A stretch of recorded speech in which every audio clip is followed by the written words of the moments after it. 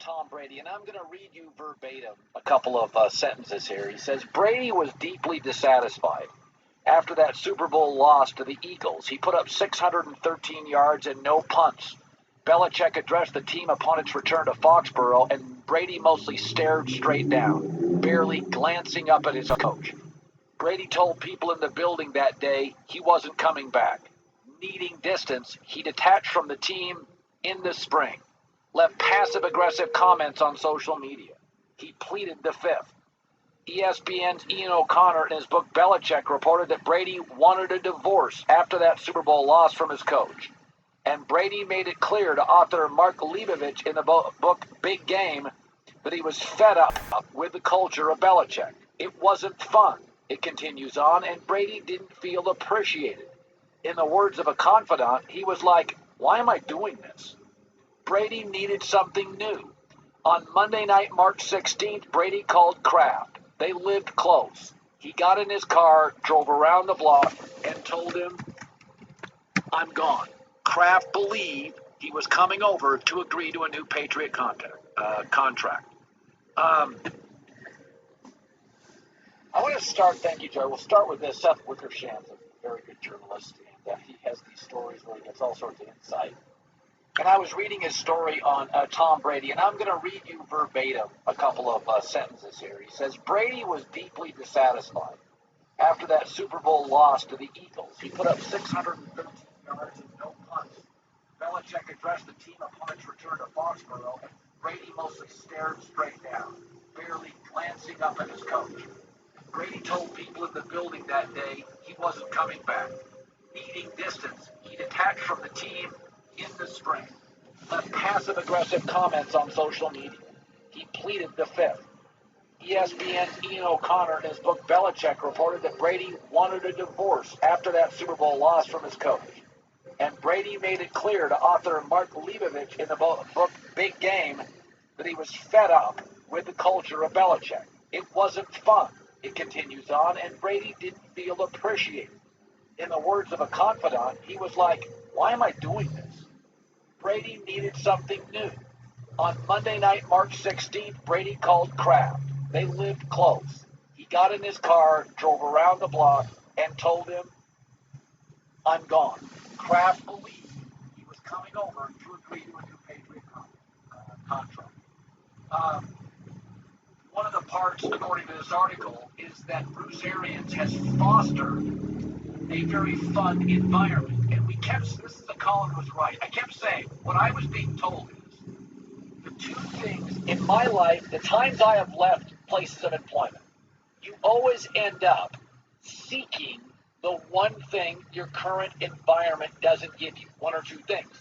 When you read the Seth Wickersham piece, the two things Brady wanted, weapons, Tampa had them, and a little fun.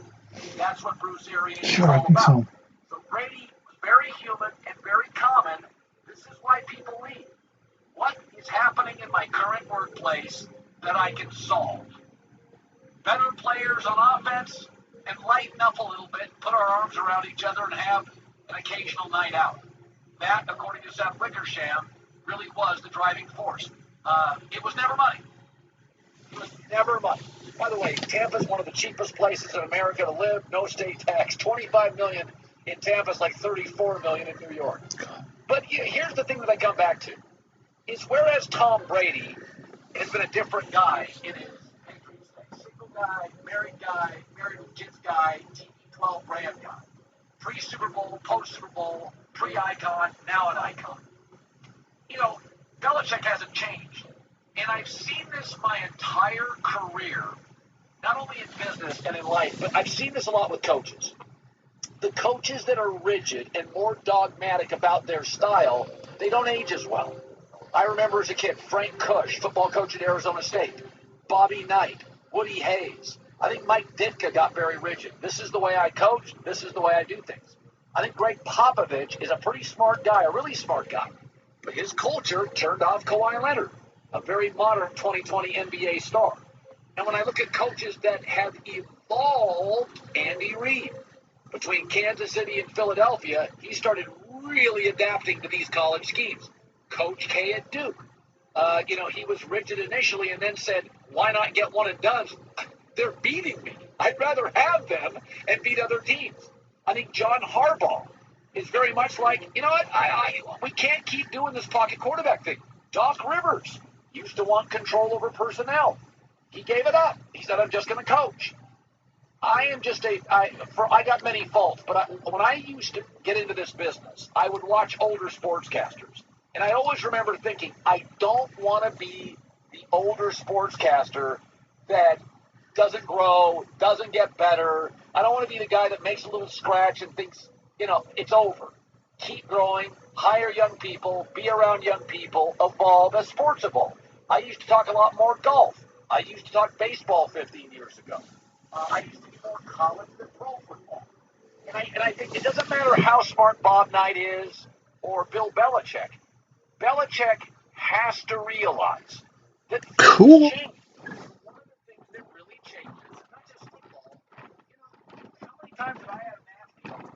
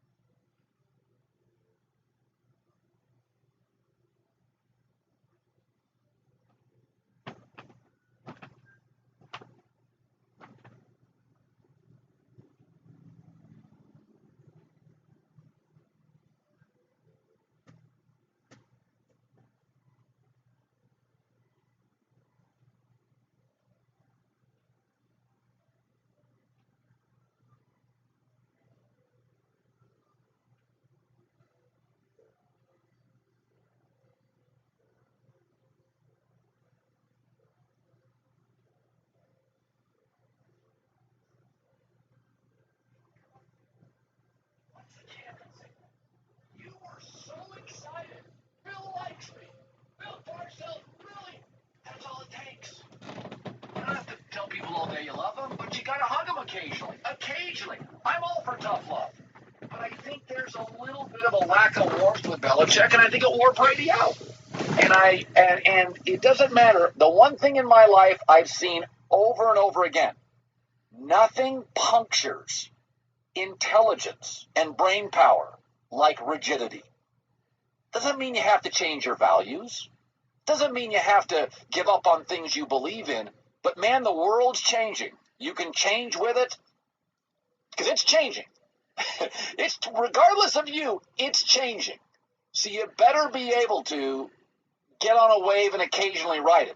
When I moved to Manhattan Beach, California, when I first got there, where I live now, I still do it occasionally, but not as much. I would go down, I'd get a coffee, and I'd go down and I'd watch the surfers. I'd stand on the pier, or I'd park my car and I'd watch the surfers. And I'd sit there for a half hour. I'd just sit there and just watch the surfers. It's kind of fascinating. On a Saturday morning at like 5:36, I get up early.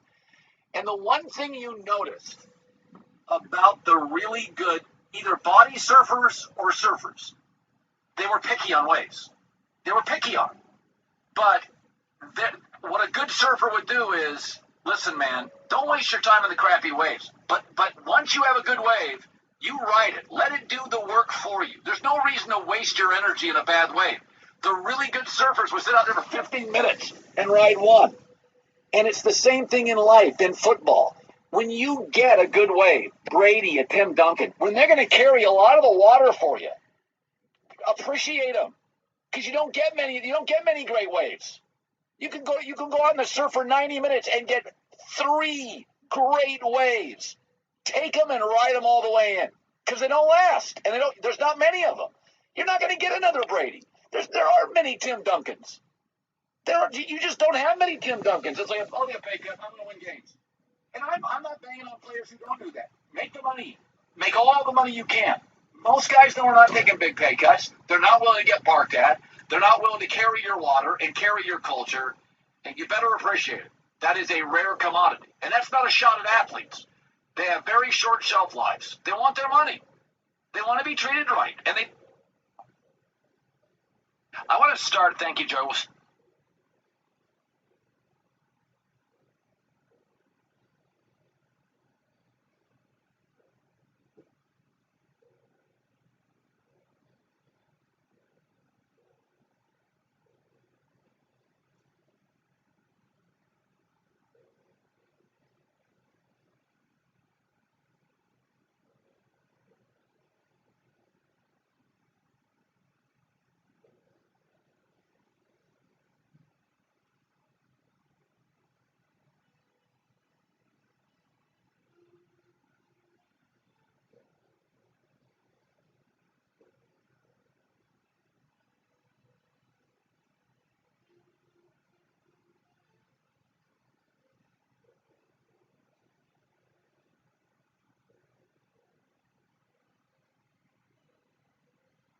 This is good.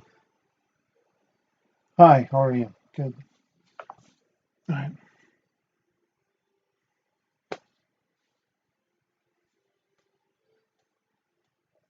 Red Carter,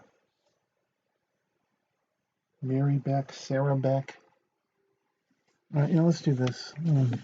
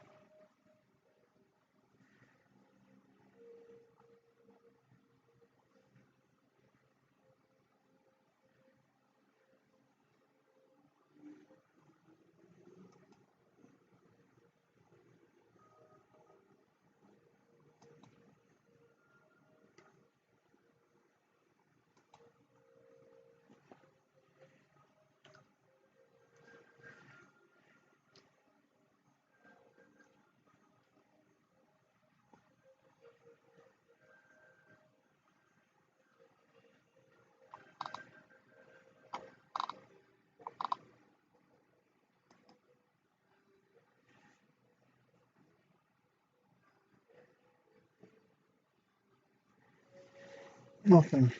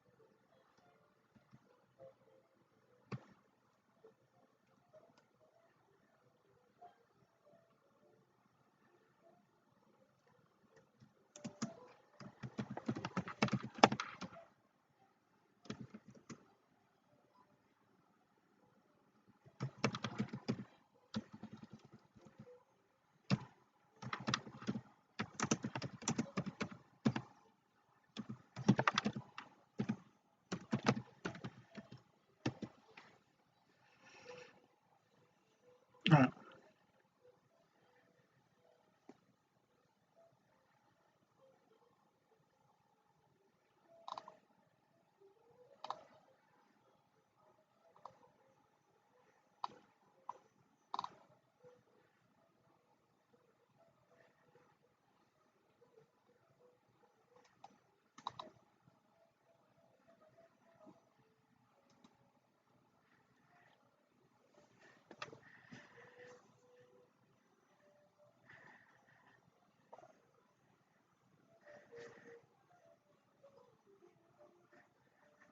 Cool. Not really. Nope.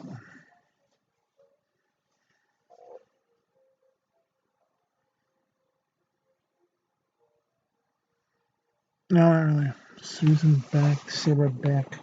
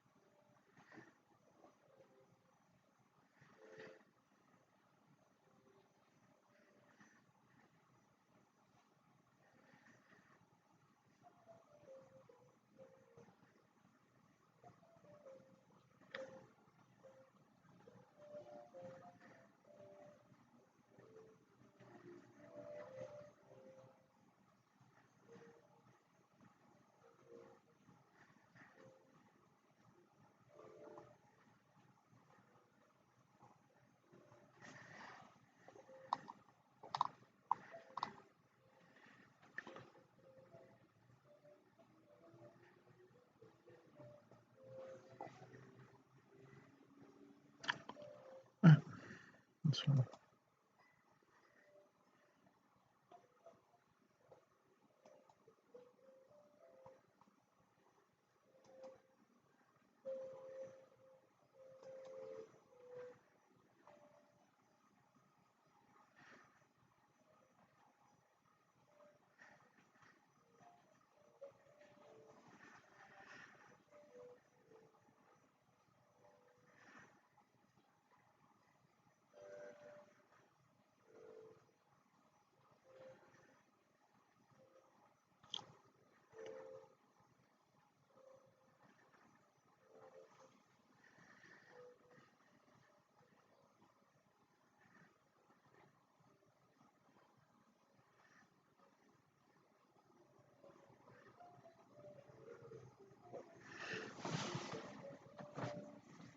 Nice! Kind of cool.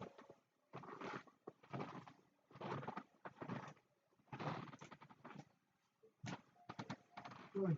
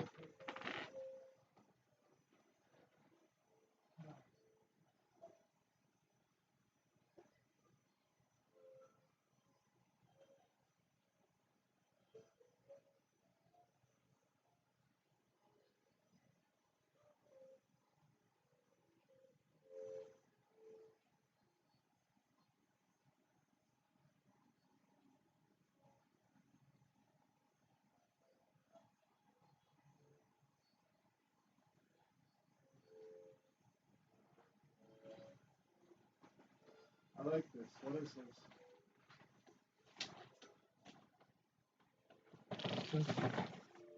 No. Actually, Greek philosophy is had a catastrophic.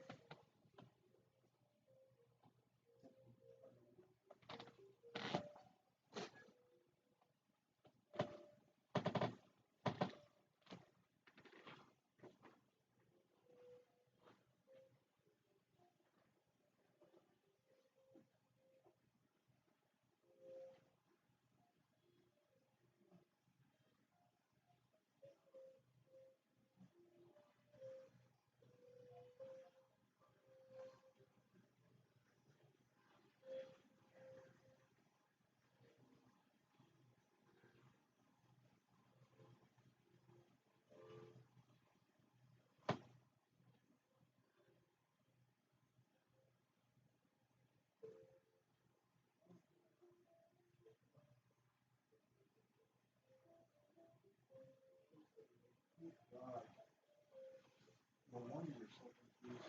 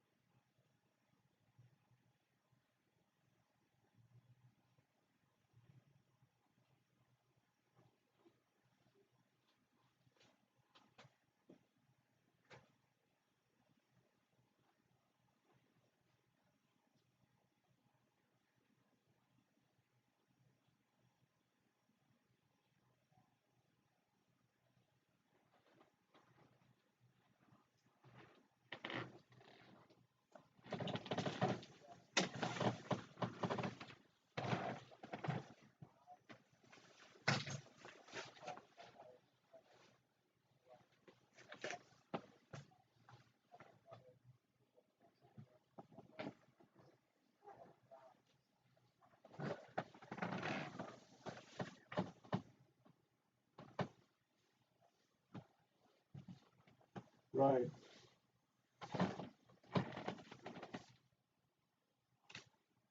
Again, right, right.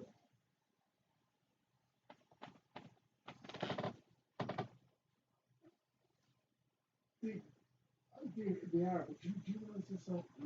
This is happening because this, like, people are not getting this though with the hydroxychloroquine and the Z-Pak combo.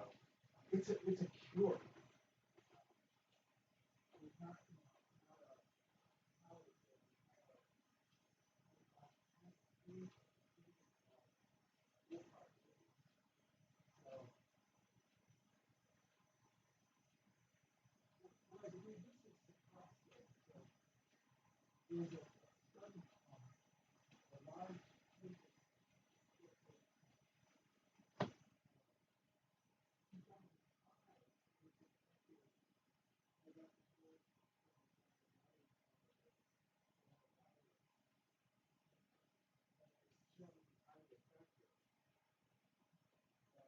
there's no reason for dithering and um, arguing about it. So they had to have known this in advance that they could sort of, turn this thing on, but then turn it off,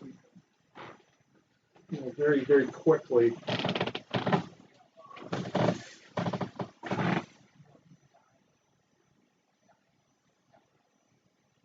Right. Yeah, because we don't even get a look. We don't even get a look at the numbers. The number of people who die every day. In those vulnerable age quintiles. It could be anything. And yeah, I'm sure a lot of this is just. It's like, yeah, I think a lot of it is this. It's like if they have uh, the coronavirus, if they're positive for it, they're declared their death is declared to be corona related, even though that might not be.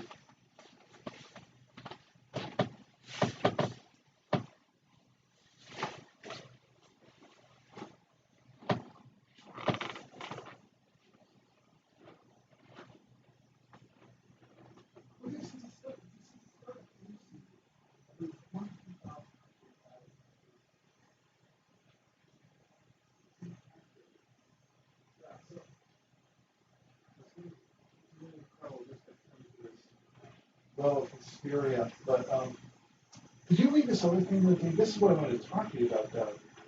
Was that was referred to in the X-22 report about this guy, Dr. Russell McGregor, and his sort of scenario that he's positing, the 10 days of darkness.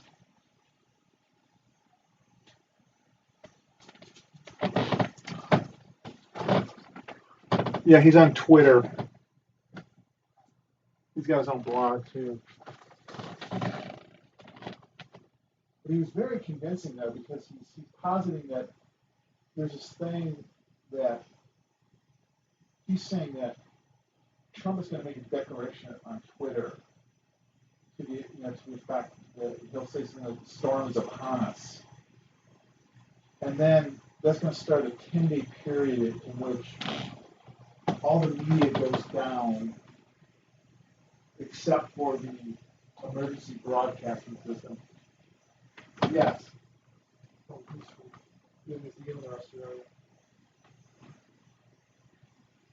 Anyways, this is really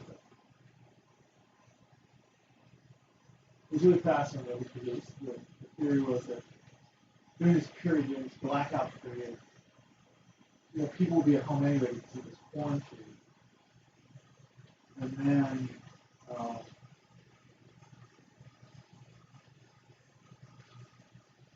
they'll be, they're going to listen to this emergency broadcast.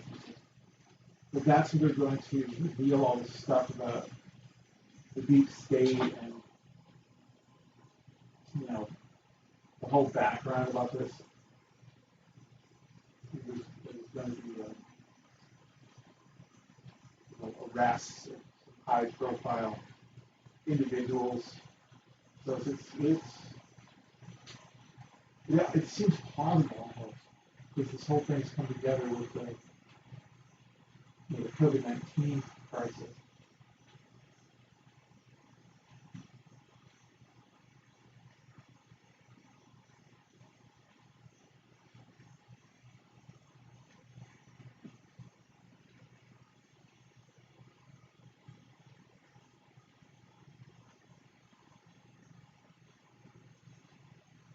Yeah, no, Dave, I feel like I'm in a dream. It's very weird, very dreamlike, this whole thing.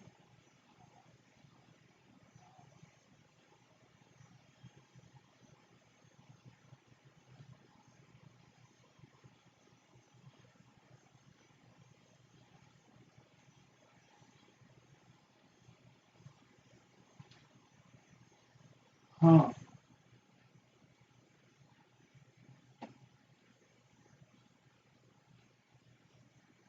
This guy, Tom Hanks is a very weird situation, though, because of the gap between perception and reality, because, his public perception is always this kind of sweet, clean, sort of image. But then, when I read some of his Twitter, and there was just bizarre stuff on it. And it was just, this was several months ago, but it was clear that he was speaking some kind of coded language to other initiates, and there was all kinds of weird veiled references, and there was some seemed like keto type stuff on there. Very strange.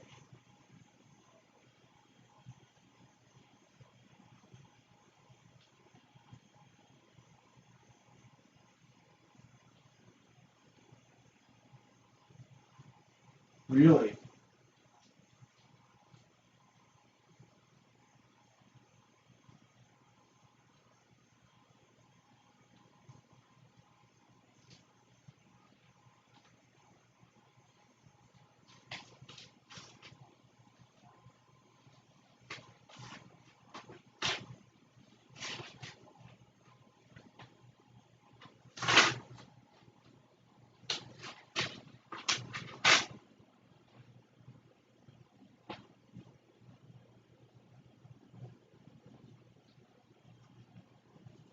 Right.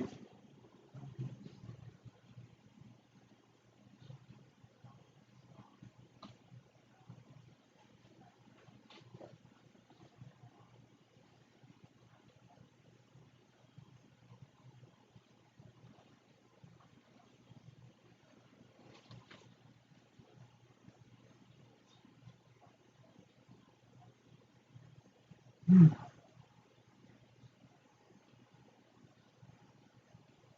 Hmm.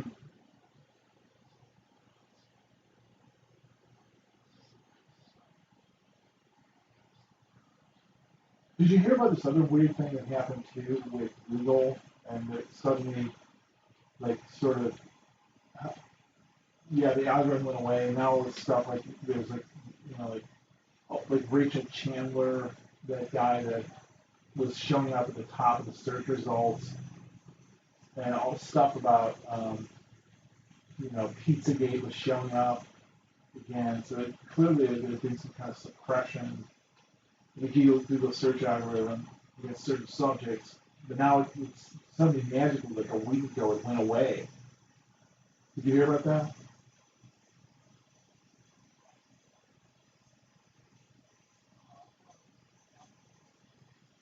The algorithm that was suppressing certain topics, like Pizzagate, like it's stuff related to Jeffrey Epstein, all kinds of stuff, sort of like, verboten topics, from the people were claiming it were being censored. Now they're suddenly visible again. And this happened about a week ago. Did you hear about that?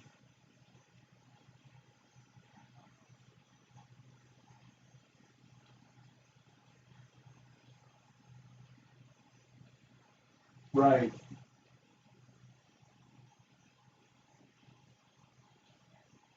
Well, yeah, I guess the conjunction of facts are that they're like sort of building a website in like, so what was weird about it though was that they talked about building this website. And, like from a complexity point of view, that's something you could do over a weekend.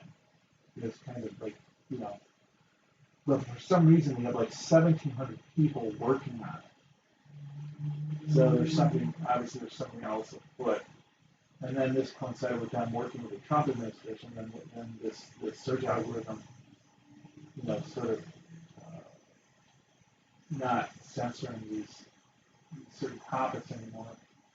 So it's a weird conjunction of, coincidences going on. Yes, this is crazy.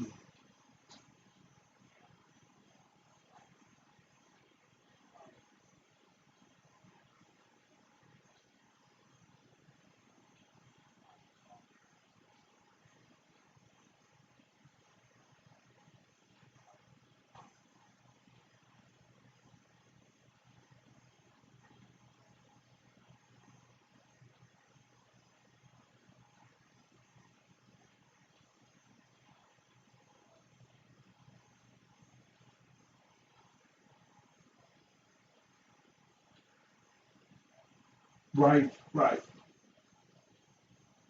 right. So that illustrates this sort of the vulnerabilities created by the global supply chain. Just one, burningly obvious, incredibly, illustrative metaphor right there. So that's great. Then it also has like knock-on effects for immigration.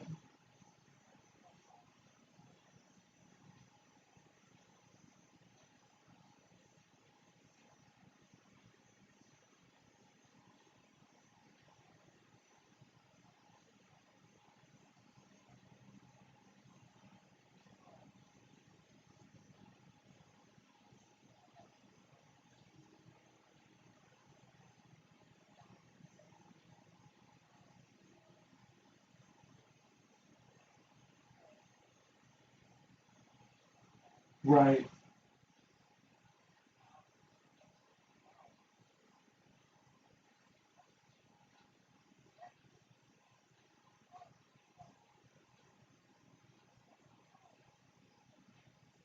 right. So what right? So who do you think he is hinting at? Who's he hinting at?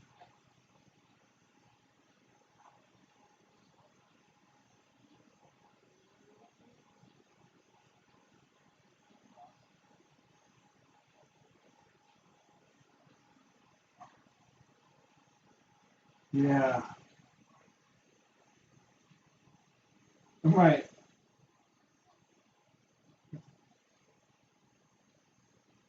Yeah, I'm fine. I don't know. I didn't ask him, but it seems to be though. 'Cause it seems like his normal haunts. They're still. I mean, like Myers, they're getting a bit uh, shaky there for a while, but then they replenish and restock, and it seems like it's okay now for basic stuff. So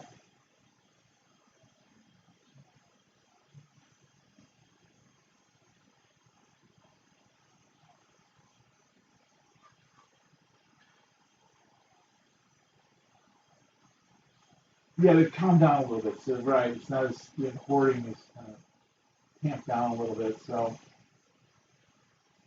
but it was scary there for a while because we couldn't even buy eggs at Aldi's. That was a shocker.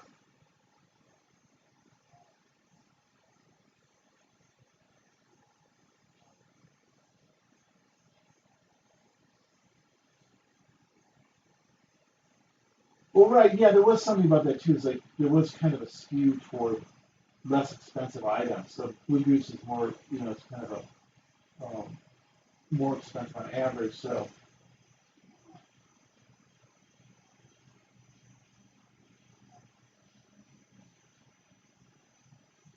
yeah, yeah, it's true. That's exactly right. So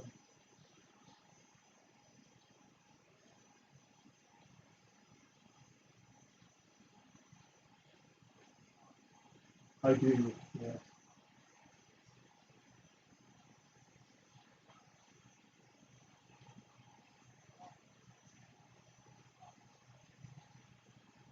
All right. Yeah, I'll check it out. I'll see. I'll let you know. All right, so you can. All right.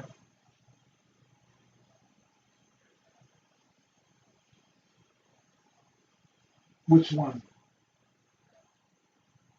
Oh, right.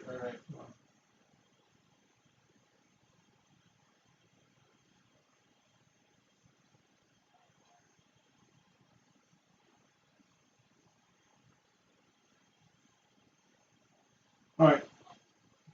Good night.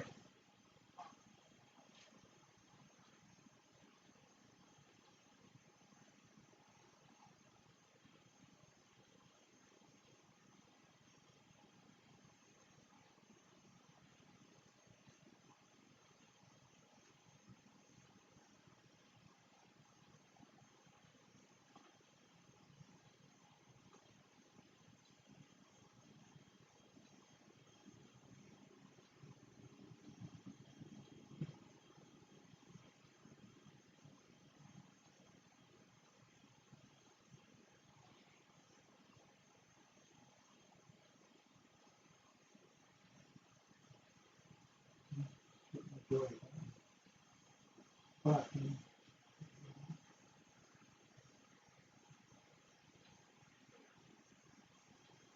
gotta go.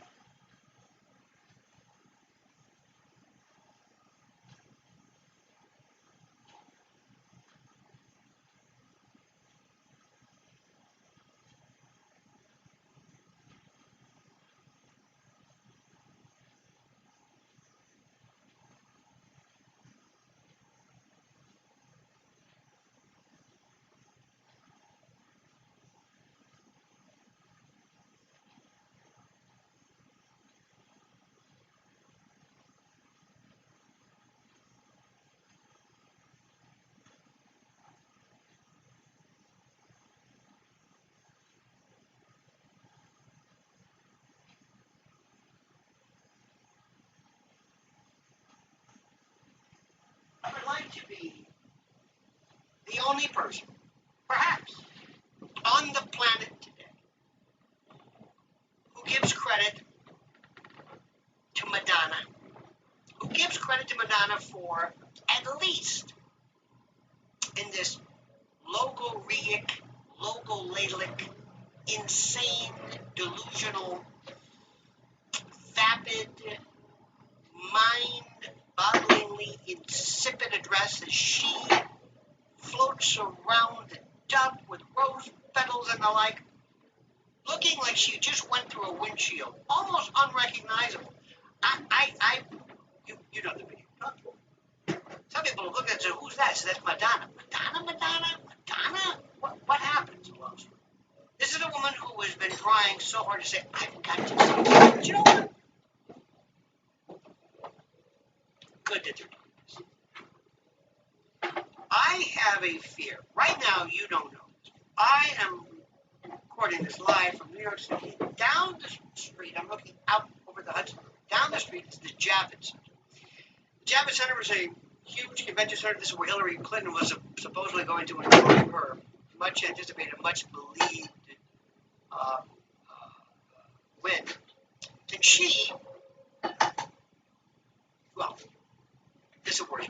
Anyway, so it has now been converted into a 1,000 plus bed, hospital bed, makeshift hospital with a National Guard, thank God for them, and others, military personnel and medical shock teams who were there to lend a hand and lend assistance. Now, what's interesting to know is that what I fear is the economic collapse.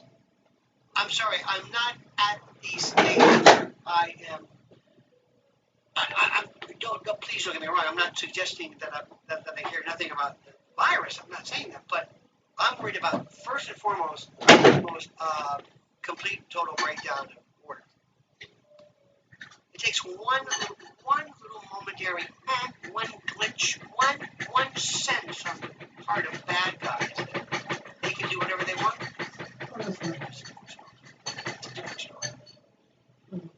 So when people like Madonna and even Tom Hanks and that son, who apparently has said something which has really inspired so many conspiracists, as though he's giving some kind of coded. Anyway, Neil Diamond singing the version of Sweet Caroline. Even others, even that Bardot, whatever. You're losing me, Lionel.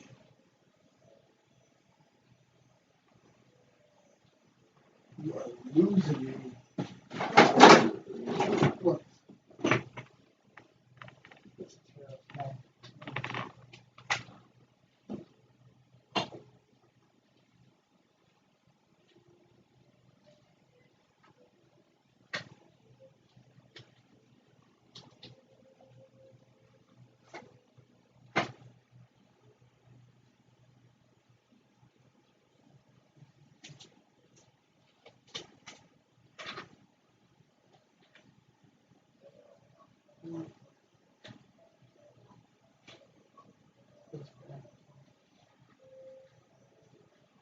My history.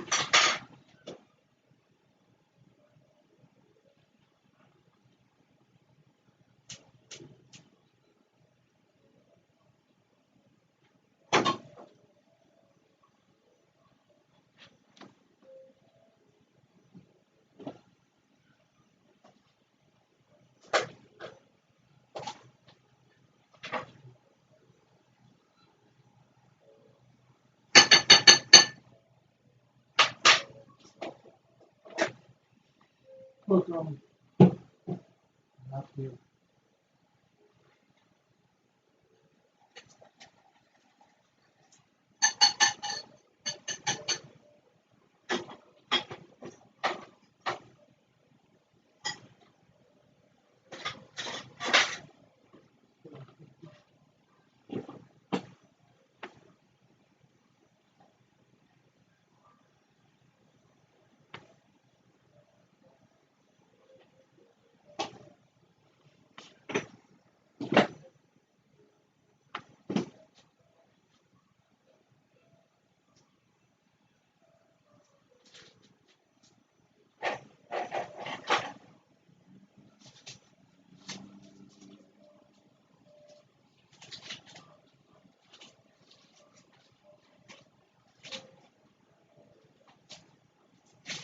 Everybody.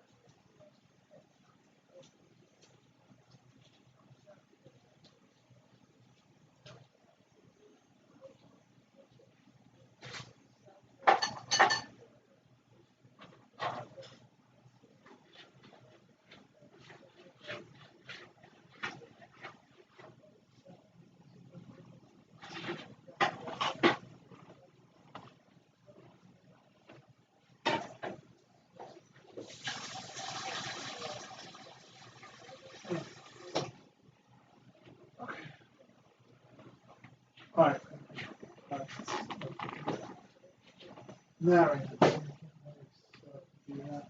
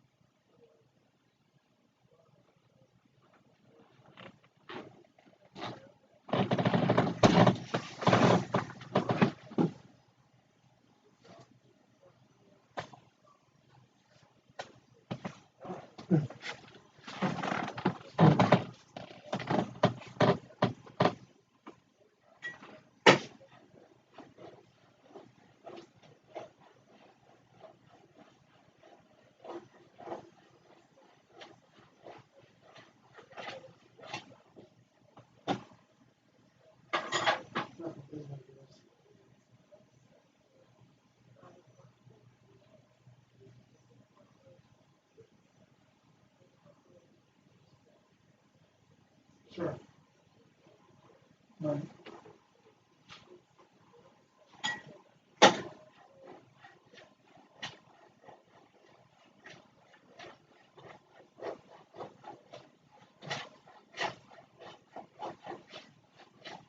Good.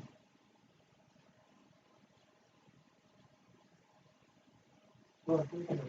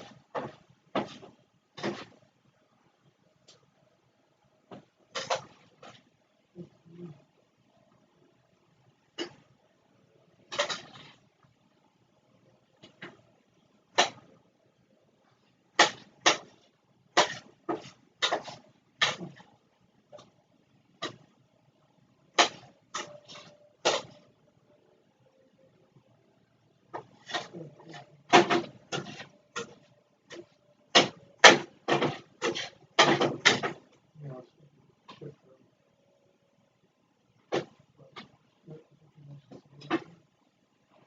for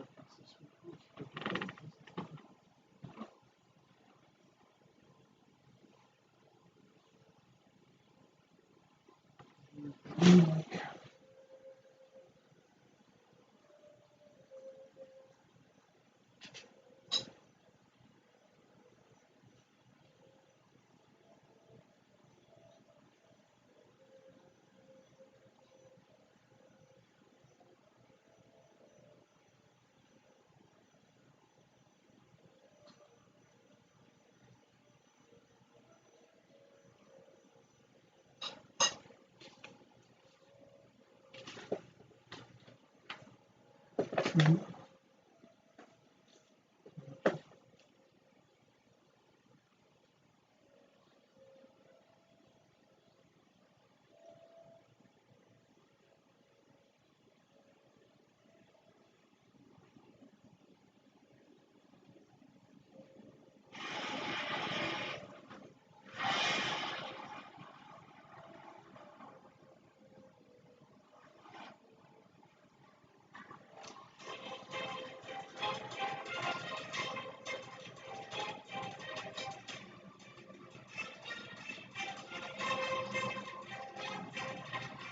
Hi, and welcome. You're listening to the X22 Report. My name is David. This is episode 2129 AM. Today's date is March 23rd, 2020, and the title of the episode is The Economic Operation is Underway, Central Bank Exposed to What Comes Next.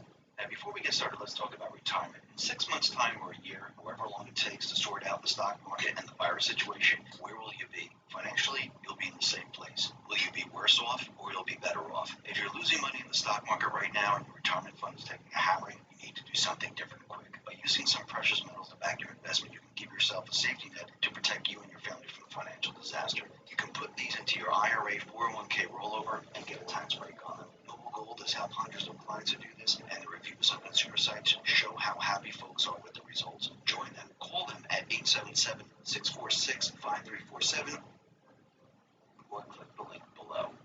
Let's get into the economic collapse financial news. Now, we know the central bank, the mainstream media, they have been pushing their agenda since this event started. And we know their plan is to wreak havoc on the economy. Why? Why do they want the economy to fail? They wanted the economy to fail since Trump got elected. They want to show that he can't handle a situation like this, and the economy fell apart under his watch, and he wasn't able to repair it. They're actually trying to weaken him as much as they possibly can. And the mainstream media, they are putting out articles, and they're talking about stock market crash, talking about recession. We have New York Times out there putting out this stimulus bill will not save the economy from collapse, and they go into a whole explanation of why it's not going to work. We need to remember something very important. Trump and the Patriots, they have timed all of this perfectly. Trump has already announced that after 15 days, we're going to see where we stand. The reason why he did that is because that is the signal to let everyone know everything is about to turn around. That everything that we've been watching, everything that we've been seeing is about to change. But again, we know the major media, the central bank, those who have a lot to lose, they don't want this to happen, and they're going to push this until the very end. They've done this before, and they have failed. They will fail this time. Very interesting. Robert Lawrence from Lawrence Law tweeted something out, and he said, if Trump saves us from the depression everyone else was leading us into by reversing the country's course on this, I'm going to build a statue to him in front of my yard, paid for by my successful bets he has won for me. Trump responded to this and says, Robert, we will end up stronger than ever before. Thank you. Now, what we are watching right now is the economic storm. This transition, this repositioning, this reset that is happening now, we knew that this was coming. Trump and the Patriots, they're using this event to their benefit. They timed it perfectly. They knew this was going to be a strain on the economy. Why do you think Trump and the Patriots built the economy up so strong, brought the market up, all the way up to almost 30,000 points? It was done on purpose. Can you imagine if the market was at 19,000 points and it came down to 12,000, 11,000, 9,000 points? People would be freaking out, more so than they are now. But they know that Trump brought it up before, and he can bring it up again. Trump has been letting us know that once this is all said and done, we're going to see something completely different. Now, we need to understand that Trump, he is positioning the central bank to take the fall for all this. What did Trump want from the beginning? What did he need to compete with the rest of the world? Remember, the rest of the world, they're in negative territory. The United States was raising rates while the rest of the world was in negative territory. Remember, everything is based off the U.S. They couldn't raise their rates unless the Fed started to raise their rates. Then the rest of the central banks were going to follow suit. If the Fed lowers its rates, what do the other central banks have to do? They have to lower their rates or their economy implodes. Trump knows this. He is setting the entire world up. Now, does he want zero rates? No, I do believe he wants negative rates. What else does he want? He wants the Federal Reserve to push stimulus like we've never seen before. And they're doing exactly that. The Federal Reserve, they announced that they're going to introduce a program to help with market functioning. Among the moves is an open-ended commitment to keep buying assets under its quantitative easing measures. Now, there are other programs that they're going to do, including one for Main Street business lending and others aimed at keeping credit flowing. Trump has opened the spigot. The Federal Reserve is doing exactly what he wants. Why does he want them to do this? The Fed right now is absorbing everything. Think about it. They're purchasing all the assets. What did they do in 2008, 2009? Didn't they take all the toxic real estate, the toxic investments? Didn't they buy it all up? Where did they put it? They put it on their books. This is why they had like $4 trillion worth of toxic assets. What are they doing now? They're doing the same thing, but this time the floodgates are open. So they're absorbing all of it. They will be responsible for all of it. All heads will be looking at the Fed. The Fed, they're actually absorbing the bubble, and they're just like they did in 2008, 2009. They took all that crap and they put it on their books. Why? To save the economy. They're doing the same thing again, but this time it's different. Trump is pushing the central bank to do this. Before, the central bank needed to do this, and they went ahead and decided to do this because they had a different agenda. They knew it. This time, they're not in control. Trump, the Patriots are. So if the Fed is doing this, what is the rest of the world going to do? They're going to have to follow suit. They're going to have to lower rates. They're going to have to push stimulus. They're going to have to do this. What is Trump and the Patriots doing? They're driving the central bank system over the cliff. And there's nothing the central banks can do about this. Remember, this event is allowing Trump to do so many different things. It opens up everything to him, and he's using it to his advantage. And he has timed this perfectly. Now, do I think he's going to be going after the central bank this year? No, I think he's going to wait until after he boosts the economy back up. And I do believe that will be coming probably the end of mid-April, end of April into May, and then moving forward. We're going to see the economy improve. We're going to see the market move up. We already know he needs this to happen. Everything that he's setting up right now, with the rates being reduced, stimulus going online, I know the market's going down, but it's not for right now. All of this really wasn't priced into the market. And you see the central bankers, the bad guys fighting against this, the mainstream media pushing against this. But Trump, he has them exactly where he wants them. They're talking recession. They're talking about how he won't be able to pull this economy out of this recession, depression arena that we're in right now. What happens when he does? I mean, if you go back to when he became president and they talked about how he can't save the economy, how he can't make the GDP numbers look better, how he can't make the market go up, what did he do? He did exactly what they said he couldn't do. He's going to do the same thing. This allows him to separate himself from Obama completely. Obama can't even say, well, this is my economy. The mainstream media can't even say that this is my economy. He has completely separated himself, and he has shown the world, the people of the United States, I have your best interest at heart. I have now taken us from this dark situation and brought the economy back from the abyss. And the people are going to look at this and say, he knows exactly what he is doing. And then he's going to turn around and say, if the Fed didn't do what I said to do, this whole system would have collapsed. Which means the Patriots are in complete and utter control of this system. He has now set up the central bank. They're completely exposed, and he's going to use this to his advantage when he is absolutely ready. And I do believe that time is going to come right after the elections. I don't mean the day after. I mean, as we move through 2020, going into 2021, he's going to start pushing his narrative.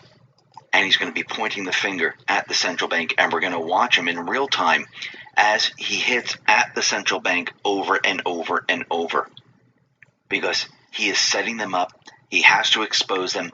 He has to show the world who and what the central bank establishment really is, where their loyalty lies. Are they a benefit to the people? Are they a part of the government? And we know the answer to those questions. It's no. But a lot of the people in the U.S. and around the world, they don't believe the answer to those questions.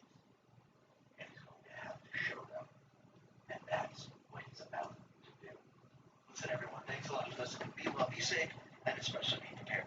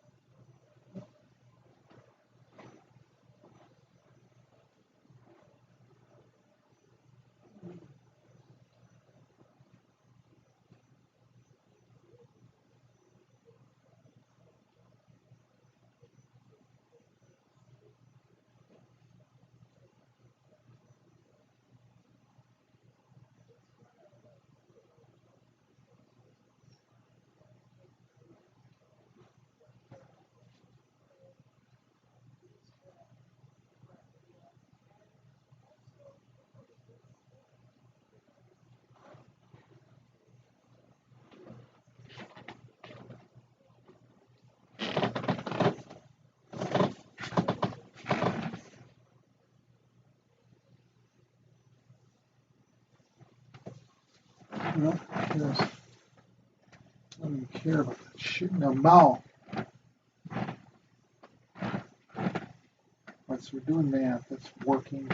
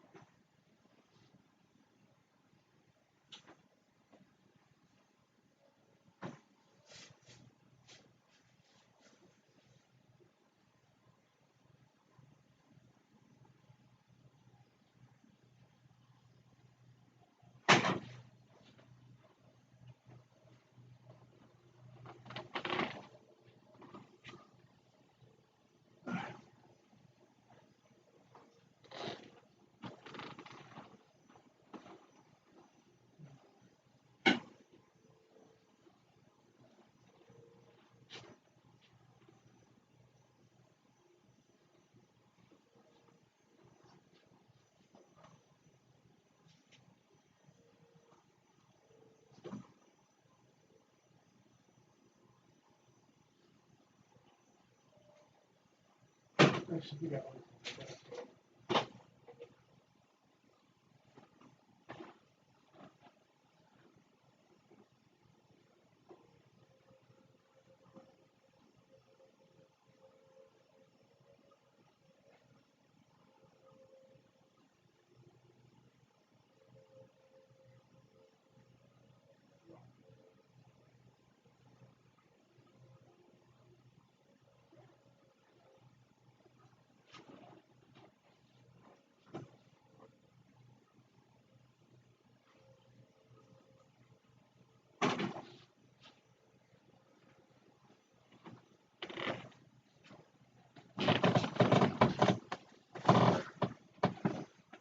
We claim we do with ENIAC, we do.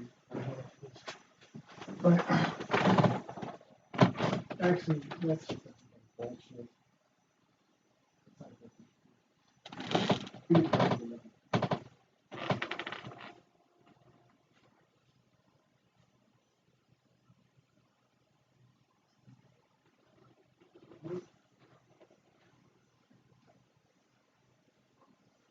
Oh my God.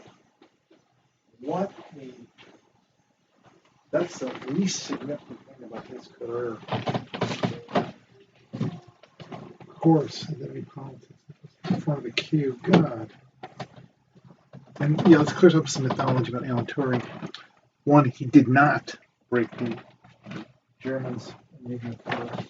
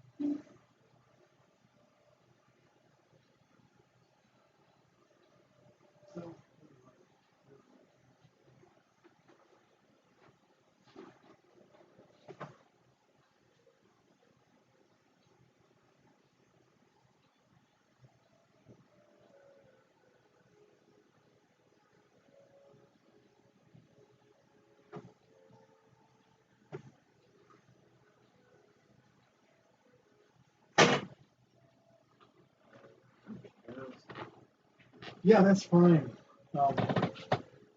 I don't even know if I'd want to do that. So.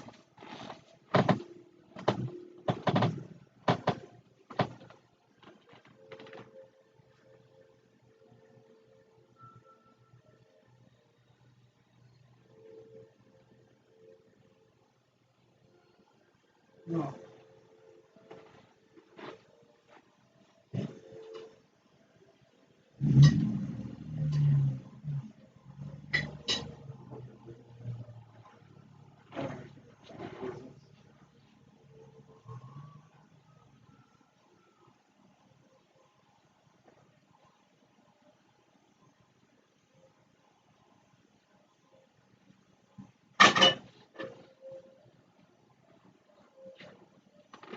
All right. Sure.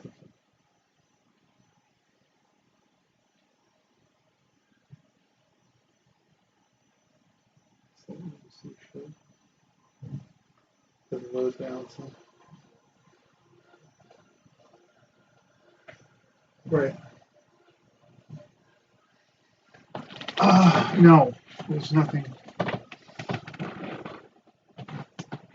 It's custom green.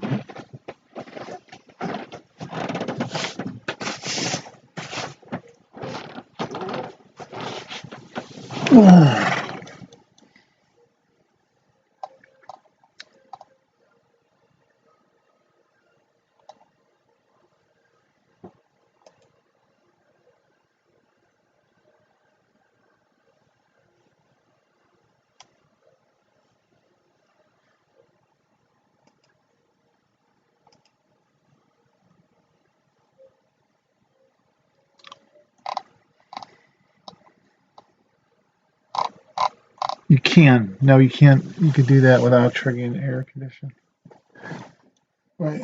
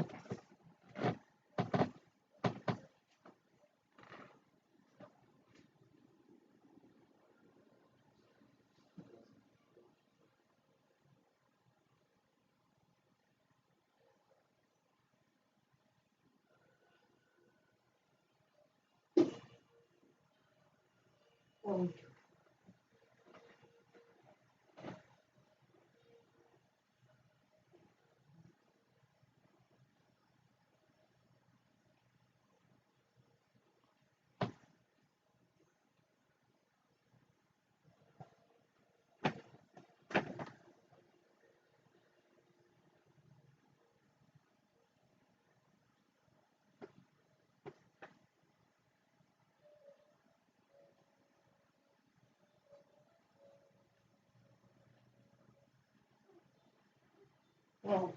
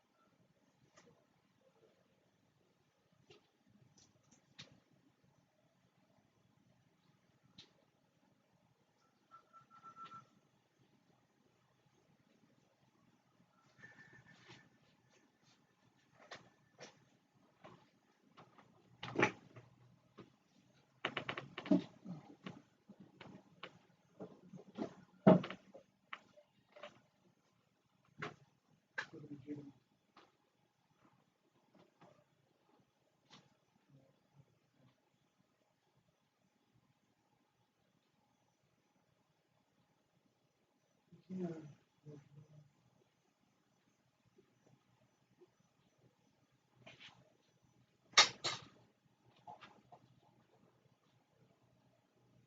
Right. So what is this?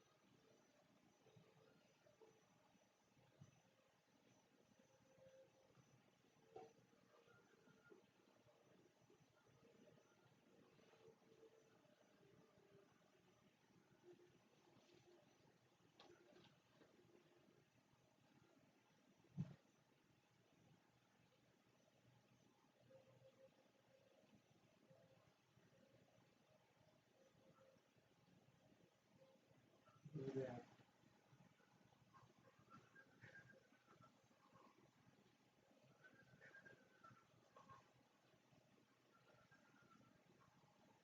that's pretty interesting.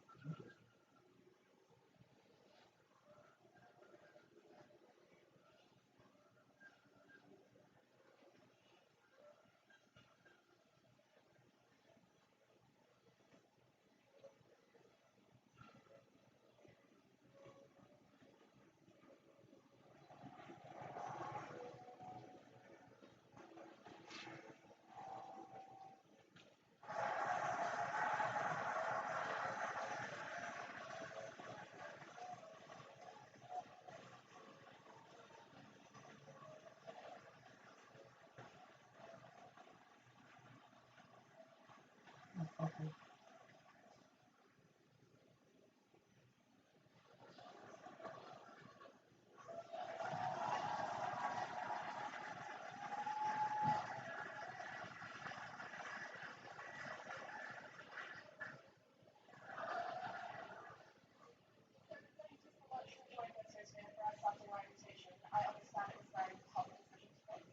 Yes.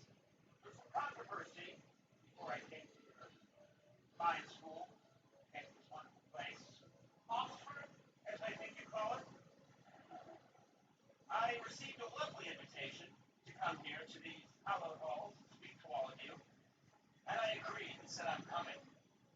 Then, about 2 days later, I got the following email, and I hope it's okay to share it with you right now. Is that okay? May I share an email with you?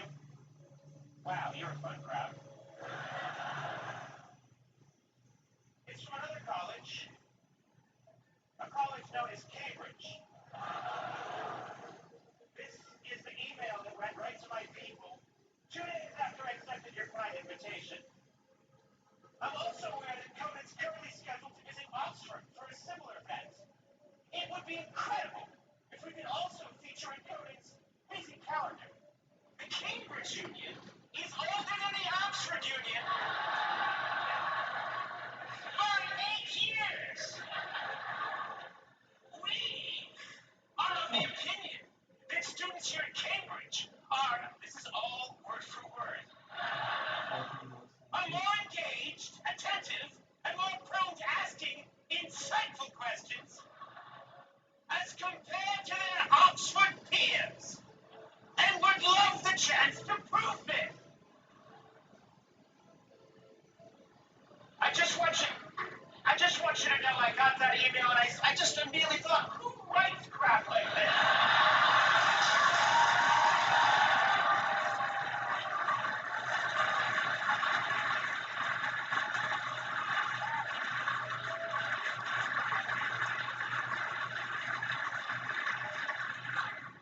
I'm going tomorrow.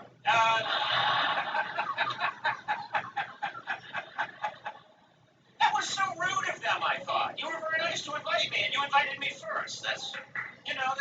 I mean that. I didn't say that just because I'm here and I want to suck up to you people.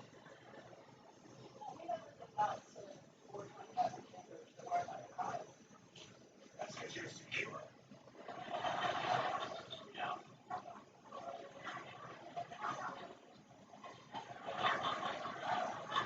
You guys doing the best. You don't have to tell anybody you're the best.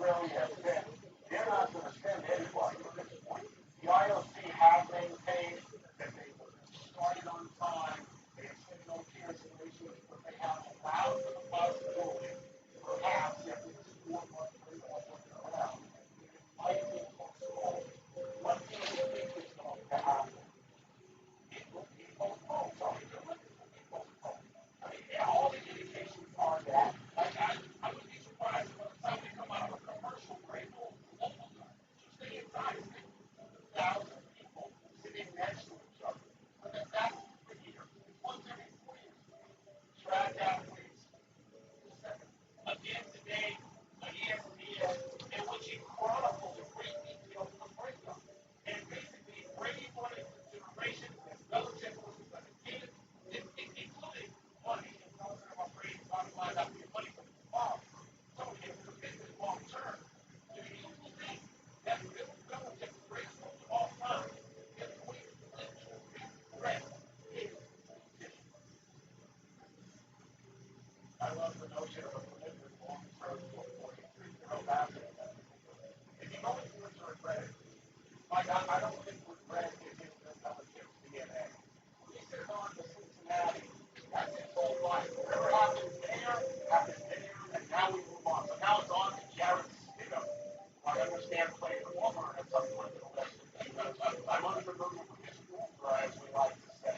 But I mean, even if Brady were to win a Super Bowl in Tampa Bay, I think that Belichick would congratulate him. But I don't think there's regret there. I think Belichick is saying, we're planning for what we're doing here, and I want to move on away from Tom Brady. So yeah, I generally agree with you there, but I'm going to ask him. I think, in sports, it's not like reality TV. You get a real winner and loser. And I think there's two conditions that have to be met for Belichick to regret this. One, and in no certain order. I mean, if Tom Brady goes to Tampa and uses those weapons that everybody's singing about, serenading, and he gets to a Super Bowl, okay, that's one condition that has to be met. And the other one is that Bill Belichick can't find a quarterback, whether it's Stidham or somebody else. Belichick has to fail. So if Belichick was to go 5-11 next season, and Tom Brady was to get to the Super Bowl, Bill Belichick, whether he wants to admit it or not, will regret it. But Tony, both those conditions may not be met. You may not get to the world. Yeah, what is Stidham is good? What is actually good? That castle when you were Brady there, they finished 11-5. Stidham was 40 years old for him. Stidham used to practice against the defense all the time.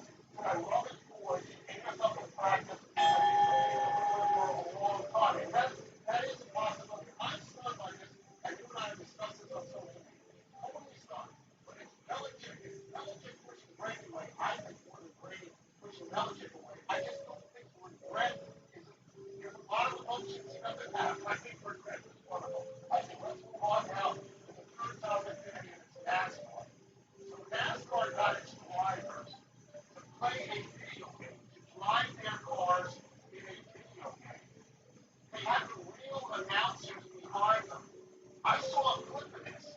I thought it was real. I mean, I'm stupid. I actually thought it was real. Is this something that you see catching on? Probably, Tony. I think it may catch on. It catch on at my house with my son. But this is what he does. He was watching something and say, Dad, you know this thing? No, I'm not watching that. I'm not. Oh, will it catch on? Tony, I think this is largely generational, maybe not entirely, but the two generations plus now will grow up where I don't know that they discern the difference between reality and video. I'm not watching this.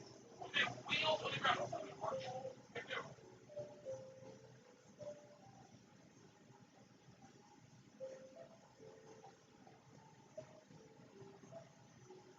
Kevin Clark, he's outstanding, brought to you by Mercedes, the best or nothing. By the way, I'm looking at your resume right now.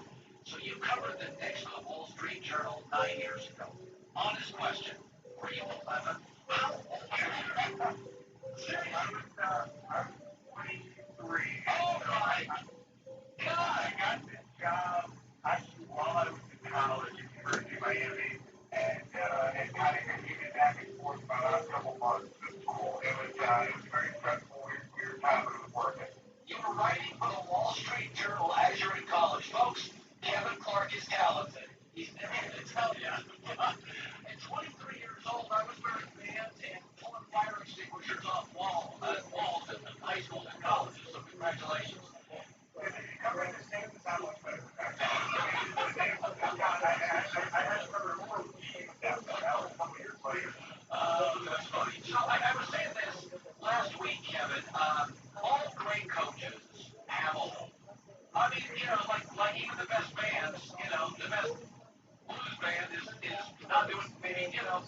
up-tempo rock is well. Everybody's got a hole in their game. Belichick, to me, lacks warmth.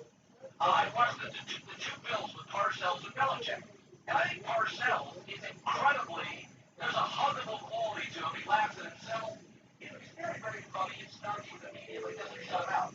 And I wonder if there's a tad bit of Belichick regret this morning in thinking, I could have given him a hug once a year. Do you think is Bill capable of that in your opinion? What's great about the situation, Colin, is that nobody is more adaptable and flexible on the field than Bill Belichick. But off the field, he does not have that same adaptability. And that's what I thought was interesting in the situation. That everybody I talked to about especially Mark said, Bill's not going to change the approach to Brady. It's going to be the same approach he has with every other player, picture away all the stuff. And I think that now, if he's thinking about it, stuff, and all was taken a couple of months ago or 6 months ago versus hey, here's a little more cash than normal, and here's a little more attention than normal. I think he has to regret that because now he's hearing a Cody Kessler, Brian Hoyer, Jared Stidham, and then maybe others Breeders down the line. Maybe you're trying to experiment with maybe like Hibbert or Peyton Hill, whatever it is. None of these solutions in 2020, and he's the best with teams that he has to build every single year. None of these options are going to have Tom Brady back for 3 years. For the record, I do think Arians and Brady work, although if there's no OTAs, and I doubt there would be, and I'm guessing there's an abbreviated exhibition season, because I don't think this stuff is cleared up for a long time. I do think they figure it out, and I do think Tom is productive. But I don't know. I was just talking about this to lead the show, Kevin. Kevin Clark, the reader, joining us, that there's a huge advantage if you have a coach, a quarterback, and an offensive coordinator that have played together last year or several years. How do you think the Brady thing works? I think they're productive. But Kevin, their special teams are always on hold. Some of this is just luck and attrition with injuries. The Saints look better. The Falcons, I think, they bring the band back. What is your gut feeling on how it plays in Tampa? I think it's a 10-win team, something like that. It's not Kevin Durant joining the Warriors here. Okay, I mean, it's a pretty good and he will change the culture a little bit, but he's not going to make the players better. One thing O.J. Howard is Chris Godwin and Mike Evans playing a big three out there. That's not it. I mean, Mike Evans is a really good player. Chris Godwin is great. Oh.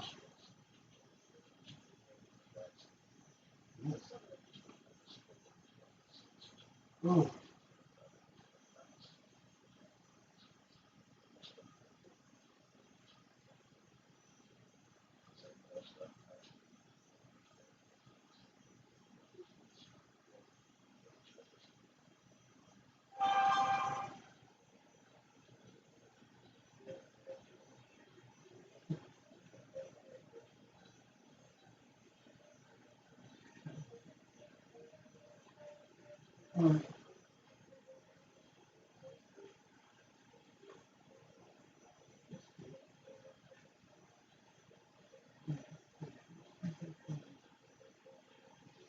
Oh.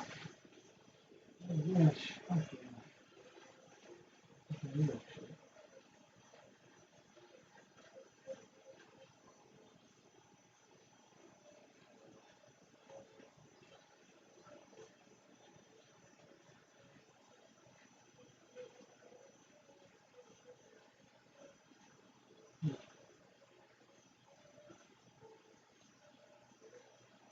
You see the adjustment of different outcomes.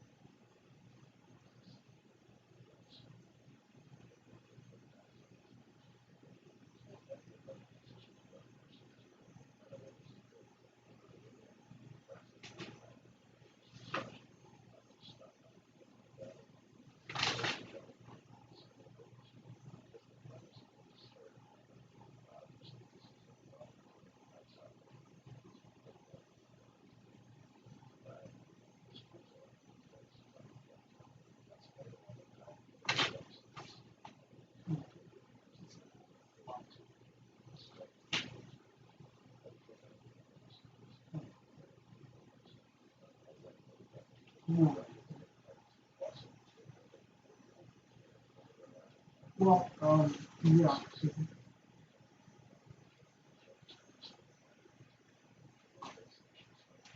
Let's see.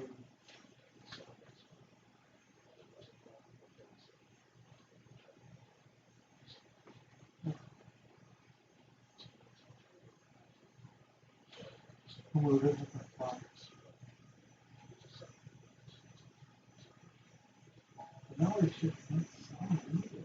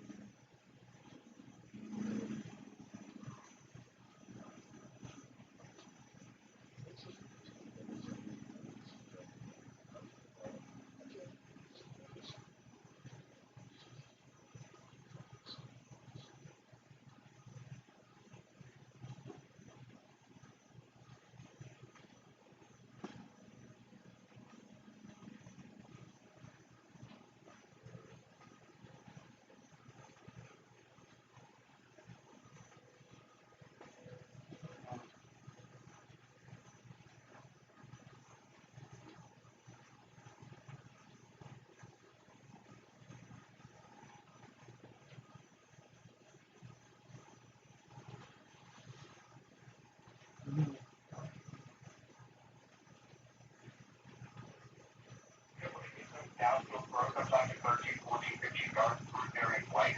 The reason that his average depth of target was down 2 yards per pass the last couple of years was because he didn't have anybody to approach, right? And Coach wasn't getting open down the field because he was gone. Rob Gronkowski wasn't healthy last year. Obviously, he was gone last year. So I think he'll be able to work from a team standpoint, but I'm with you. I think the schedule thing is going to define this team because there's going to be no OTA.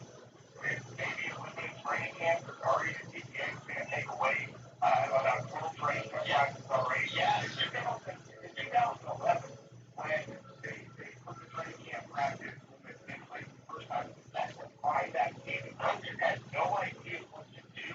And you look at the teams that were built that year, the Patriots, obviously, the Giants won the Super Bowl, the Packers, the Ravens, it was veteran teams with ability and good coaching. They knew how to adapt to the Bud Belichick, by the way. That year, because of limited practice time, he went back to a more familiar playbook because he knew that they weren't, that the defense wasn't going to be able in 2011 to learn new defense from the fly. It's that kind of coaching that is going to be really valuable this year. That's why coach, quarterback, coordinator, I totally agree with you. This year is going to be very important because there's going to be no time to learn anything new. Wow, that is a great nugget by Kevin Clark of The Ringer. The last time they shortened practices in camp, the veteran coaches, the smart guys, ended up winning. I've heard, I love Chris Ballard of the Colts, but it feels like they're putting their problems on a credit card. They don't have a quarterback. I heard you like the Phillip Rivers things to the Colts. I don't. I didn't like giving up a first-round pick. Now, that tells me Ballard didn't love any of these. That's what it tells me. It tells me Ballard didn't like any of these quarterbacks, right? Well, at 13, yeah, because you're not going to get Tua or Burrow or even Justin Herbert. And so I think Philip Rivers is the best Bill watching now. He had the second most interceptions last year under pressure, 9. The problem is that he wasn't that good when the pocket was kept clean. Philip Rivers is the worst person to play in that situation because he's always going to try to force it. He's not going to care about stats. He's going to say, okay, I'll just throw interceptions. We're trying to put the team like that if I don't have time to throw. He's not going to throw it away like he's going to quarterback. He's going to force it. And so that's where the situation lies with offensive line. Player like Schlegel, better infrastructure, better defense. I think that has a chance to work. I think for 1 year, $25 million, thanks to a lot of flexibility, I think they're going to be fine. I think the Bulls look great.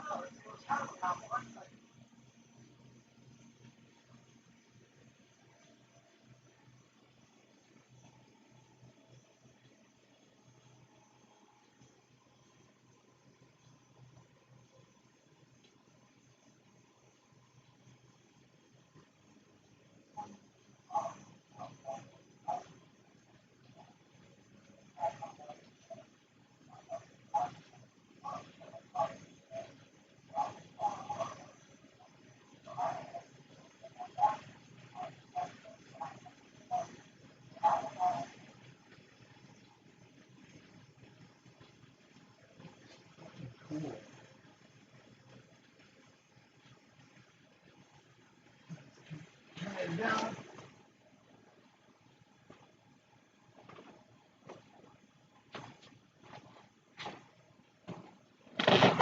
Oh, oh, fuck. Who cares about that shit? God damn it.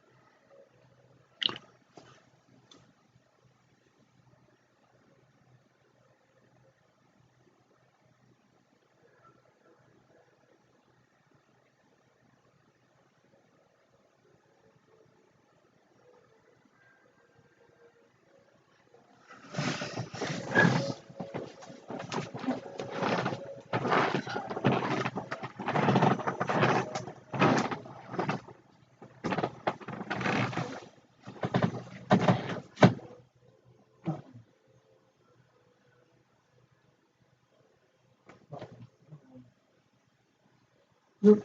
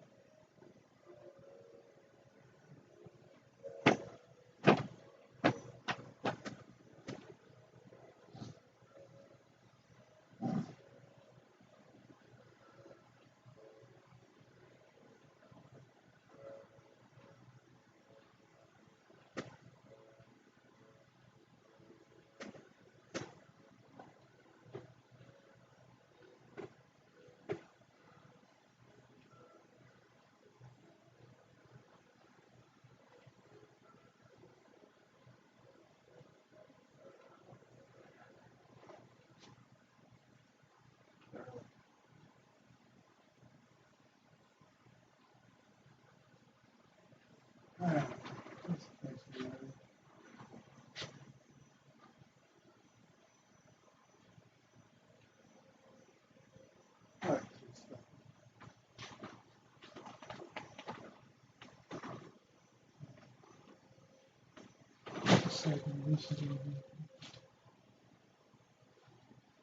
You lazy fuck.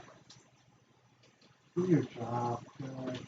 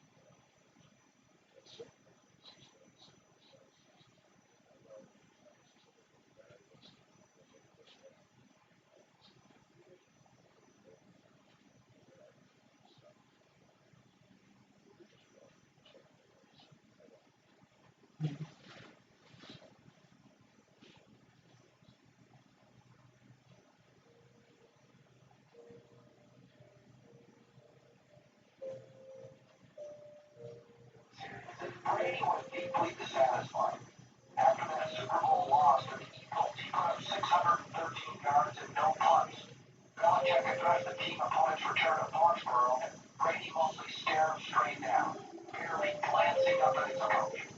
Brady told people in the building that day he wasn't coming back.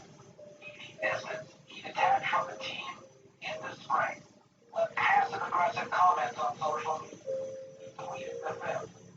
ESPN's Ian O'Connor in his book Belichick reported that Brady wanted a divorce after that Super Bowl loss from his coach. And Brady made it clear to author Michael Leibovich in the book Big Game that he was fed up with the culture of Belichick. It wasn't fun. It didn't ease on, and Brady seemed to appreciate it. In the words of a confidant, he was like, why am I doing this? Brady needed something new. On Monday night, March 16th, Brady called Kraft. They went close. Got in his car, drove around the block, and told him, I'm gone. Kraft believed he was coming over to agree to a new Patriot contract. I want to start thinking I will start with this with the camera.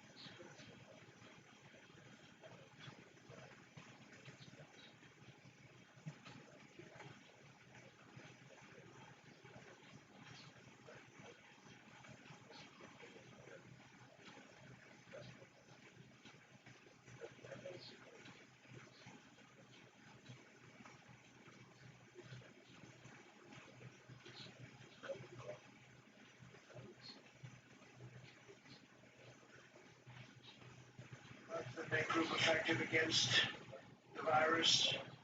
At my direction, the federal government is working to help obtain large quantities of chloroquine. And you can look from any standpoint tomorrow in New York. I think tomorrow pretty early, the hydroxychloroquine and Z-Pack. I think it's a combination probably. It's looking very, very good, and it's going to be distributed. We have 10,000 units going, and it'll be distributed tomorrow. It'll be available.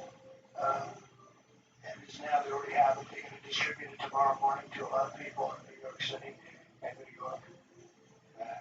Studying it very closely, watching it very closely. You probably saw a couple of articles today came out where a gentleman, they thought he was not going to make it.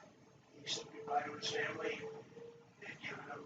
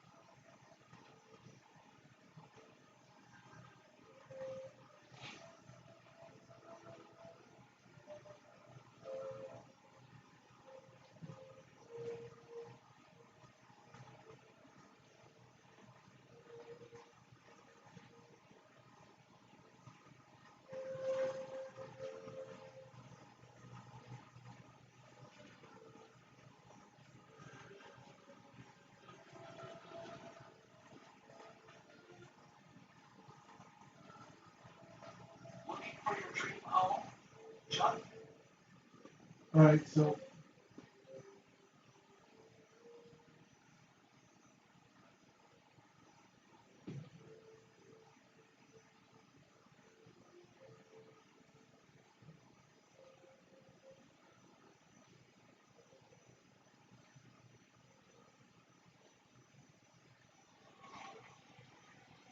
If you are camping and want a hot cup of coffee, And you would probably agree with me.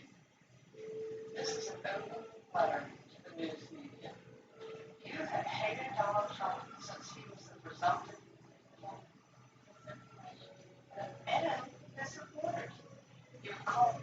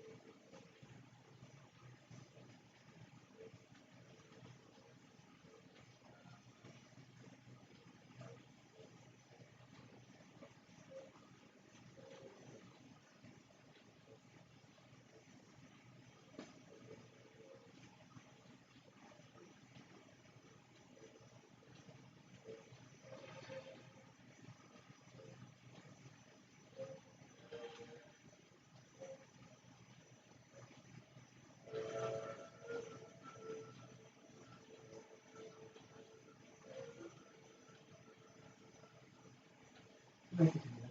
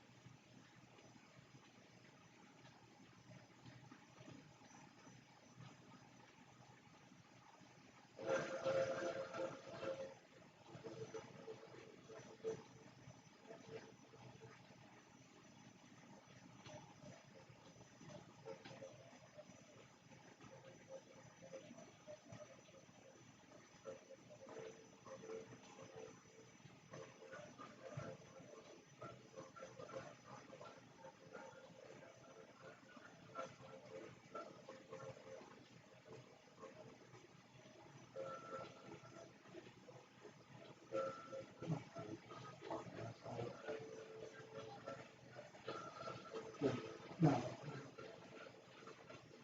Oh,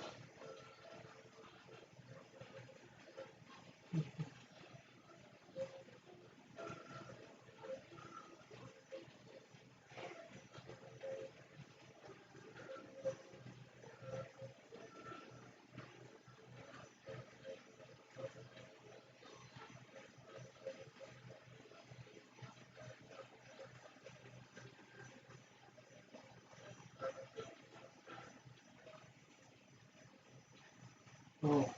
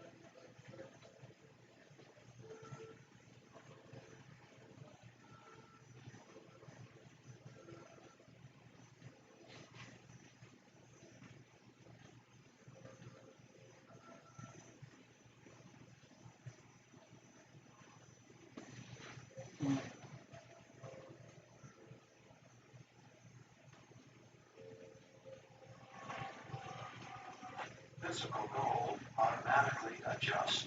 Automatically, as the Fed prints and borrows to do so, the price of gold automatically goes up. Currently analyzing critical drugs receive a free investment kit to put in, and that keeps you living at the financial level you hope for. Patriot Gold Group is a consumer affairs targeted gold IRA dealer. At Patriot, we will show you how to convert your IRA into gold, and you will work directly with an owner and avoid paying crazy broker fees. Call 800-778-4156 today to receive a free investment kit. Good morning. I'm still reporting on the China virus. So much is going on this morning. First of all, it's becoming more and more apparent that China is still behind about how many of the people have the China virus.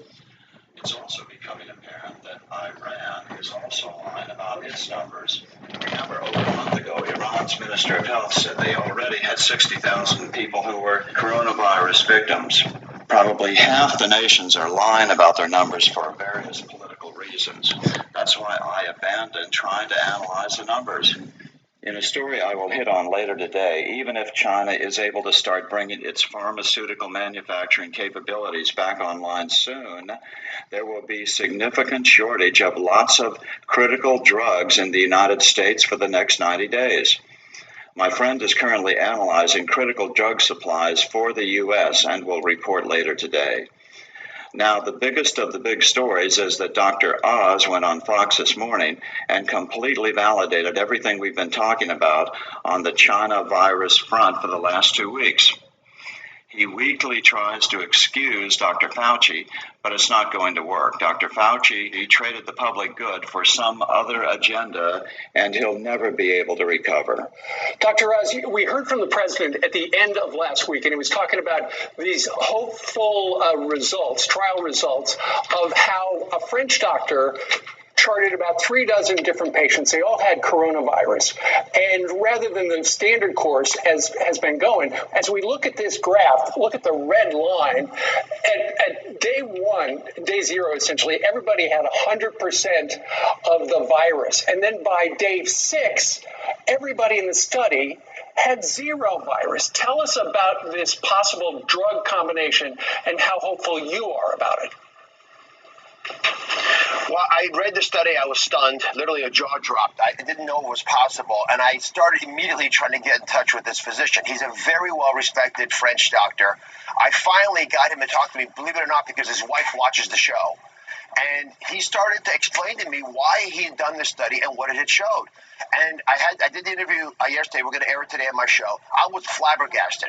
He took concepts that the Chinese have been working with and some anecdotal ideas, and they constructed this trial. Now, in his mind, this data is so powerful that he does not believe a randomized trial is worth it. And in France, some cities are moving forward without clinical trials. However, as a physician and in America, we feel strongly about randomized trials. So I spent the weekend working with the team at Columbia. We've crafted a study that would replicate what he did, but a true randomized trial where neither side knows what they got. And we're going to test whether these 2 drugs, a malaria drug plus Z-Pak basically, can reduce the chance of you having a virus that lasts in your body more than 5 days, as we're showing in this study, and also will it reduce the amount of virus the whole time. This doctor told me something else that was very important that he hasn't published yet. He said that the clinical outcomes were trending towards improvement. He's a very precise man. He did not want to release data until he had more. So in 10 days, we'll get that information as well. But this is a game changer, because if you can take a combination of 2 already existing pills, repurpose them to use for the American public to shorten the amount of time you're infectious and hopefully reduce complications, this becomes more like the flu than coronavirus. So at Columbia, again, brave folks, I'm funding the trial. We have staff that is manpowering it. These wonderful physicians already got approval for one study on Friday. I think, together with other academic centers, I spoke to the Cleveland Clinic yesterday, major centers are going to be doing this. American academia will move forward. We have one big challenge, everybody. The U.S. government has to procure enough of these pills. My biggest challenge was getting pills. And we finally, thankfully, got a couple, enough to do a trial of a couple hundred people.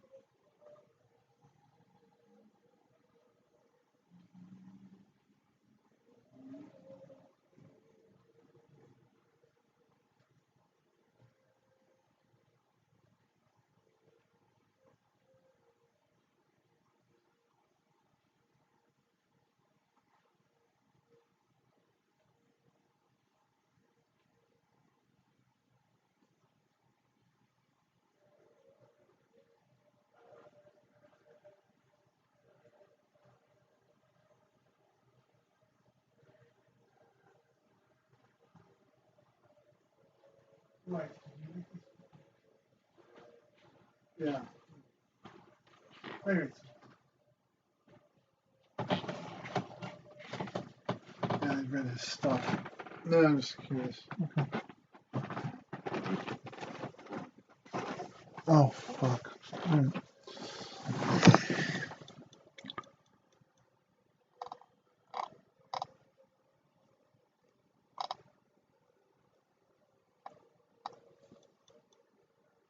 But America is going to want pills because I think starting today, a lot of Americans, no matter what anyone says, are going to start taking these pills if they've got tested positive. I don't want people hoarding. Please do not take these pills and put them in your medicine cabinet and store them just in case. Desperately ill people need them. So if we're going to start using it, and it's already happening, let's start making this snowball grow. So Dr. Oz, for the laymen that are sharing the screen with you right now who didn't go to medical school or have a friend at Columbia, we see this and we see hope. You're a doctor, you see this and you see success. Dr. Fauci sees this and says, I need more study.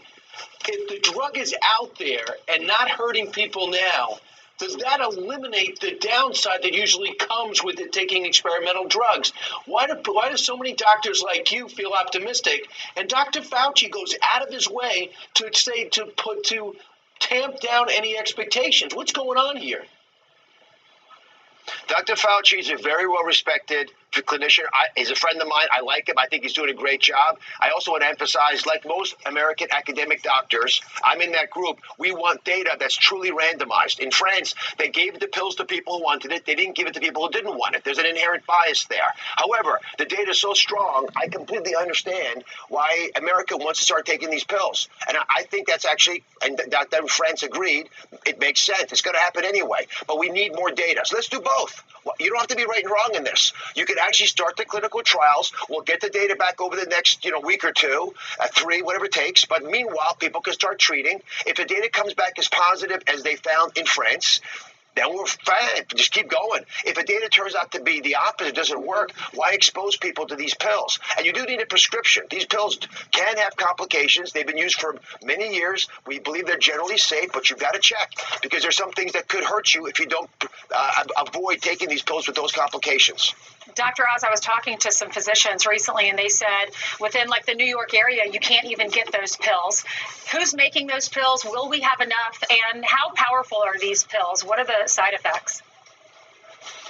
Well, I'm going to post the protocol that was used in France on my website and all my social media so people can see what they actually did. And he kindly shared them with me. The main side effects are that it can cause irregular heartbeats that can be dangerous.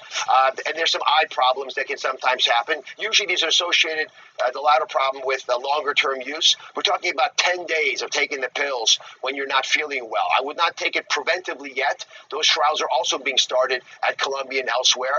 And these trials will show us whether it makes sense to give it to doctors and nurses. But you, Ainsley, hit the nail on the head. We don't have enough of these pills. So I spoke to the task force at every level of government to try to ensure that people appreciate the challenge. We just don't have pills. I did a rough calculation. I think we have pills for between 5 and 10 million people right now.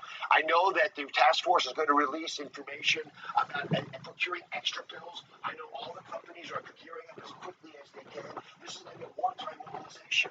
Laser focused on making these pills. So while academic medicine proves for everyone's satisfaction that we truly have something that works, we need to begin to make enough of the pills so people can get served if we do prove that it works. And then critically ill people right now can start getting the pills as long as the average American patriotically doesn't hoard these pills. Like we're saying, don't wear masks, don't hoard these pills.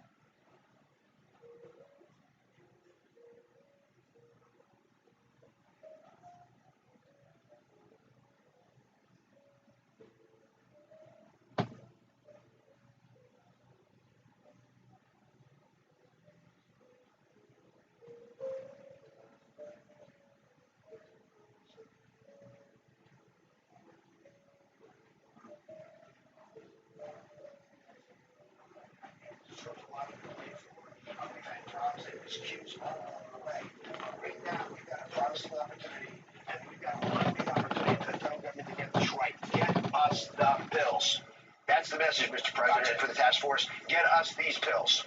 I'm still reporting from near America's citadel of freedom. Good day.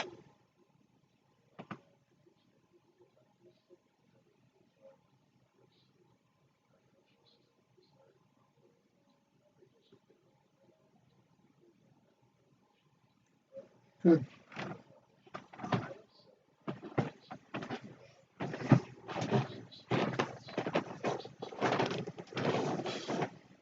Come on. Fuck. Let's do that.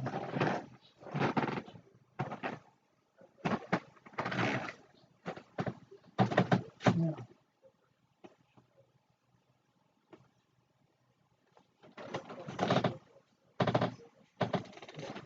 Good.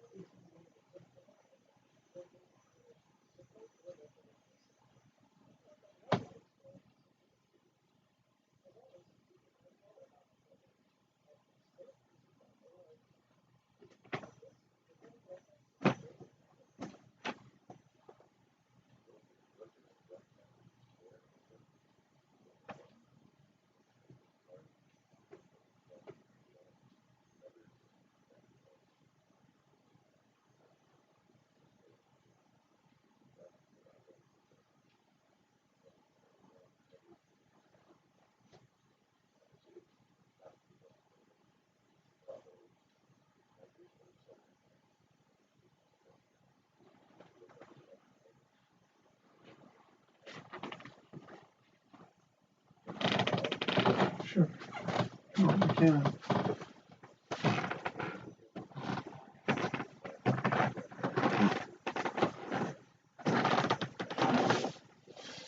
Oh, good.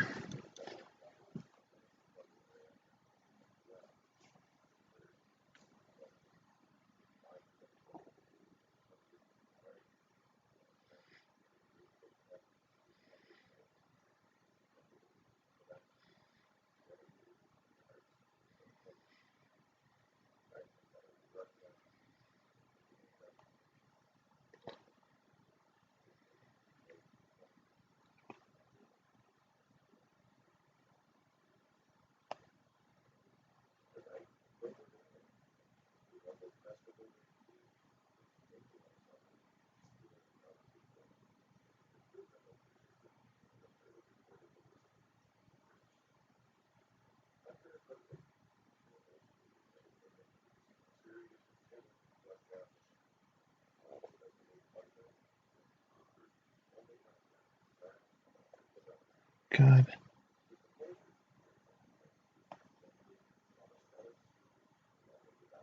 I should think that would place him out of bounds for you. Oh,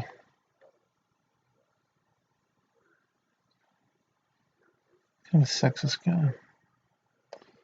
His fiction has balls, so I think that'll be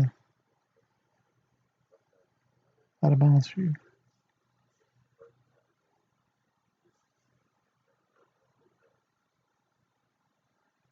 That's got to be me.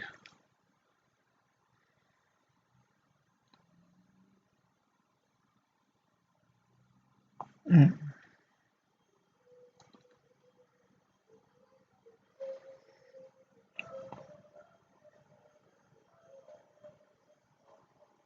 What?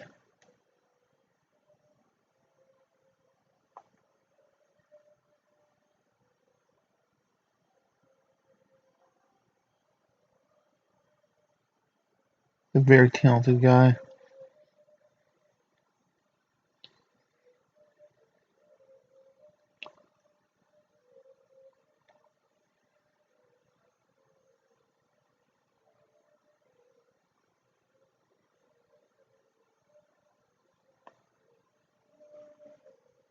All right.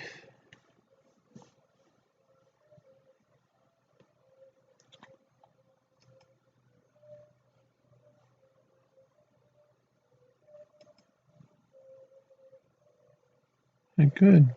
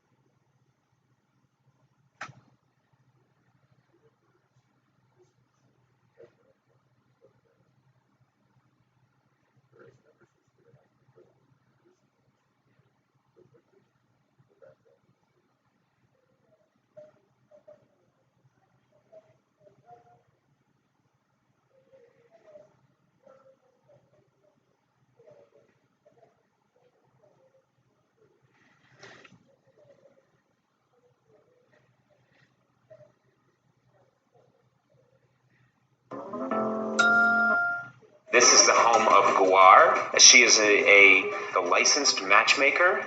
I did promise Sona's grandmother that I would try to find her an Armenian groom.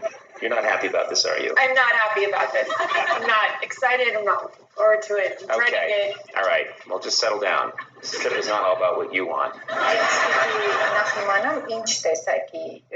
about that guy? This is a guy with a job. He's clearly on The Sopranos, and he is a provider. He can provide many other needs. Oh. 25 years old. Oh, that's not a problem. She likes young men. I like that he went to Harvard. Oh, those shorts are a problem. What happened to his jeans? They looked like he had bottles of white out in his pocket and they exploded. What happened? What's happening here? That's autoerotic asphyxiation, I think. He's choking himself for sexual pleasure. Glad you can understand me. Georgian.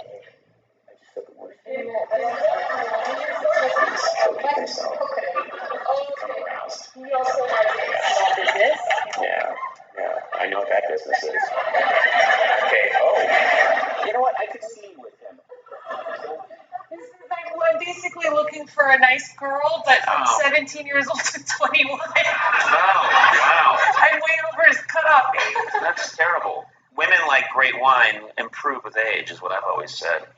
Čini bez dari narovavili lavgalan. But then if you keep the wine too long, the wine starts to turn sour. So you want to have the wine at the right time. It doesn't keep getting better, the wine. 34. Really goes south after a while, especially if you don't refrigerate it. He was with his favorite blue tarp. You marry me, you marry the tarp. The package deal. Yeah. Look at that. He's taking it from his crotch. That's okay. That's a reverse dick pic. Yeah. Oh, look at that. He's got no sleeves. Are you okay with the no sleeves thing? Sure. I mean, he looks like he works out. Oh, he's showing off the guns. Yeah. He's like, hey, welcome to the gun show. I'm like, oh, well, a couple tickets, please. Just one. I don't know, in case I want to bring a friend. You gonna bring a friend to go see his gun show? Now I'm actually thinking about like an actual gun show, which I would never go to. Right. But, So this whole thing fell apart. Yeah. Oh, that's good. That shows that he likes nature. Or maybe he's shitting. I don't know. Who takes a picture of himself shitting in the woods? You know why the divorce happened? Because he stops and poops wherever he is. I'm cracking myself up. No one thinks I'm funny. That's why he left him. He's like, I love you, honey. Well, time to go. And he goes, why? He doesn't even take his pants down.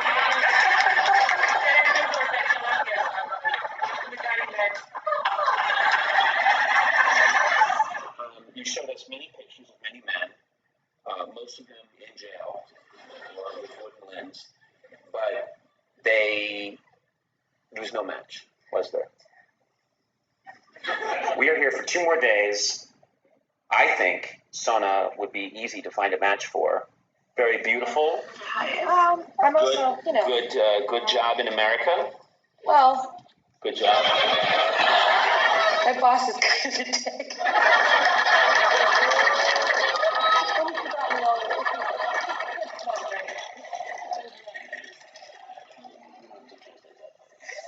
I'm sorry. Thank you for bringing me. Hey, thanks for watching. Be sure to click subscribe.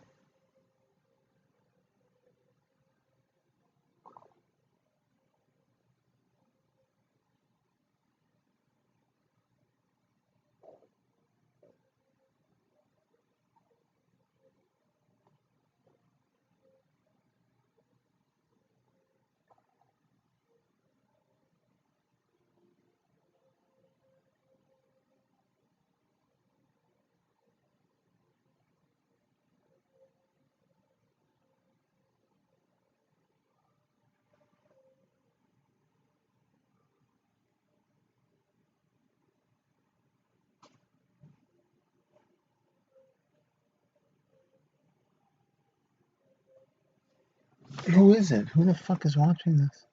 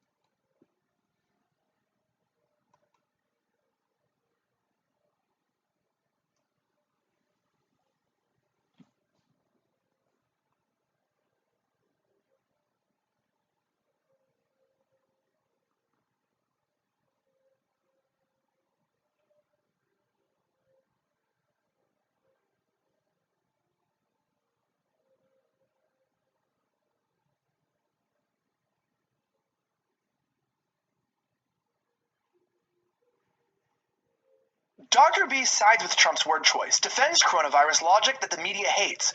Welcome back to the Next News Network. My name is Elijah. Please check the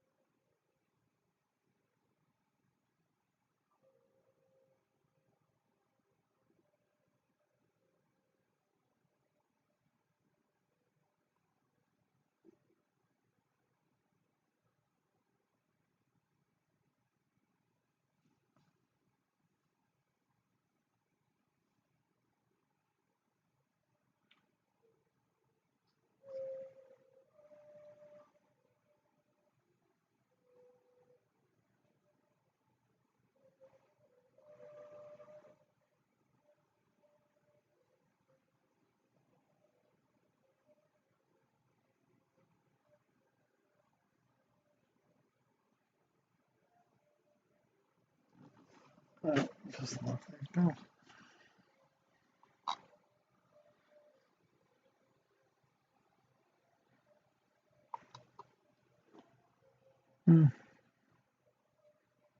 They obviously think they're going to benefit from this.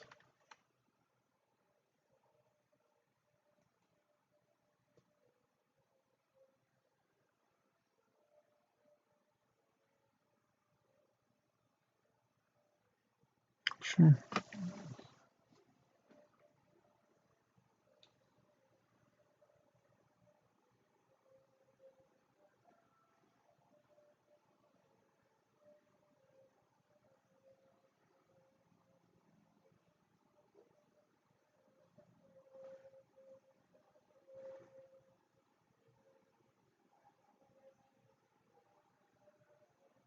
Read 5. Read 1. Read 10.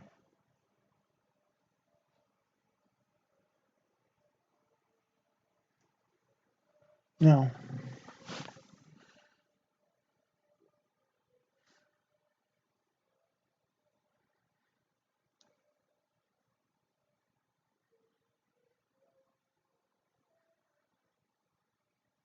I'm sorry, why did you call me? Good God. Okay. Oh my God. Alright, this is a total.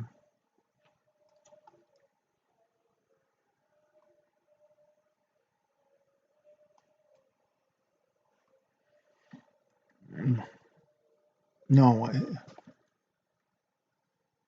that would be a waste of time. Okay, good. Sure, what do you want? Good, I'm out.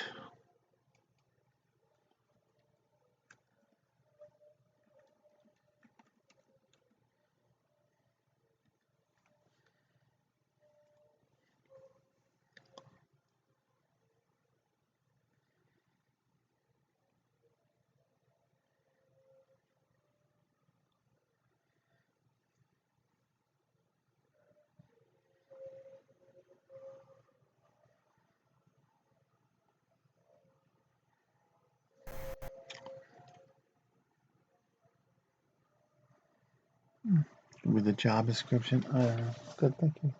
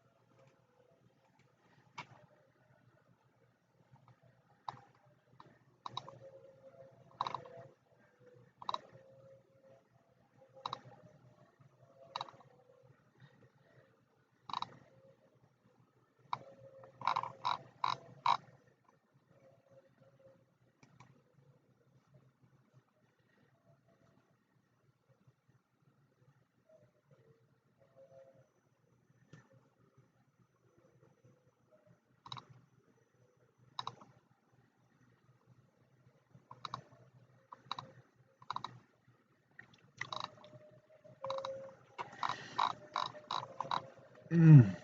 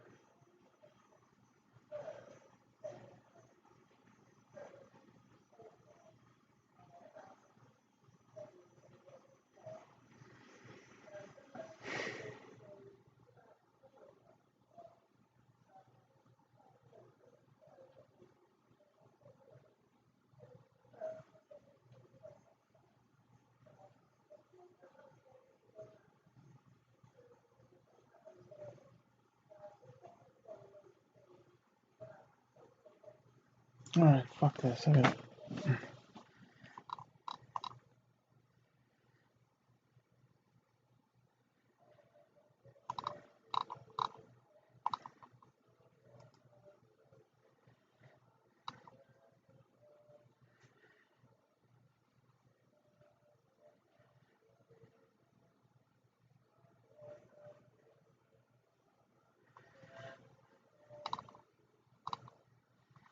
Mm.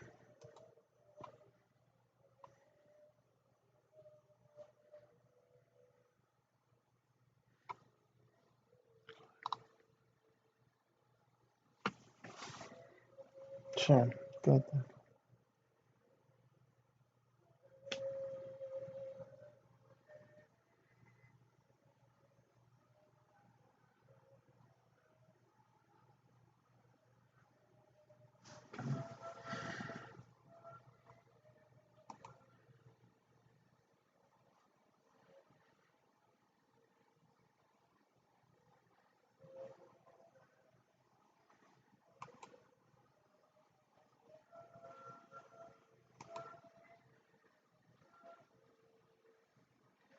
It's just me. Just...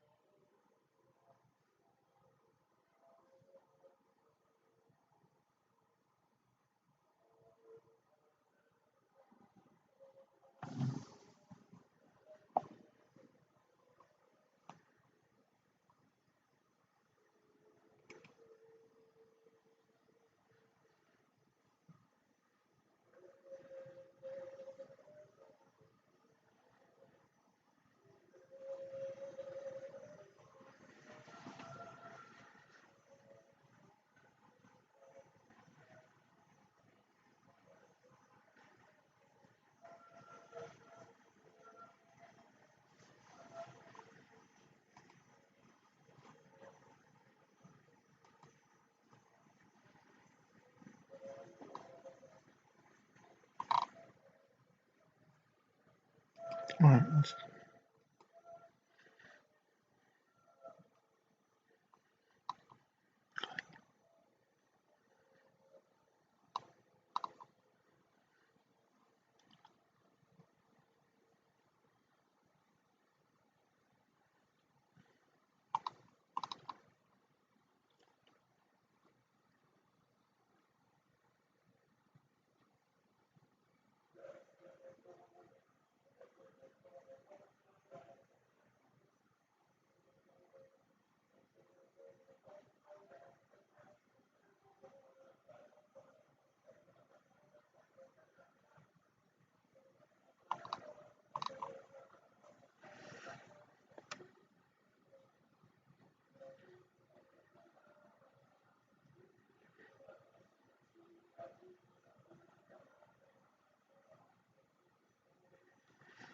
All right.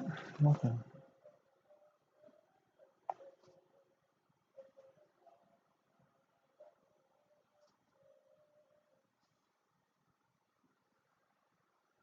I'm proud of that. Vertical banks.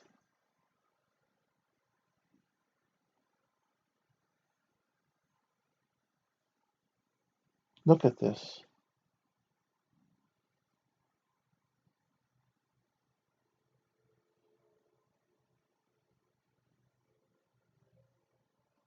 Former Congressman and former chairman of the House Oversight Committee, Jason Chaffetz. He's also author of The Deep State and a Fox Business contributor. Jason, a lot to chew on here.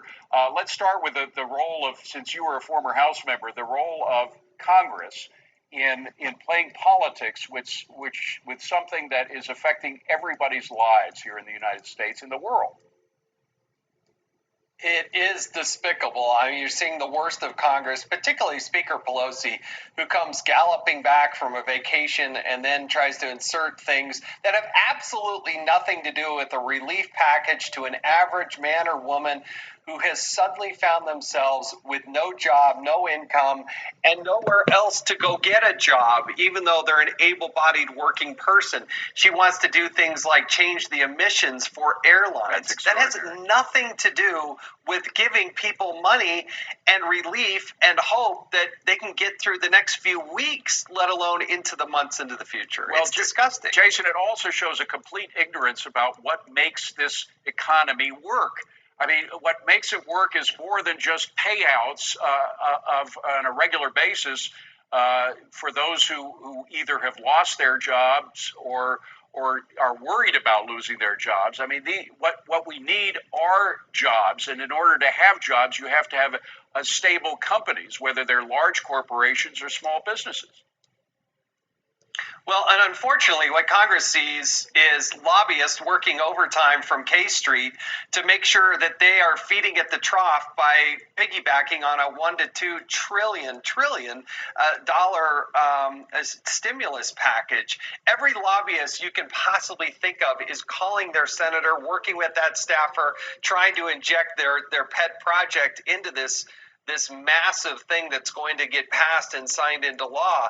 But the Democrats are holding it back, and you're right, Dave, because they don't understand the basic fundamentals. These people don't have another week or two. If your rent is due on your restaurant that you just opened, and that rent is due in April, there has got to be relief and some sign of hope coming up now. Otherwise, they're just going to fire everybody if they haven't already. Very quickly, Jason, the sort of gotcha questions we talked about with regard to Dr. Fauci and the president trying to drive a wedge between them, or the New York Times changing their headline.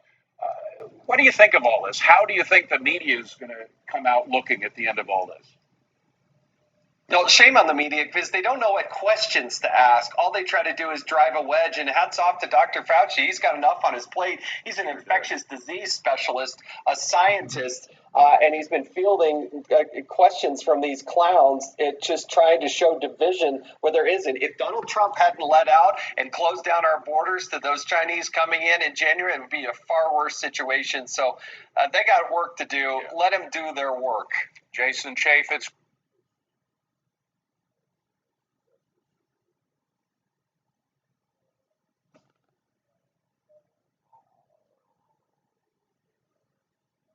Jason, the sort of gotcha questions we talked about with regard to Dr. Fauci and the president trying to drive a wedge between them, or the New York Times changing.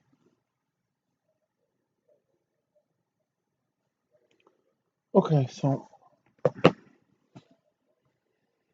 I gotta turn up the microphone. Good.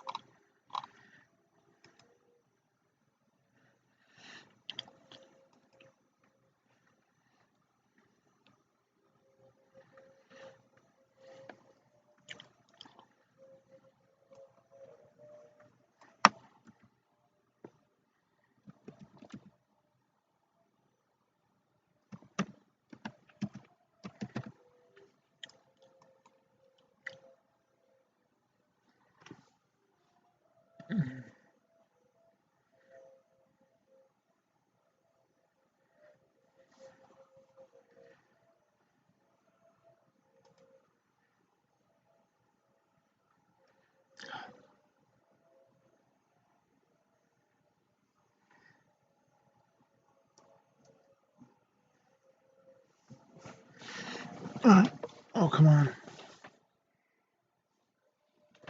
It's just me. Nobody's watching it. I don't think.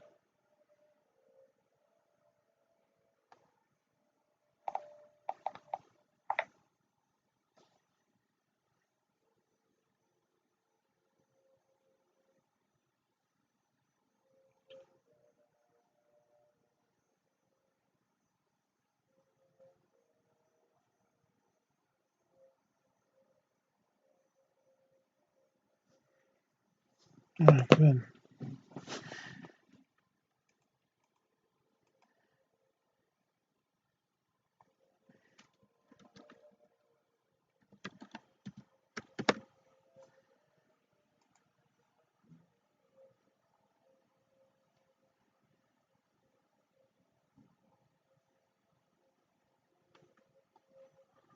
I mean, I can do $10 a day.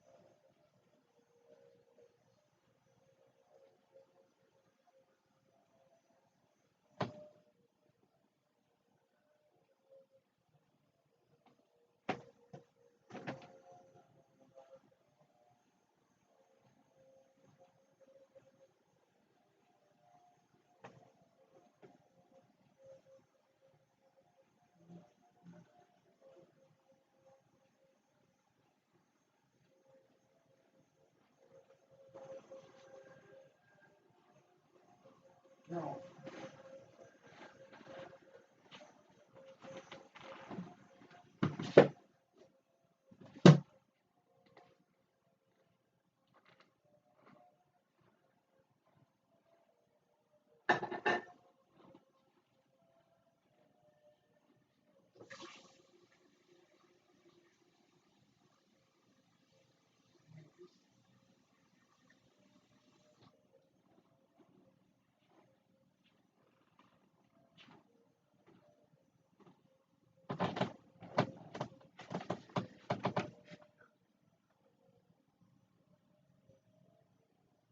Cool.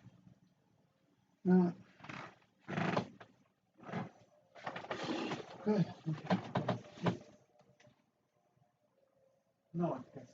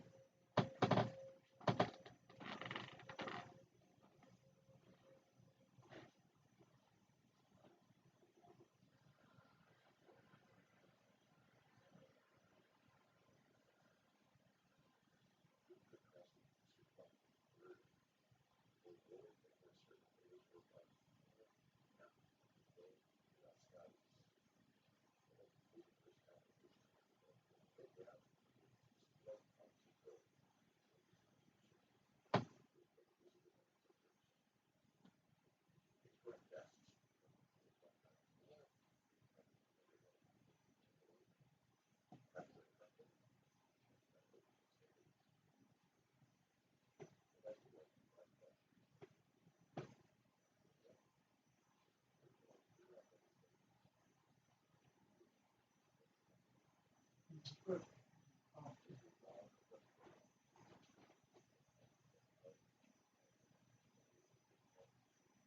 Well, yes.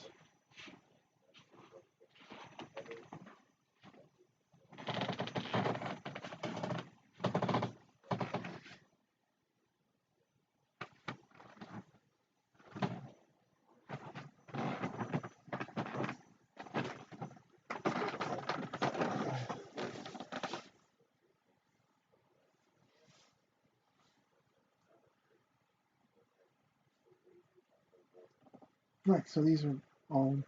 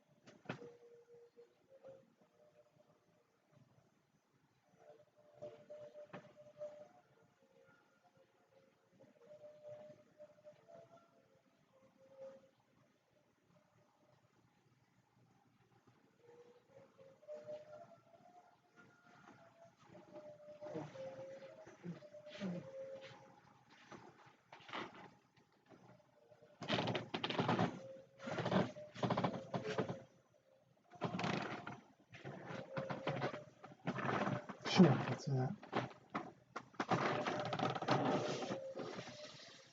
What? Good. Put a picture.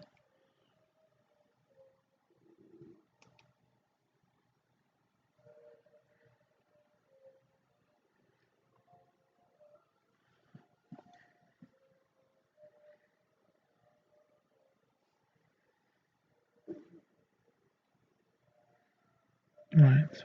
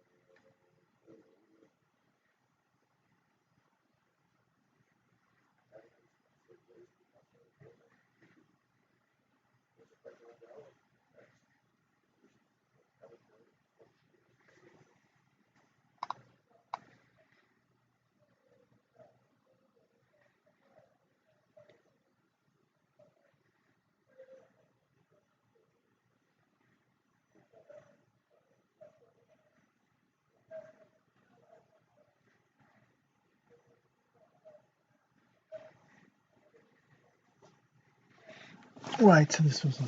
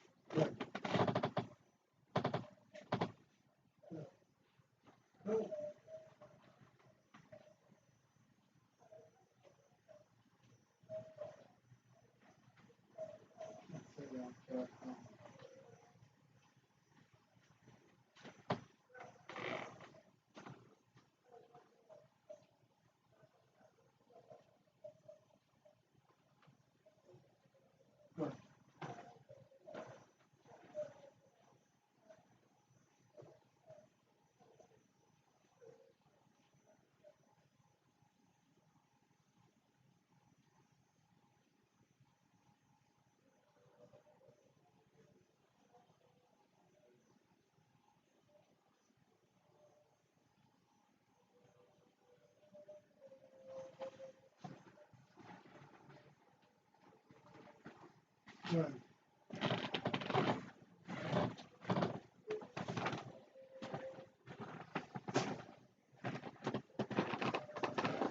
I'd love to see that. Good.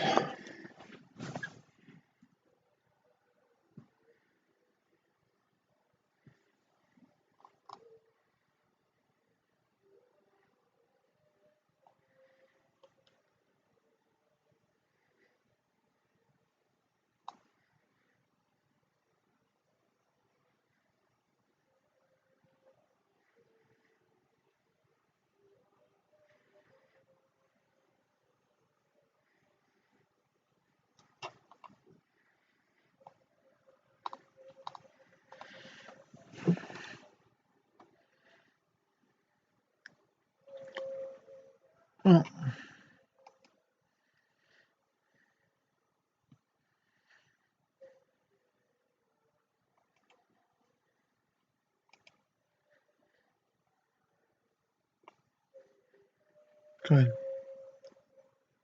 Nothing, so that's for you.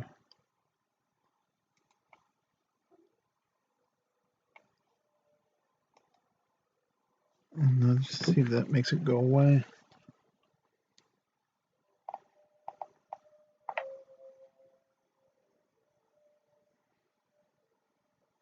Let something out of it now.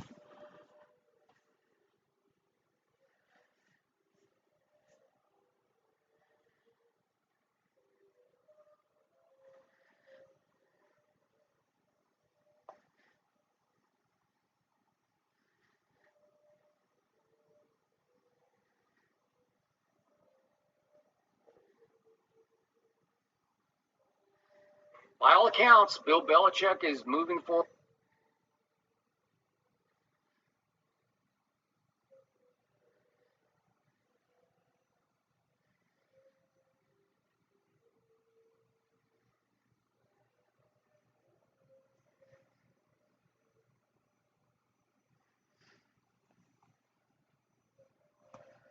Alright, so who's viewing it? Fuck.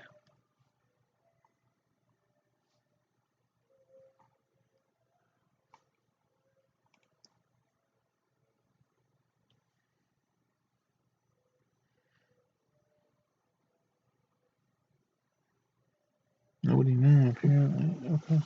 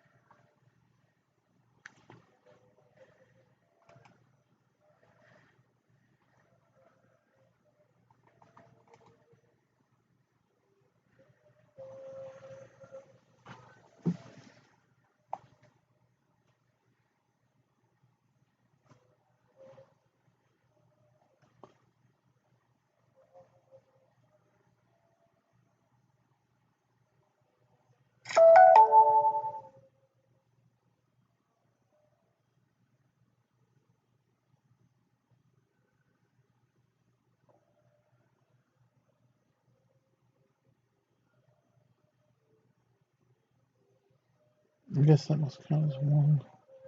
A study says that pot use in high school is up sharply. Don't I know it?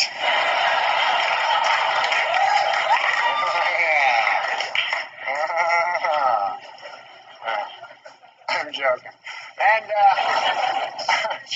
I don't really sell drugs to children. And now, well, singer Willie Nelson, who was arrested recently in Texas for marijuana possession, saw the charges against him dropped this week.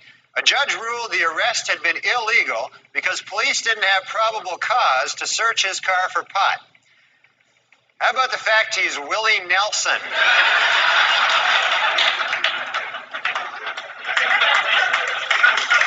And also in music news, the Black Crowes have announced that they will donate profits from a recent concert to victims of the Oklahoma City's bombing. Then the band will smoke a huge amount of pot.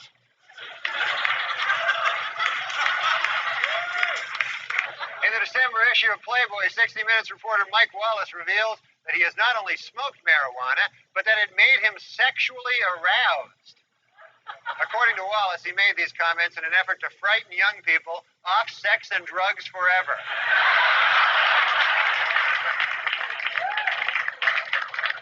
In Amsterdam, a rubber factory has begun producing water beds for cows. Let that be a reminder to anyone who wants to legalize marijuana here in the United States.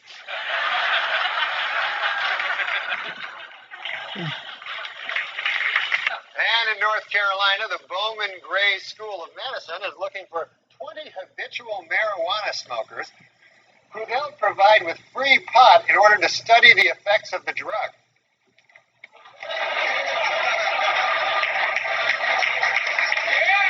Note to self, spend summer vacation at Bowman Gray School of Medicine.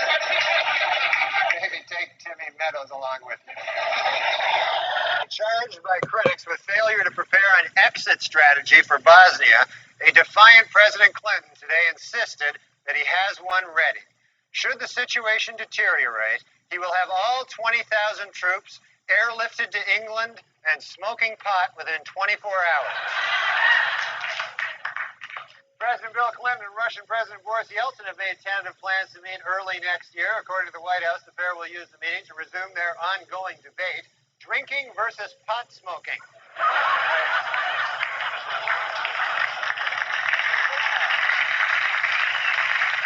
Moments after the Bosnian peace treaty was signed in Paris, grenades rocked Sarajevo, killing 6 people. Asked if the renewed violence raises questions about the ceasefire, President Clinton hopped a plane to England and lit up a big fat joint.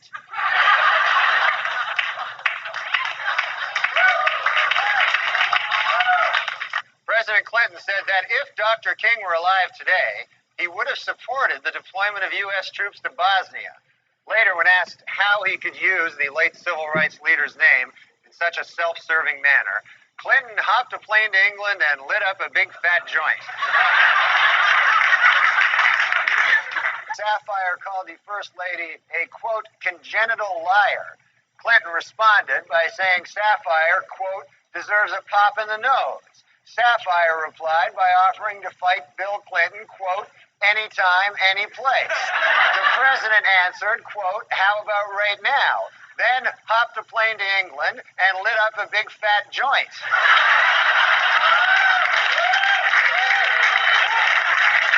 All joking aside, I know you love to joke, Bob Dole, but that guy, he's a war hero, Yeah. He gave his arm for his country. He went through all these debilitating injuries during the war for his country. It was great. In all fairness, though, Bill Clinton also, he had a kind of some war injuries. Really? Yeah. When he was in England there during the Vietnam War, I heard he had a bad injury. He burned his mouth on a bomb. Really?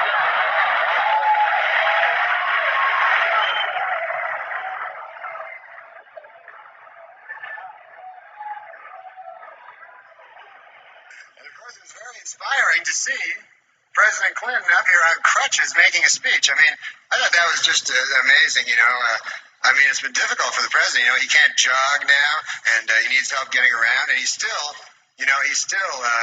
occasionally suffers great pain, On the upside, you got your medical marijuana, so that's, You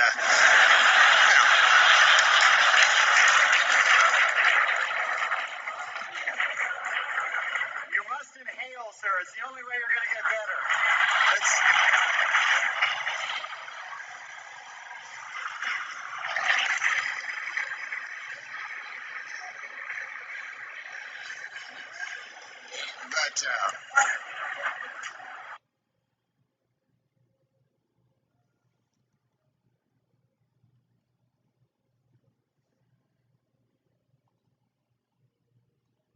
Finally, in Milwaukee, Wisconsin, a man allowed his 8-year-old daughter to take the wheel of his car, and an accident ensued that damaged 7 other cars and injured 6 people, which once again proves my theory: women can't drive.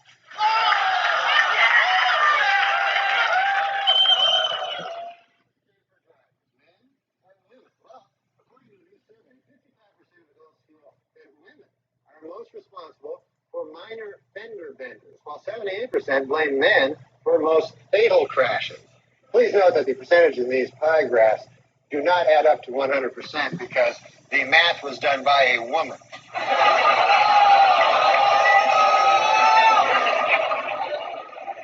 Those of you hissing at that joke, it should be noted that that joke was written by a woman. So now you don't know what the hell to do. No, I'm just kidding. We don't hire women. A celebrated fertility statue, which many believe has the power to make women pregnant, began a nationwide tour this week. The hundreds of women who claim it caused their pregnancies are of different ages, races, and religions. But they all have one thing in common. They are all dirty, dirty whores. A new book claims that Madonna once smeared peanut butter all over John F. Kennedy Jr.'s body and then licked it off. which just goes to show you Madonna's a whore. In other show business news, it has been reported that superstar Madonna is pregnant. Although personally I find this a bit hard to believe. I mean, Madonna isn't even married. Crazy. And finally, Weekend Update would like to congratulate Madonna, who gave birth to a beautiful baby girl last Monday. The baby weighed in at 6 pounds 9 ounces, making it the 4th largest object ever to pass through Madonna's birth canal. I like that Madonna's baby thing. Oh, yeah. Oh, you know, it's, I really have to give it to that guy that's the father, you know, Carlos Leon. Carlos Leon. Oh, Carlos Leon. I forget which one. Because you got to have a lot of guts. That means he had sex with Madonna without a condom.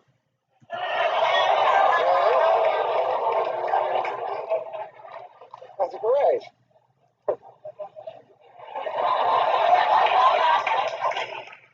Pop singer Madonna was outraged this week when a tabloid photographer snapped her picture while she was breastfeeding her new baby. Apparently, the baby was blocking her nipple.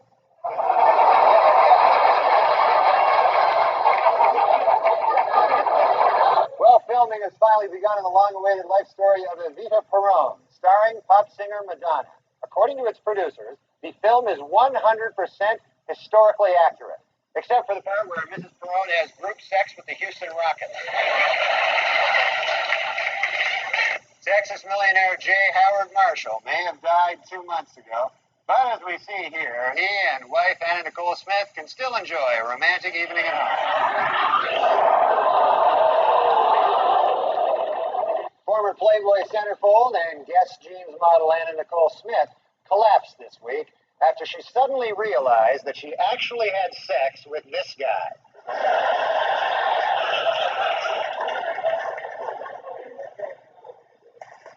And finally, in entertainment news, ex-Playboy centerfold Anna Nicole Smith has filed for bankruptcy. And saddest of all, she slept with this guy for nothing.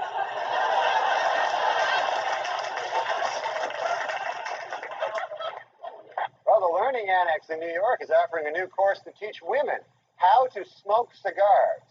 The fee to enroll in the class is $100. The fee to watch the class is $200.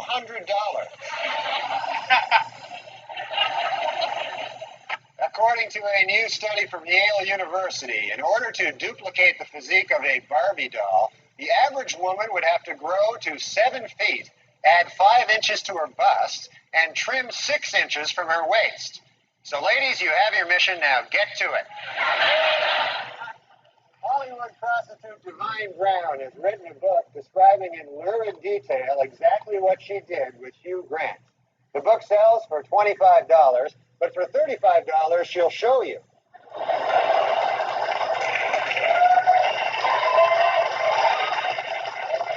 Former British cavalry officer James Hewitt, who was Lady Diana's secret lover, says he will never, ever disclose the contents of more than 100 love letters that she sent to him. This, according to Hewitt's new book, I Banged a Princess.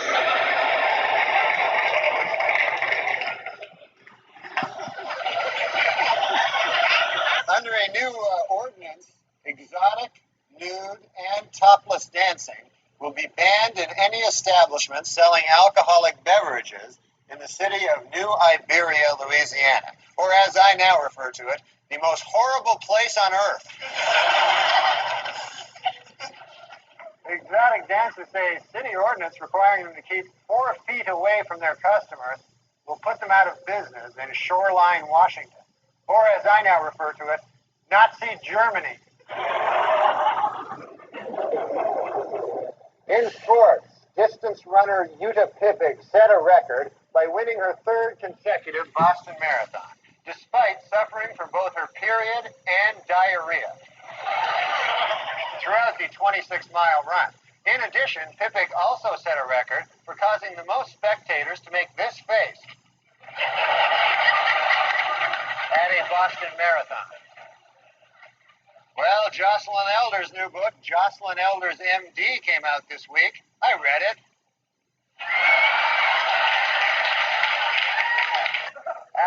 closing out a successful first season, the WNBA is considering several changes to improve the level of play in the league next year. Among the proposals, extending the playoffs, increasing salaries, bringing back the three-point line, and replacing all the female players with guys. The WNBA officials expanded to 10 teams this week, adding franchises in Detroit and Washington, D.C. But before you get too excited about the new additions to the league, remember, all of the players are still women. They stink at basketball, that's the problem. Other than that, it'd be a good game, but the next time I watch a WNBA game will be the first time I watch a WNBA game.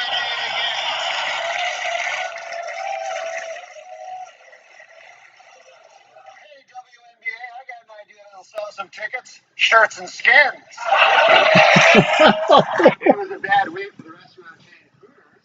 The company has been forced to pay $3.75 million to settle a sex discrimination suit brought by male job applicants who claim that its policy of hiring only women is unfair. The settlement was hailed as a landmark case for guys who try to ruin everything.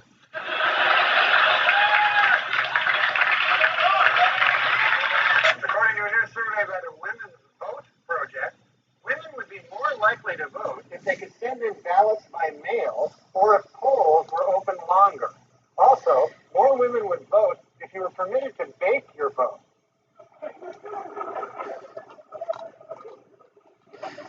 They like to bake. I'm thankful for women. Oh, there you go. Greatest creatures on earth. That's all right. We'll get behind that one. I think women are more intelligent than men. Also, Conan, without women, there would be no cookies. They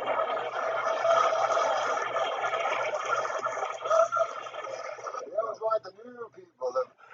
Hey, guess what? There's a young girl that's middling attractive that swears a lot. Let's get her. What? Is that the new fucking thing? Yeah. Sarah Silverman, hysterical. Right. Who's funnier than her? Nobody. No, except dudes. But Nobody. I think she's fun, these other ladies.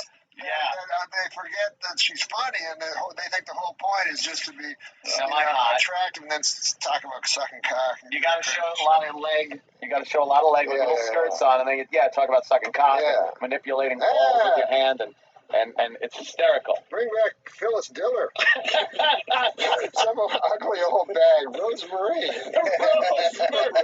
Those are the funny ladies. Wow. Whoa, that is old. The funny ladies always used to be ugly old bags. Or Roseanne. Do you know about this girl? She's mad at you. She was on the Greg Fitzsimmons show. Did you hear anything about this? I know Greg Fitzsimmons. Yeah, Greg does a show for us, and Greg was interviewing some girl, and she was going off. I know who it is. What's the girl's name? Me and Norm have worked with her before. That's why he's going to laugh when I say the name. Laura Keitling. Hates your guts. Did you know she hates you? No. Oh, my God. You want to get a clip? When Dirty Work came out, Comedy Central had a show called Canned Ham and promoted movies with me and Norm. And she was the host. And she seemed fine. You have no problem with her. She was on SNL. Listen to her habit on this, if you will. By the way, can I interrupt your old friend, Norm Macdonald? Did you guys write together on, He's not a friend of mine. Oh, right? Well, I was just using it loosely. Now, you had a reaction boy, just now to Norm Macdonald. Not a friend, not a fan. You worked with him, though. Mm-hmm. At Saturday Night Live. Roseanne.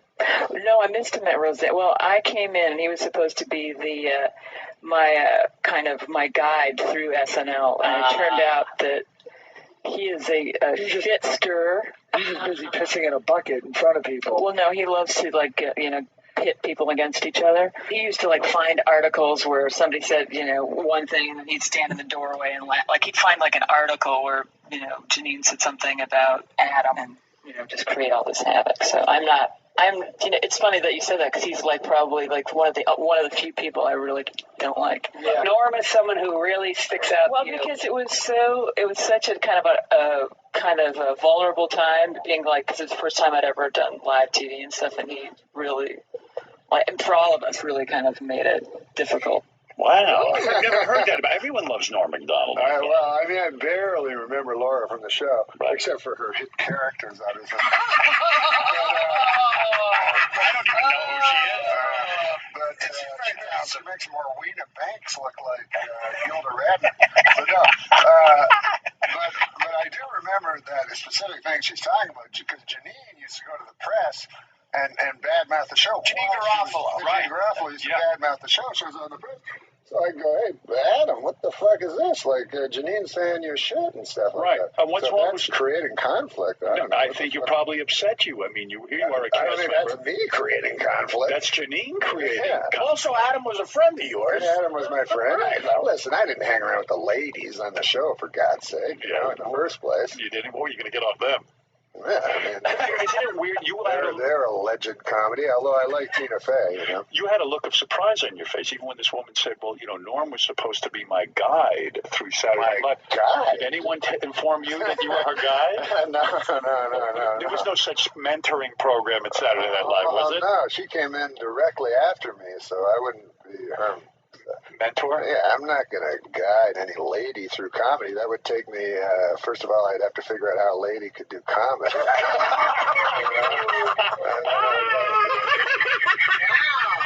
strike me, Norm, from what I'm getting from this conversation. You are a man's man. Do you actually believe that women can't be funny? I'm being serious. Are you kind of more in the school that guys are funny comics, just somehow women can't make that transition? Well, I don't know about you, but when I was in fucking school and shit like that, I'd be in high school, and you could hear peals of laughter, and you'd run over there, and there'd be a big group of people laughing and laughing. Who'd you see in the middle? A broad. Surely there must be some woman. Tina Fey, you find Tina Fey, I find funny. Roseanne, incredible funny. She's funny. But Roseanne in a very masculine. She's very I mean, one of her best jokes was like, people say I'm too masculine. I say, suck my cock. You know what I mean? Tell me your most famous joke that people say are too masculine. Oh, that one.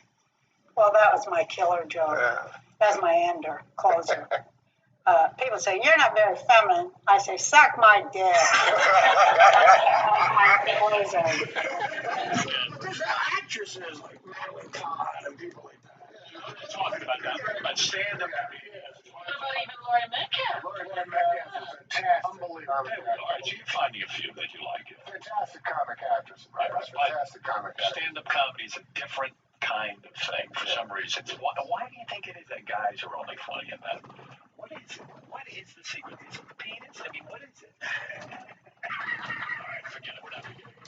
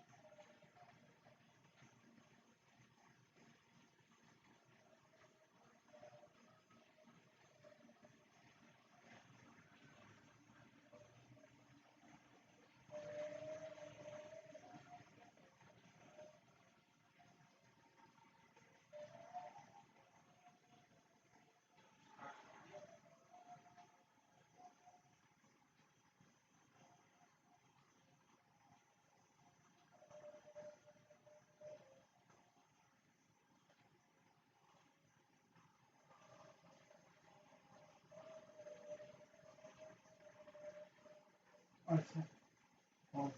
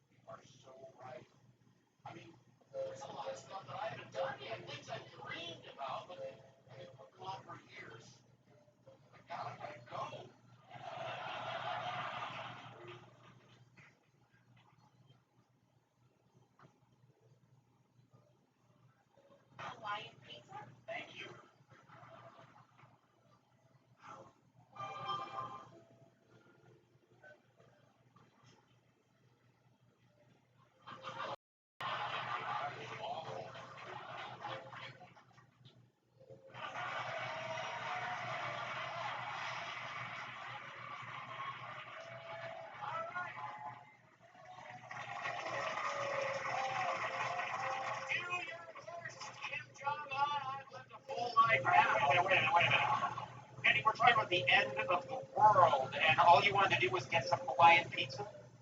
Yeah, I just always wanted to try it and see what all the hype was about. Okay, there isn't anything else on your bucket list, like skydiving or traveling the world and experiencing other cultures, nothing like that? Gosh, you know what? You're right. I'll be right back.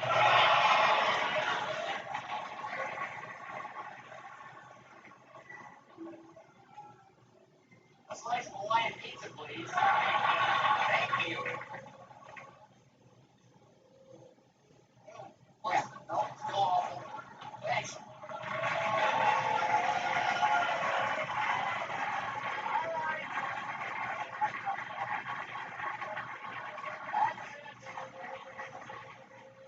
Checked out all the stuff on the list. I'm ready to go. All right. Get this straight. You just flew all the way to Egypt to eat Hawaiian pizza again? Yeah, I just wanted to, see if they do anything different over there. And it's still terrible. Come on, you gotta like it. Andy, take heart. There isn't anything else you want to cross off your bucket list? There's one more thing that I would promise myself that I would do it before I die. I'll be right back again.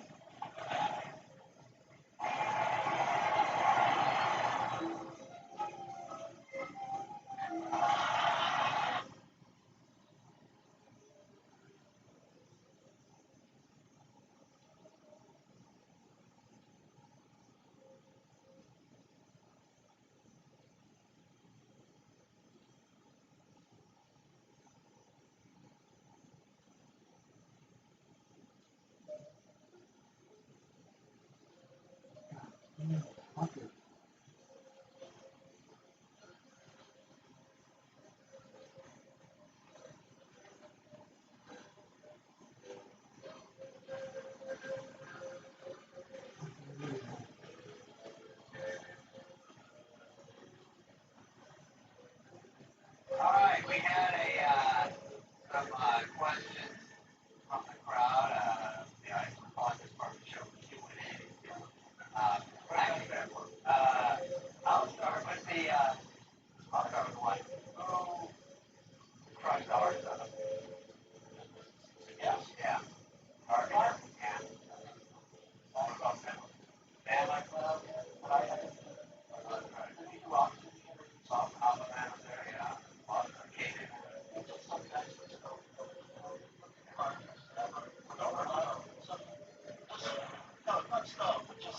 Some guys you just knew they weren't going to. You know, that old man guy. Yeah, I always say, before we go out, he said, watch me destroy. Yeah, he would know who we are. Yeah.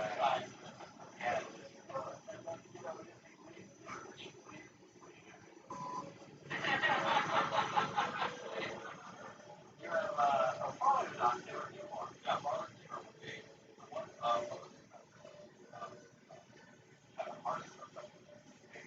oh, yeah. What is this guy? Yeah, this guy? Yeah.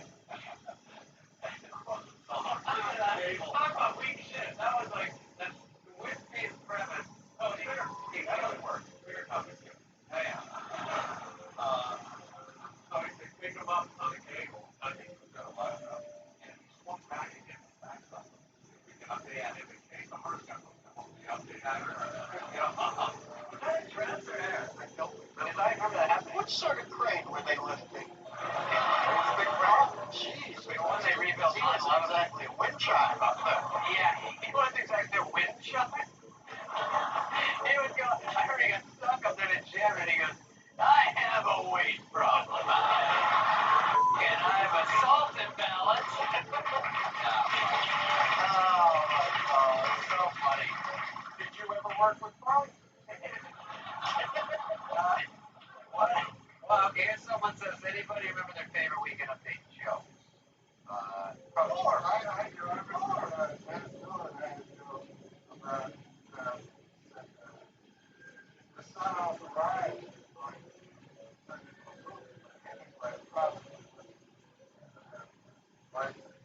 Ernest goes to Spain.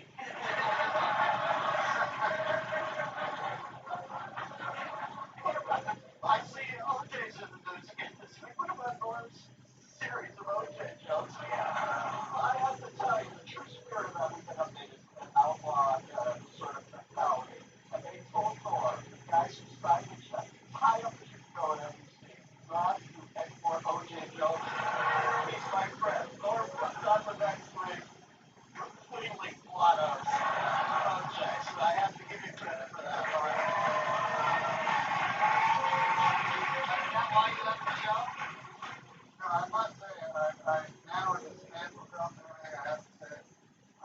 Parker take that video and they said that he was found, they're not guilty by grand jury.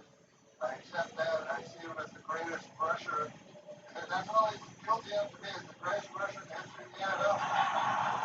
Yeah, maybe I was the greatest rusher in judgment.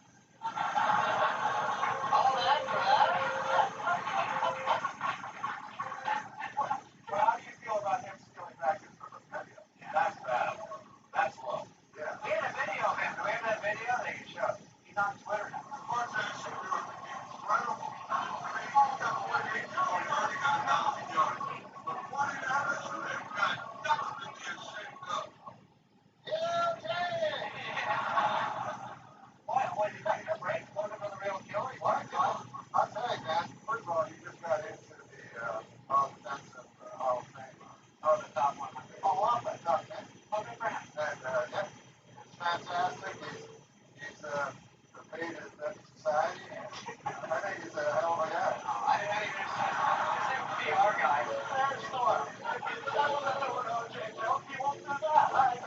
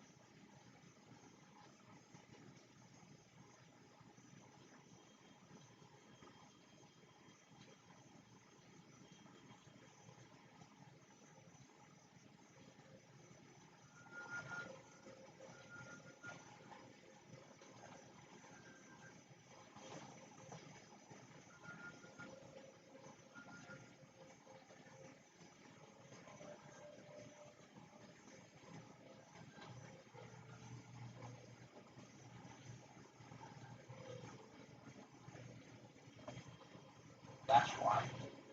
Details of the Democratic plan became public today. Huge parts of the proposal have nothing to do with fighting the pandemic we're suffering through. Read it, and you'll find disgusting interest group handouts added by lobbyists. Worse, the bill is suffused with the cruel bigotry of identity politics. At a time when America so badly, desperately needs to come together, Democrats remain intent on splitting this country into warring tribes. It's shocking. When asked about her bill today, Nancy Pelosi blamed the Pope. Last Thursday, Pope Francis offered the world this prayer: enlighten those responsible for the common good, so that they might know and be careful to help the country through this disaster. No, it's that long because House Democrats have crammed it with totally unrelated political priorities. Identity politics, stripping racial division as usual, global warming, open borders, or bean counters, making sure you're in the right color before they give you a job. Okay. Companies are also have to produce elaborate racial reports for the government as to the skin color.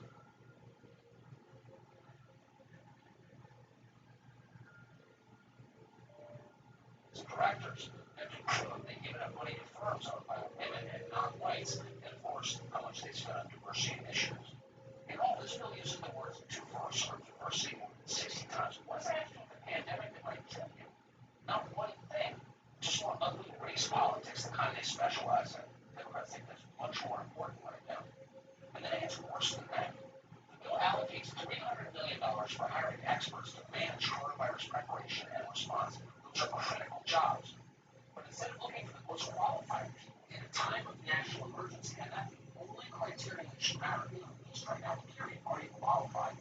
Instead of that, the bill orders that employees be chosen on the basis of their race and disability status. This insanity is dangerous insanity. Who cares what color your scientists are? But it goes on. It would mandate that all 50 states have an early voter period as well as same-day voter registration.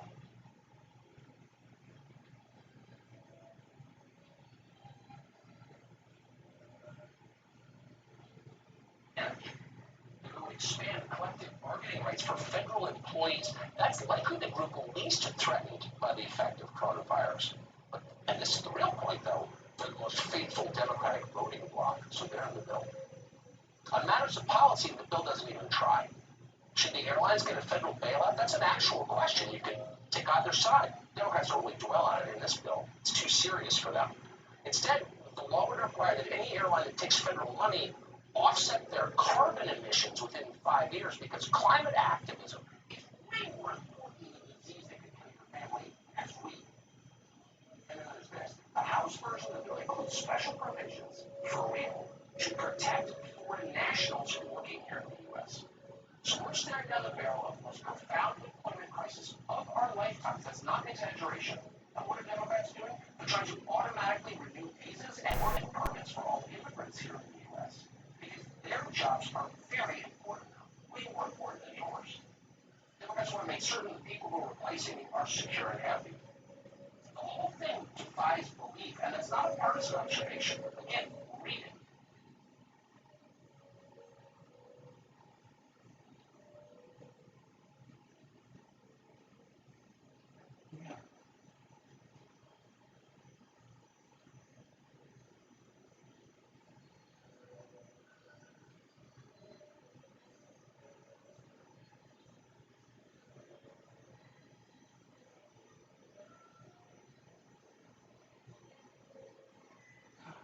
Fuck me. Can't believe that shit.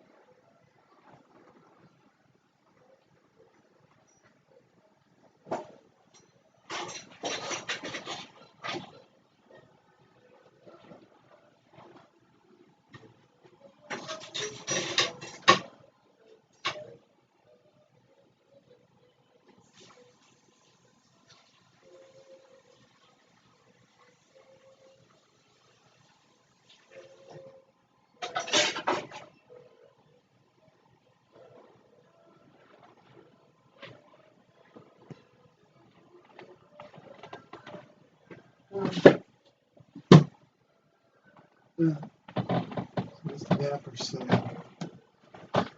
You could try that. Good.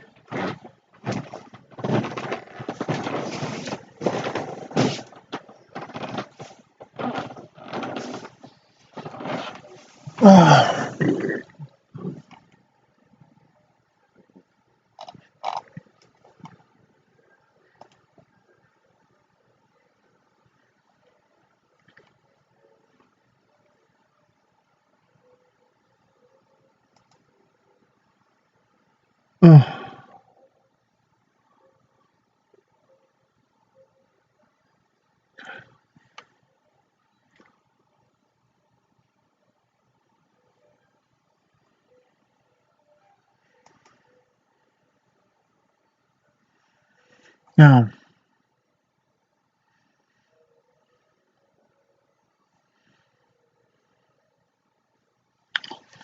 all right.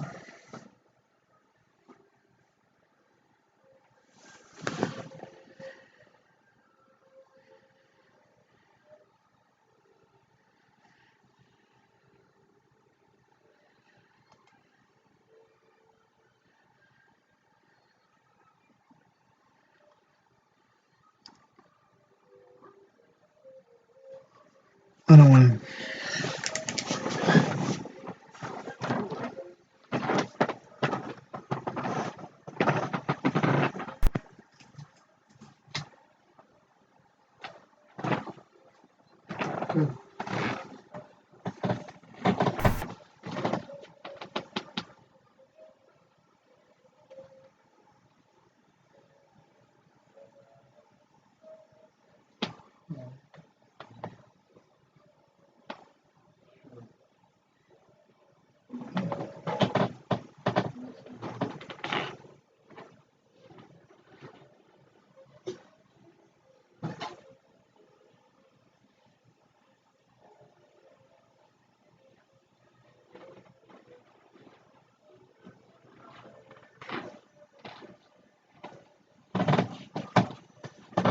have that. I God, do need that badly.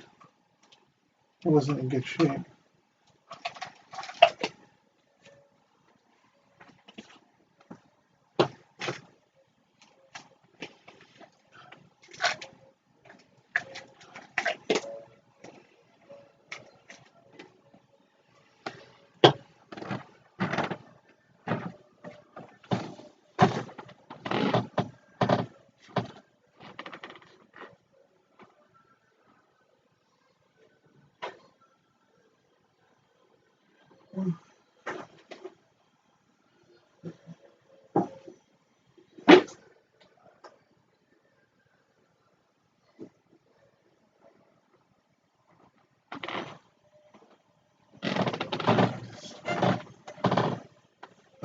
Okay.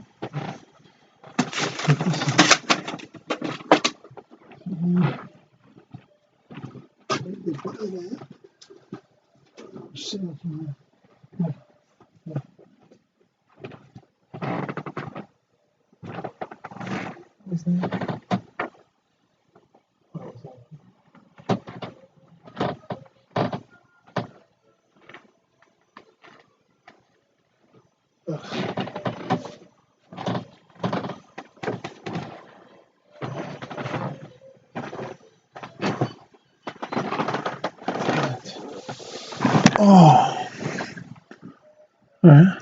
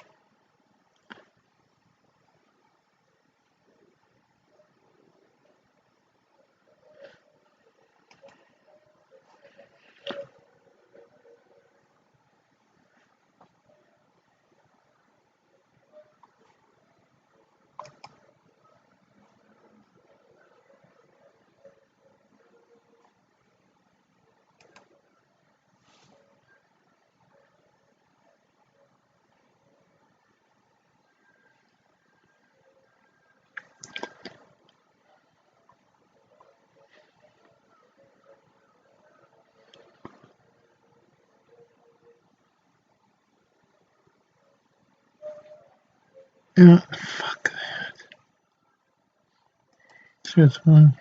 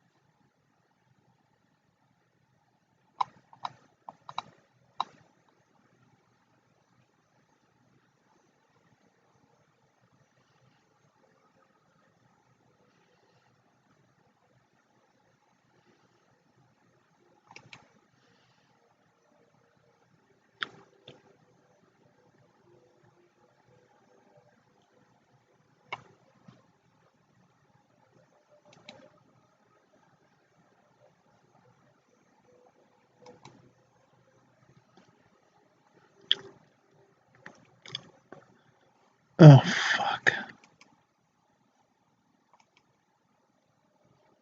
The fuck is wrong with this?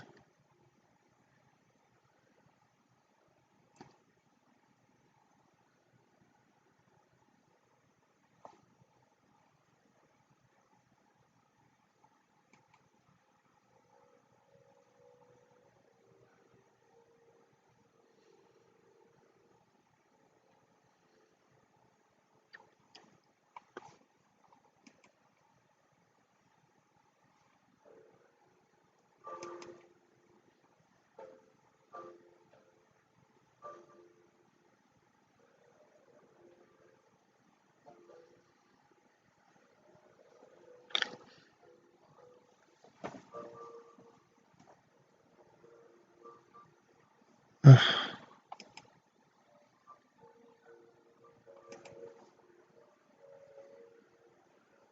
Oh, great.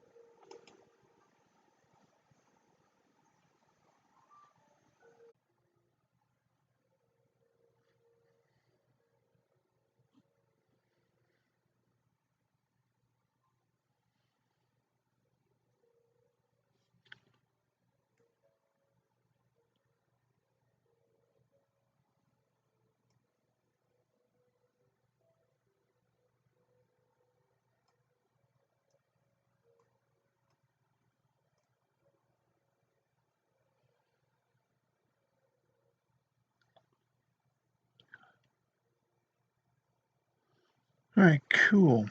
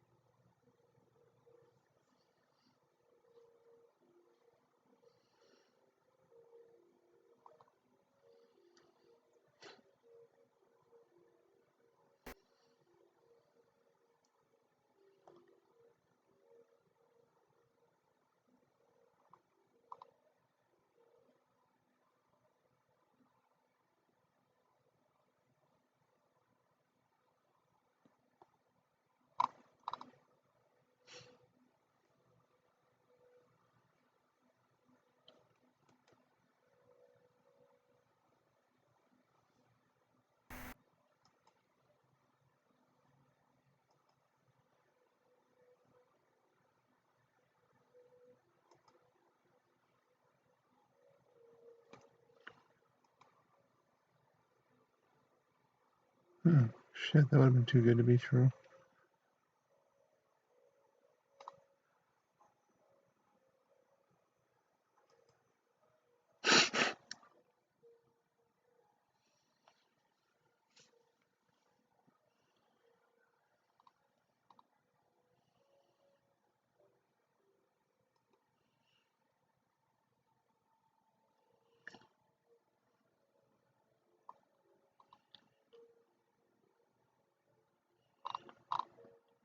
All right, so we did that. That's good.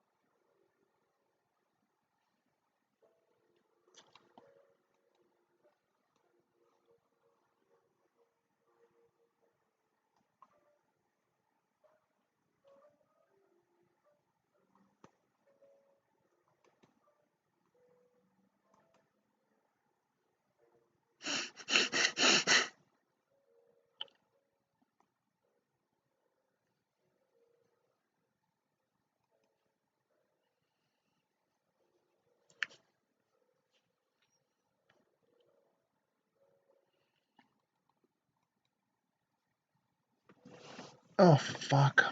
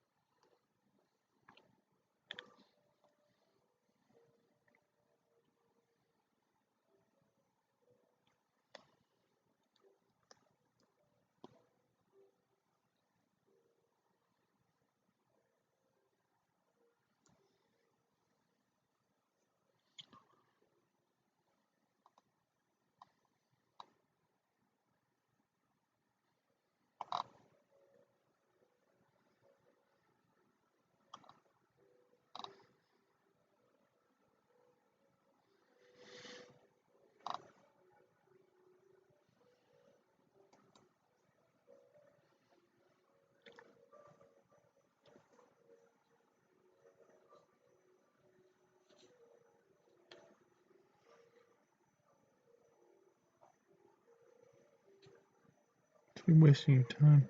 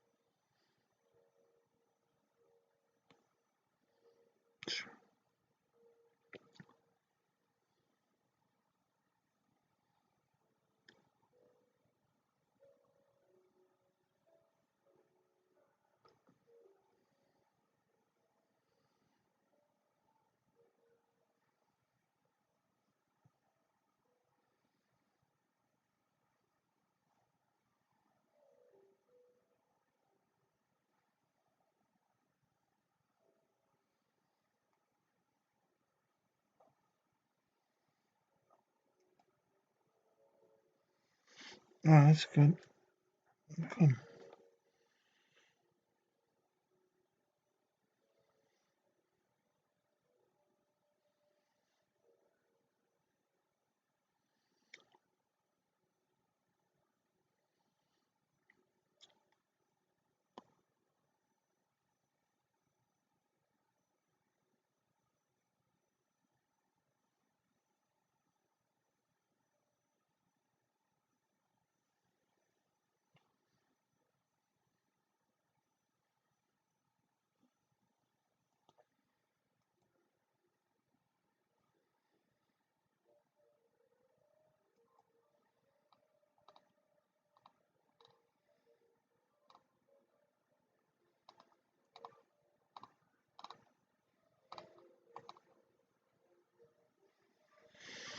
Sure, good.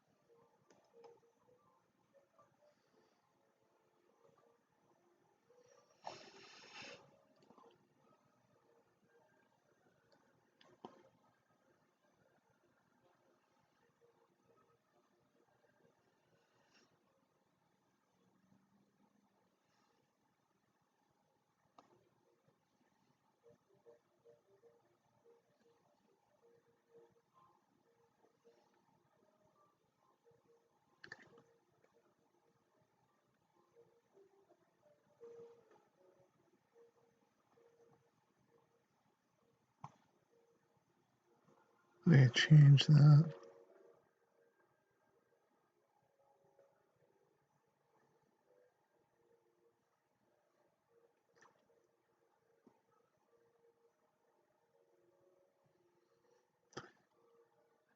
Bitch.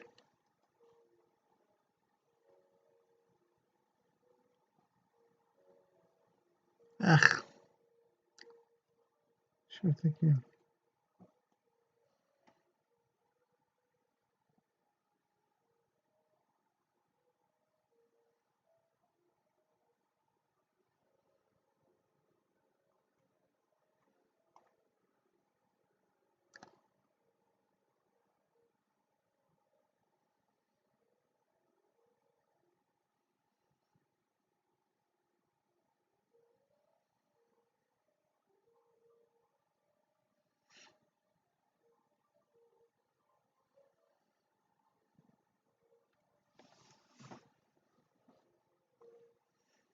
Good. Fuck. It's fucking LinkedIn. Sort of back.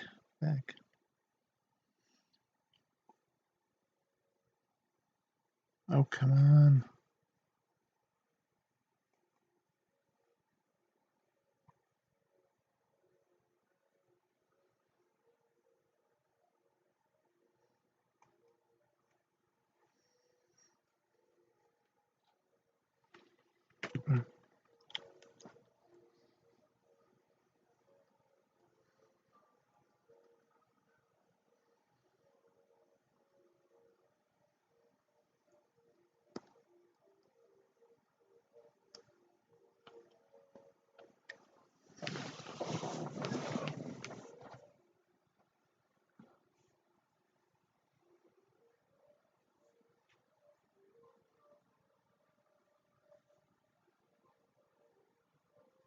Good.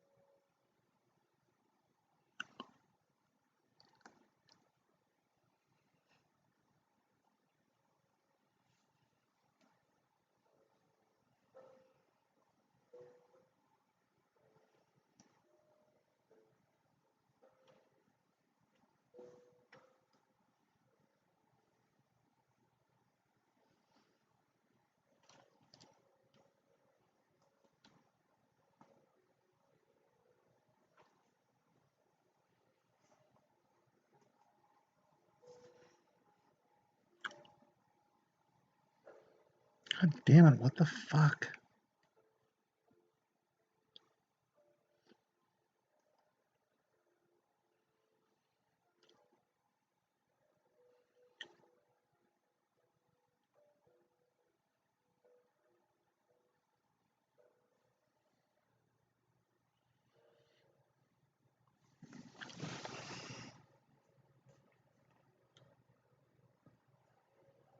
Oh, shit.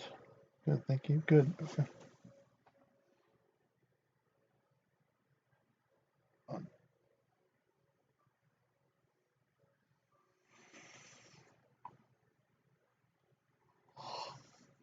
Okay.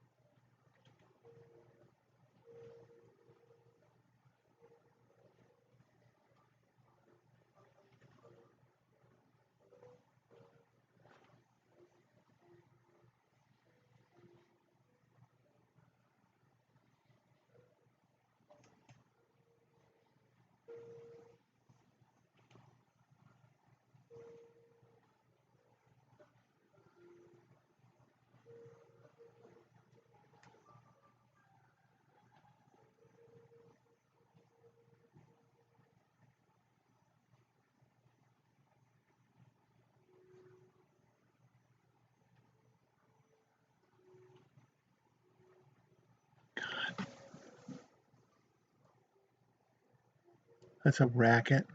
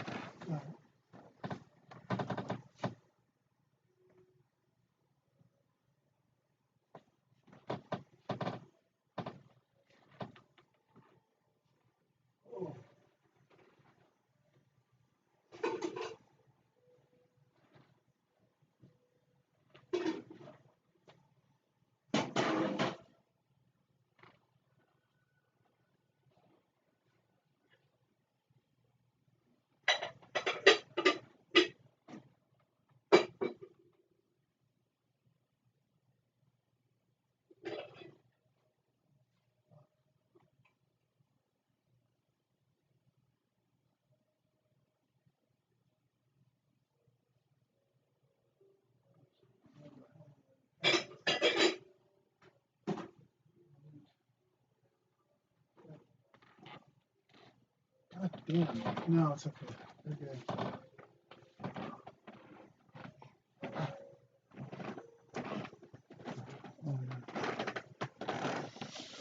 Oh.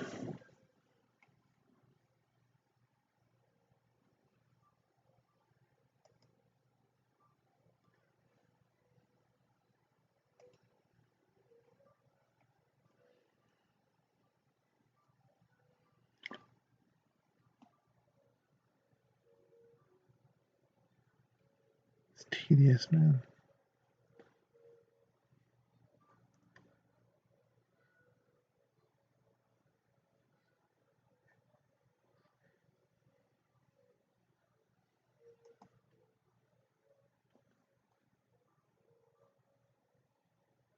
All right.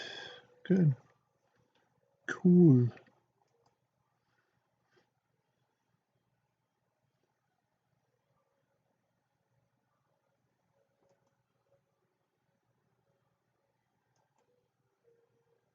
Oh, come on.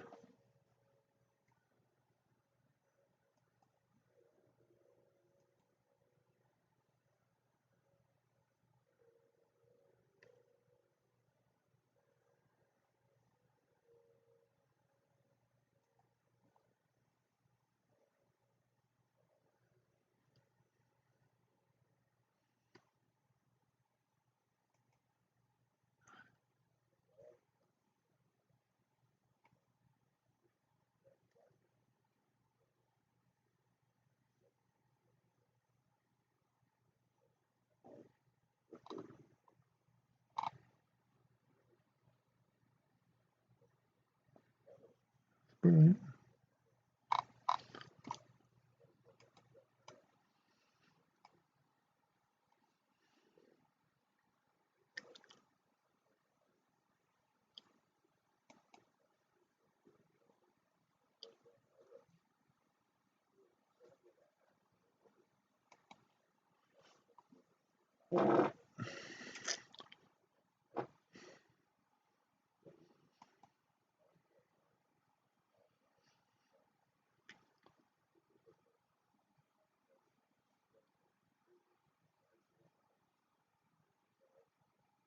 Oh,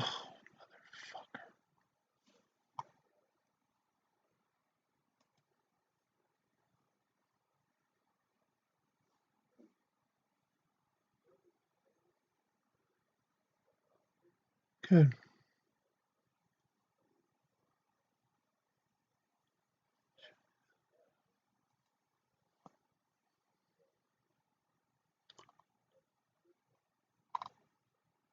Right.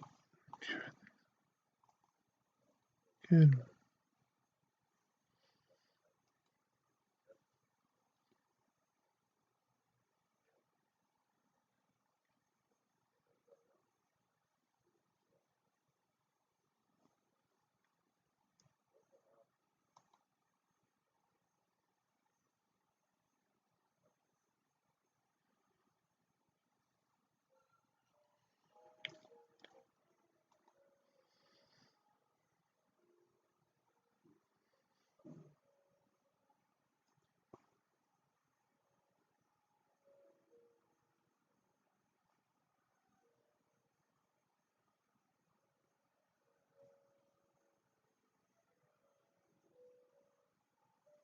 This is nice. Wow.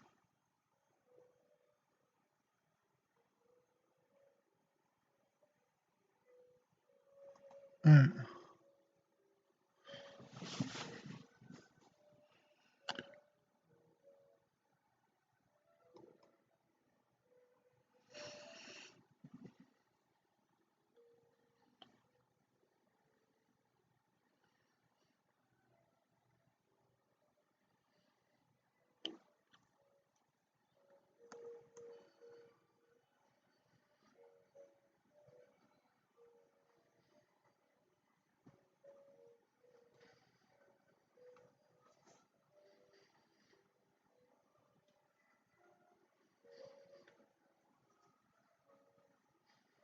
Hey, what is going on, everybody? This is Jack Scanlon. Sophie, thank you so much for having me on. I'm really excited to be here, guys. Give me a 1 in the chat box if you can hear me and see my screen. And we'll get rocking and rolling. Bobby, what's going on? Dana, Tauberly, Pat, Cynthia, Raheem, Robert, Sharon. Awesome, good deal. Linda, man, you guys are pumping them in. Good deal. Awesome, awesome. Where are you guys from this evening? Give me a little, where are you from in the chat box? Just curious where everybody's at tonight. I'm in East Coast of the United States in Massachusetts myself, India, Chicago, Atlanta, Torrington, Wyoming, Pennsylvania. Oh, Pakistan, Florida, Nashville, Northern California, wine country. Awesome. New Jersey. Good deal. We got people from all over the place. Whistler, that sounds nice. No. Awesome, awesome. Yep. Very good, guys. Well, hey, we got people from all over the place tonight. I am really excited to have you here. Again, my name's Jack Scanlon. Thank you so much, Sophie, for having me on the call tonight. I'm really excited about what I'm going to share with you guys on this workshop. Okay, I'm going to share with you how a broke nonprofit worker with literally zero online experience made his first $100 day online in 8 days with a simple 2-step e-commerce system. Now we're talking about net profit here, not gross revenue. $100 a day net profit, okay, in just 8 days with a simple system that I'm going to show you. And I'm really excited to share this stuff with you because as every single person on this call knows, there's a lot going on right now in our world, in our country, in our society. And let me tell you, I kind of want to set the stage here. What I'm going to share with you is what I believe to be the best direction moving forward, not only because it's working right now, but this is the direction that everything's going, okay? E-commerce is the direction that everything's going. Jeff Bezos just hired 100,000 people to work for Amazon. Right now, people are in their houses. They're ordering online more than ever. And as we shift, after, we get this thing under control and all that stuff, people are going to be shopping online more and more and more. So I believe what I'm going to share with you tonight is honestly the future.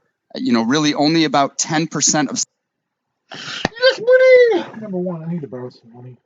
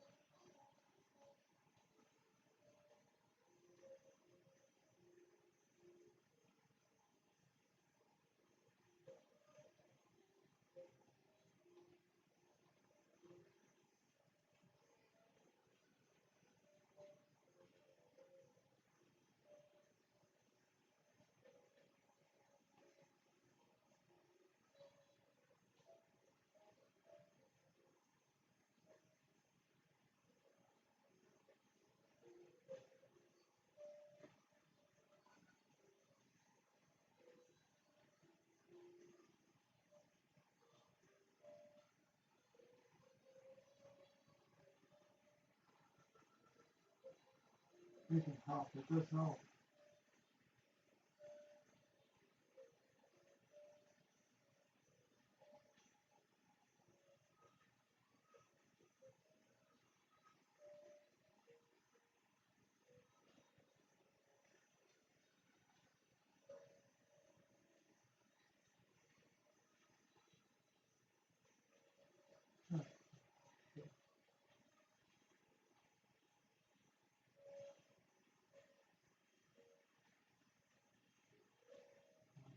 Good. Yeah.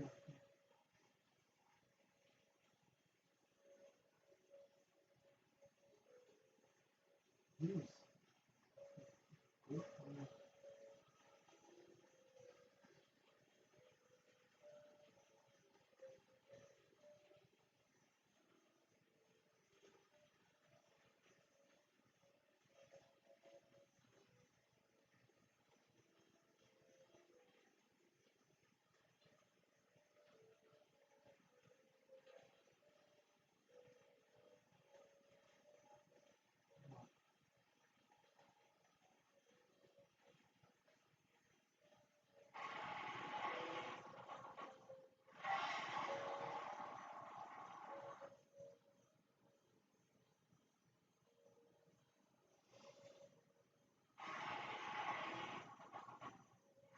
To ensure that federal courts will be able to administer fair and impartial justice during the pandemic. The following draft suggestions were developed in consultation with Congress and federal judiciary to help federal judges more consistently manage cases within their districts and protect the interests of justice during the national emergency.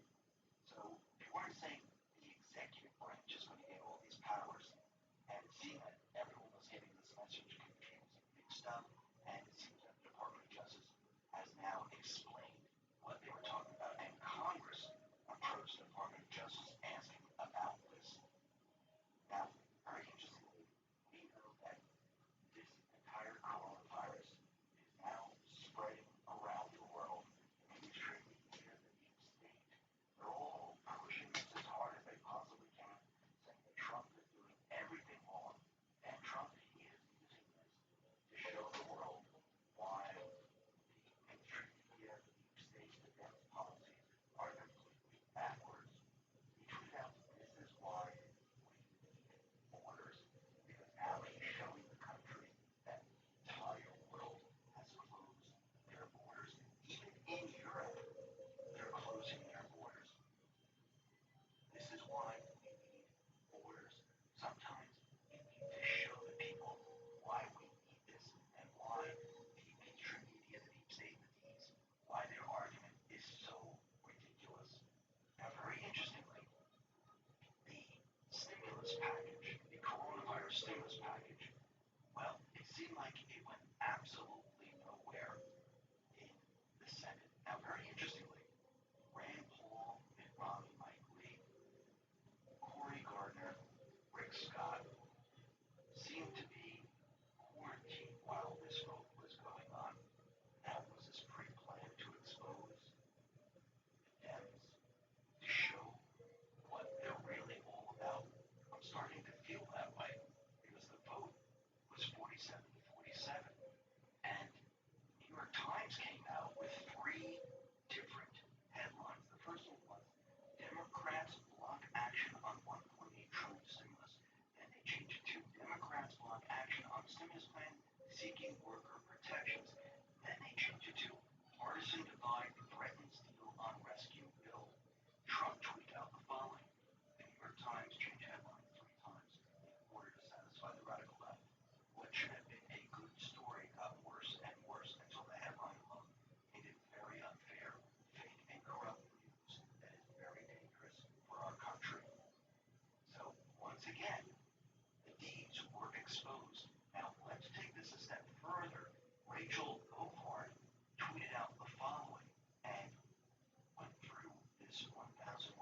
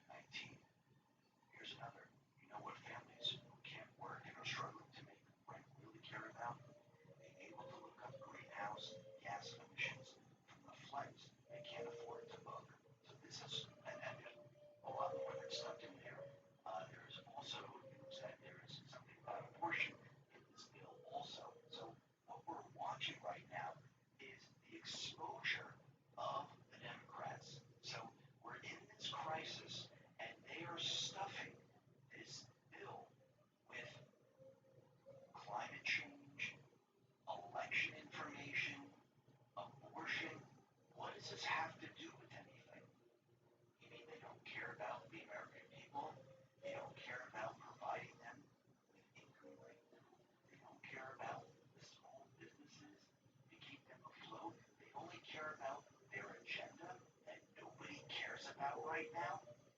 Think about it.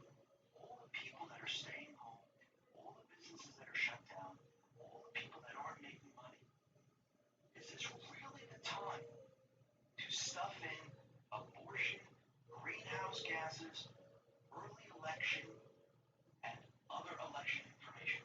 Is it really the time to do this? No, they're completely exposed. Now, Joe Biden, he came out and he decided to have his presser to counter everything that Trump is saying about the coronavirus. Now, it seems like his teleprompter might have gone down. He started to stumble. He waved his hand under the podium like he was a green screen. That was a fake background.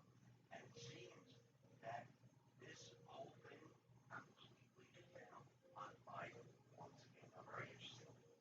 We know that Trump and his administration, they've been telling everyone about social distancing, about keeping very small crowds, about not going out and staying home.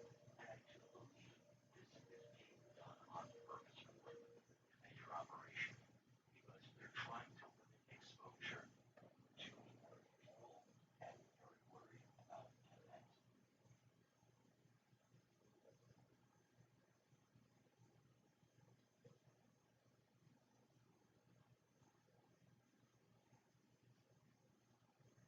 Now, Vance Camino, he continually puts this out there on his Twitter feed. He said it is absolutely critical that Americans continue to follow federal government guidelines about social distancing, non-essential travel, and hand washing. If you miss unseen entity COVID-19 requires the help and commitment of every single American. And I do believe that all of this is in preparation for the main operation. And we are getting a hint that there have already been operations going on while all of this was happening. Now, Trump, he announced that he has activated the National Guard in California, New York, and Washington. He said, I know this is a challenging time for all Americans. We are entering a great national trial. We are at war in a true sense. We're at war. This is very interesting the way he worded this. He said that he activated the National Guard under Title 32 status, allowing the Guard to remain under the control of the governor, but is paid for by the federal government. Now, FEMA Administrator Peter Gaynor came out and said, I want you to understand, this is not martial law. Now, if you look through Q's posts, Q really never mentions that we're going to be under martial law. And I believe that optics are very important. Why does the mainstream media keep pushing martial law? Why do certain corrupt politicians keep pushing martial law? Because this is exactly what they want. Remember, Trump is not following their plan. He's following his plan, the Patriots plan that they created a while ago. They're doing everything opposite of what the deep state wants. This is why they're screaming and yelling. This is why the agencies are continually repeating the message that there is no martial law. Countering the mainstream media. Remember, optics are very important.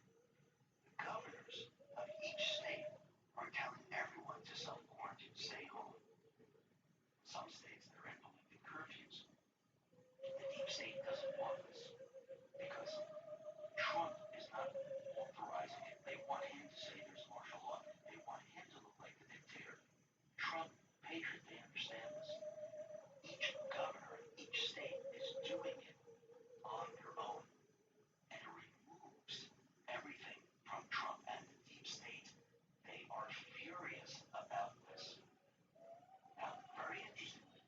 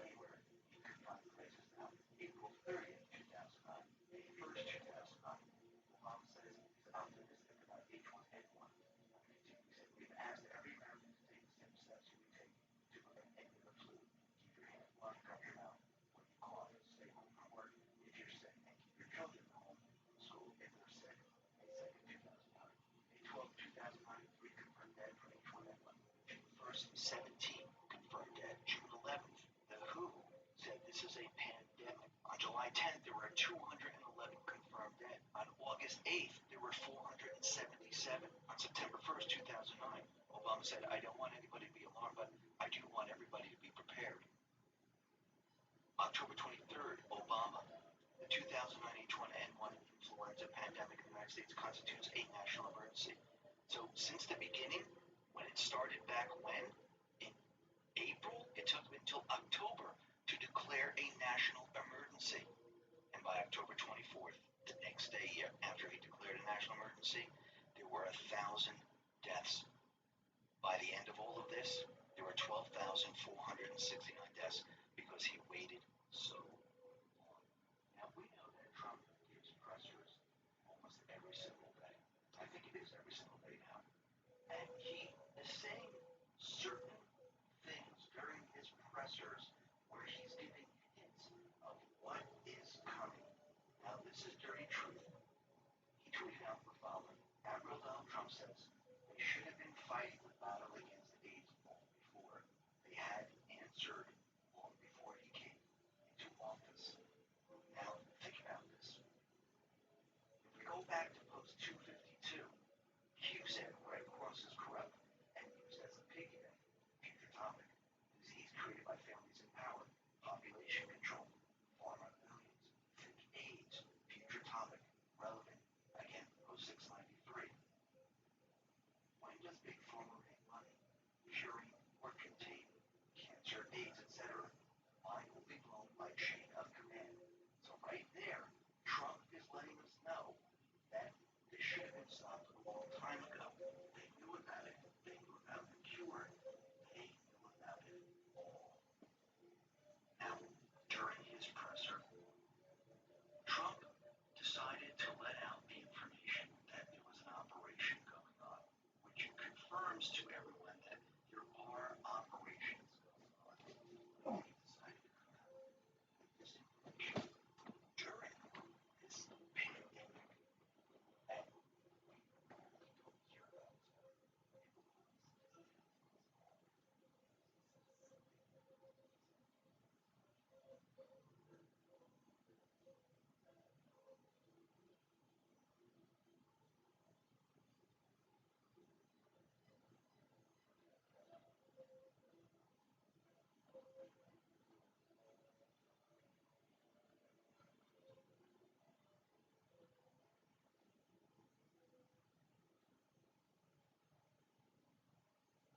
we really don't hear about it.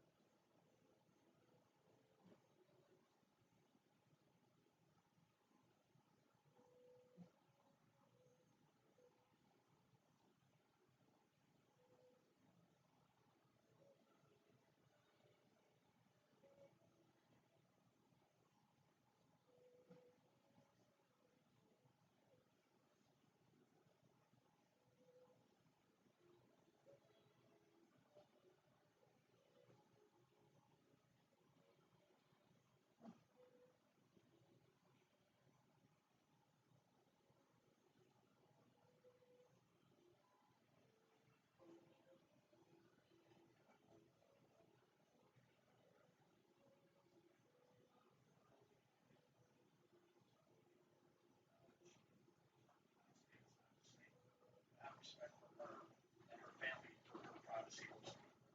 So once again, there is a reason why this information was brought out to the public. Now, are we going to find out why this was brought out to the public? I do believe so. Trump wouldn't have mentioned it unless there was a specific reason. And we know from Q's past posts about when the storm hits, there might be false flags. And we're starting to get an indication that the deep state might be planning something. And this is why Trump patriots have been telling him.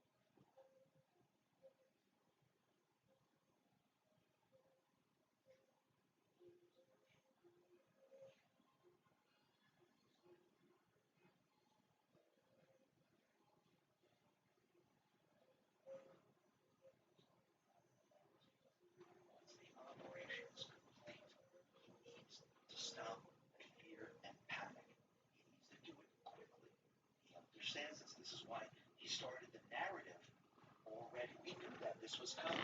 We knew there was going to be some type of cure to make everyone feel relieved. And he started the narrative. What is the mainstream media doing right now? They're countering this with everything they have. Now, he mentioned chloroquine, and we have the mainstream media coming out with stories saying if you take too much of it, it hurt you.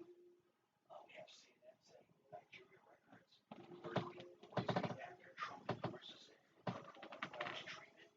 They're doing whatever they possibly can to counter.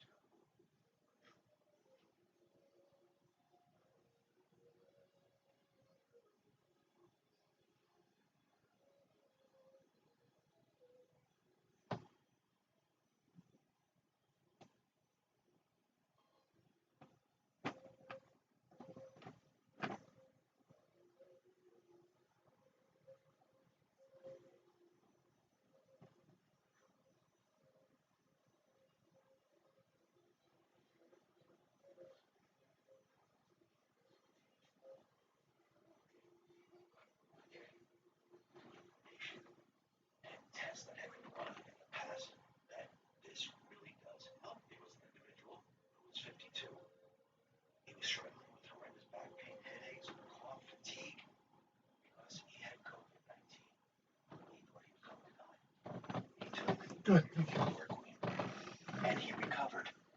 But again, the mainstream media, they're trying to push their agenda. And Trump tweeted out to confirm that the cure is on its way. He said, a great early result from a drug that will start tomorrow in New York and other places. COVID-19. Why New York? Optics are very important. Wasn't New York completely against Trump? Weren't they trying to get his tax information? Weren't they trying to set up separate laws about you have to produce your taxes if you want to run for president? That was smashed down by the Supreme Court. Weren't they trying to disbar Attorney General Barr? This is why I do believe Trump picked New York, because if they use this drug and they start to cure people, the entire country will be looking at this. Oh, look, he helped New York.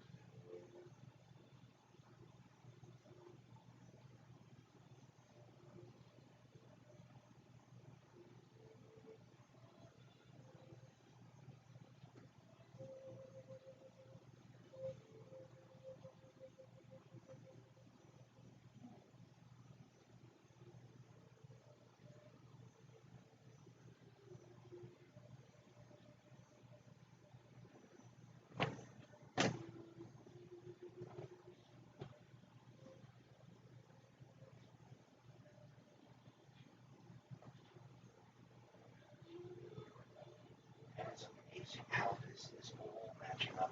And it seems that the past posts are telling a story of how this is being played out. If we look at post 3168, we go to the bottom, it says their only defense is to play dumb, shocked and surprised to avoid collusion claims. Nobody walks away from this. What is he talking about? Well, up top, it shows the mainstream media, Acosta, Rachel Maddow, and others. And it's showing that the mainstream media, all they're doing is pushing the agenda of the deep state. So let me continue with post 3169. This is March 23rd, 2019. We're witnessing the collapse of the largest pre-planned and coordinated propaganda in modern day history. Projection 1. And we had Governor Cuomo. He came out and he said, we are in the relative calm before the storm. I repeat, the calm before the storm. worse before it gets better. We are still in the relative calm before the storm. You're going to see the number of infections, the number of cases increase dramatically. Now, was this just a coincidence that he said he's not thinking about this? We've had the Prime Minister from Ireland talk about the storm. We have Xi Jinping telling us about the storm. And now we have Cuomo talking about the storm. And if we go back to post 3173, again, March 23rd, 2019, it says, calm before the storm. The deep state is no longer in control. What happens when the blockade threat is dismantled and removed? You will find out. Fire at will, Commander. And I do believe that the future does prove the past. Because if you really look, these past posts are laying out what is happening and are lining up perfectly with what is coming out from Cuomo, from the Prime Minister of Ireland, Xi Jinping, and the rest. So let's go to post 3174. It says, you may start your attack run. So each and every day, we get a little bit more of what is happening. So I do believe the surge of the storm is about to hit. And this is why Cuomo put this out there. And what's very interesting is he said this is going to get a lot worse before it gets better. But if you look at all the graphs, the amount of people who have been infected, people dying, seems to be going the other way right now. But they keep saying it's going to get a lot worse. Now, the question is, a lot worse for who? For the everyday person or for other individuals? Because we do have a lot of elite, a lot of Hollywood actors and actresses that seem very confused about all of this, passing messages back and forth. Now, these individuals who are wealthy, many of them live on estates, they have the ability to do quite a bit. They have a staff, they can go out, they have estates, they can do all these things. But they seem to be acting very strange and sending messages back and forth. They seem very depressed, and it seems like something else is going on. And I do believe that this is all part of the storm. Now, Trump, he tweeted out the following: we cannot let the cure be worse than the problem itself. At the end of the 15-day period, we will make a decision as to which way we want to go. Letting us know, and I believe that the end of the 15th day is March 31st. So we have an operation going on because Trump confirmed with this rescue of this individual that there is an operation. I do believe there's other operations happening at the same time. He's letting us know that we're going to reevaluate and we're going to be on a different path after the 15 days. So we still have some time here that things are going to get a little crazy. In the mainstream media, the corrupt politicians, they're going to push their agenda as hard as they possibly can. Now, very interestingly, we have the U.S. Army out there tweeting, when the sun goes down, our best is ready to stand watch. We also have the U.S. Navy. Time to take care of business, shipmates. Does this mean that operators are ready to go? That the storm surge is about to hit? Could be. And as we look at other days and other posts, the story is being laid out for us. And the elite, the Hollywood actors and actresses, the mainstream media, they seem very confused on what is going on. Why Trump is not following the advice of certain people. Why he's doing something completely opposite. And this is why they're getting very angry. This is why they're out there saying that his pressers need to be taken down, that he's not following what he's supposed to follow from these individuals. He's doing the complete opposite because the Patriots' plan is different than their plan. The Patriots' plan is to go after these individuals. They have certain operations that they have to complete. This is not about the coronavirus. This is something completely different.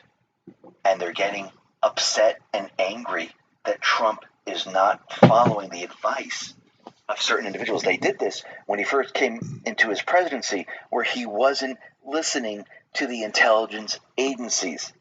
They already had a plan. And the deep state, the mainstream media, they don't know what to do with this. Hollywood doesn't know what to do with this. And I believe they're all caught up in this. And yes, it's going to get a lot worse before it gets better, because I do believe the patriots are coming after all of them. Listen, everyone, thanks a lot for listening. Be well, be safe, and especially be prepared. Thanks a lot.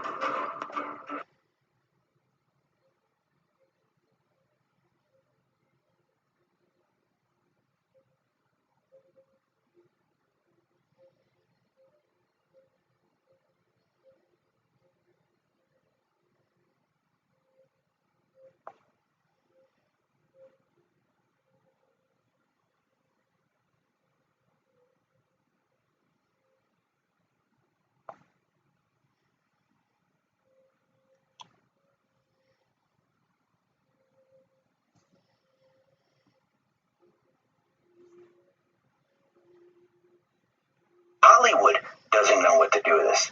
And I believe they're all caught up in this. And yes, it's going to get a lot worse before it gets better, because I do believe the patriots are coming after all of them.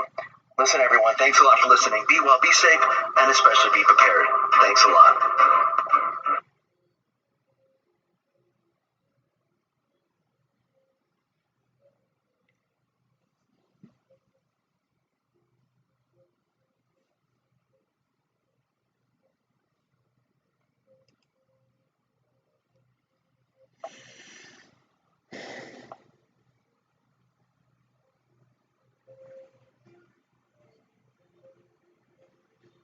What do you want?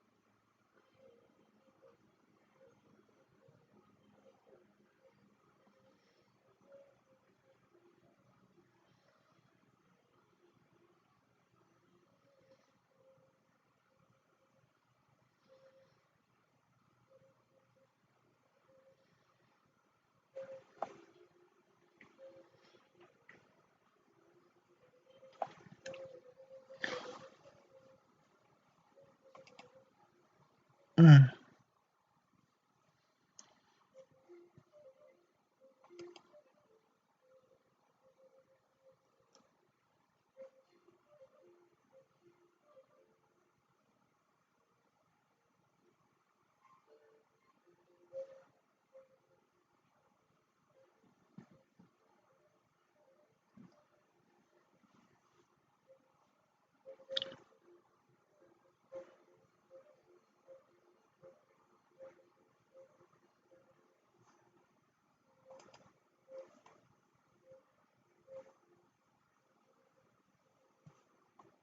Yeah, it's cool.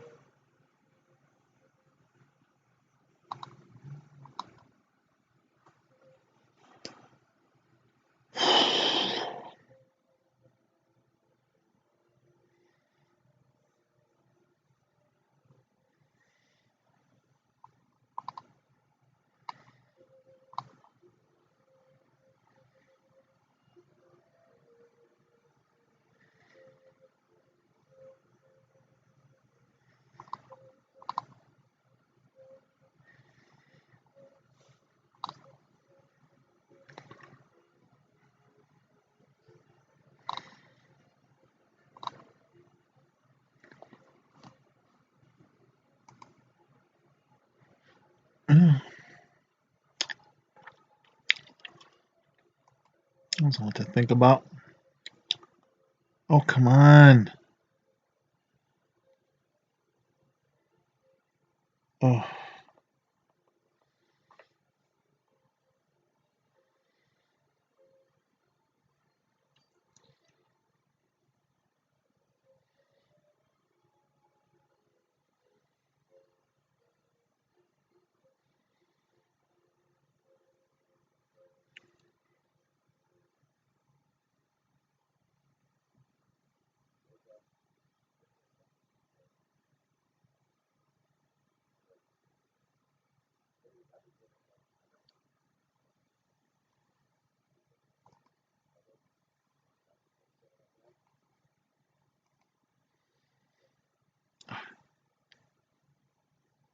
Good, thank you.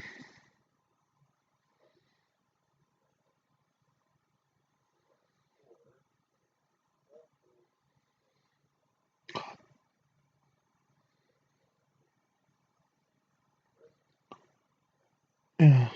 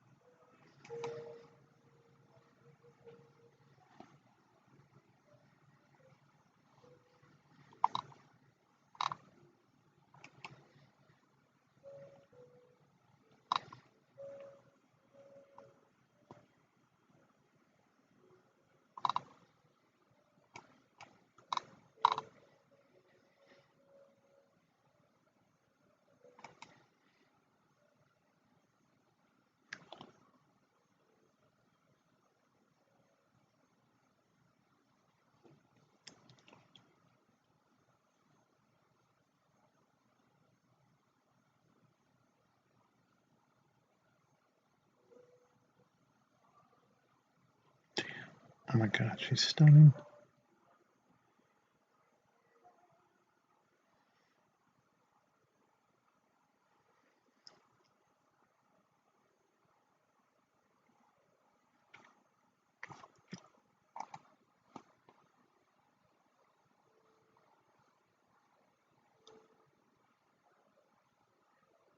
Oh, come on.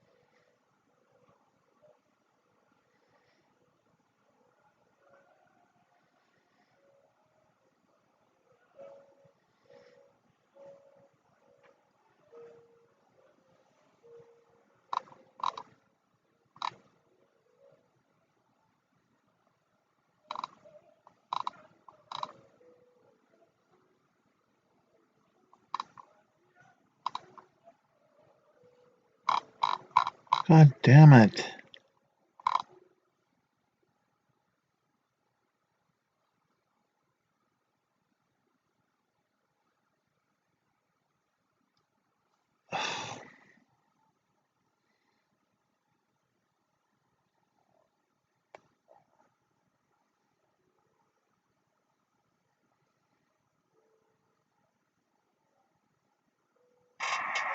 Tom Brady officially is a Tampa Bay Buccaneer.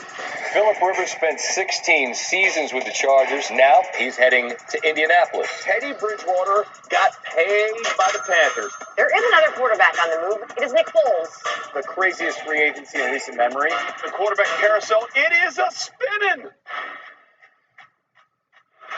Quarterback move on Monday.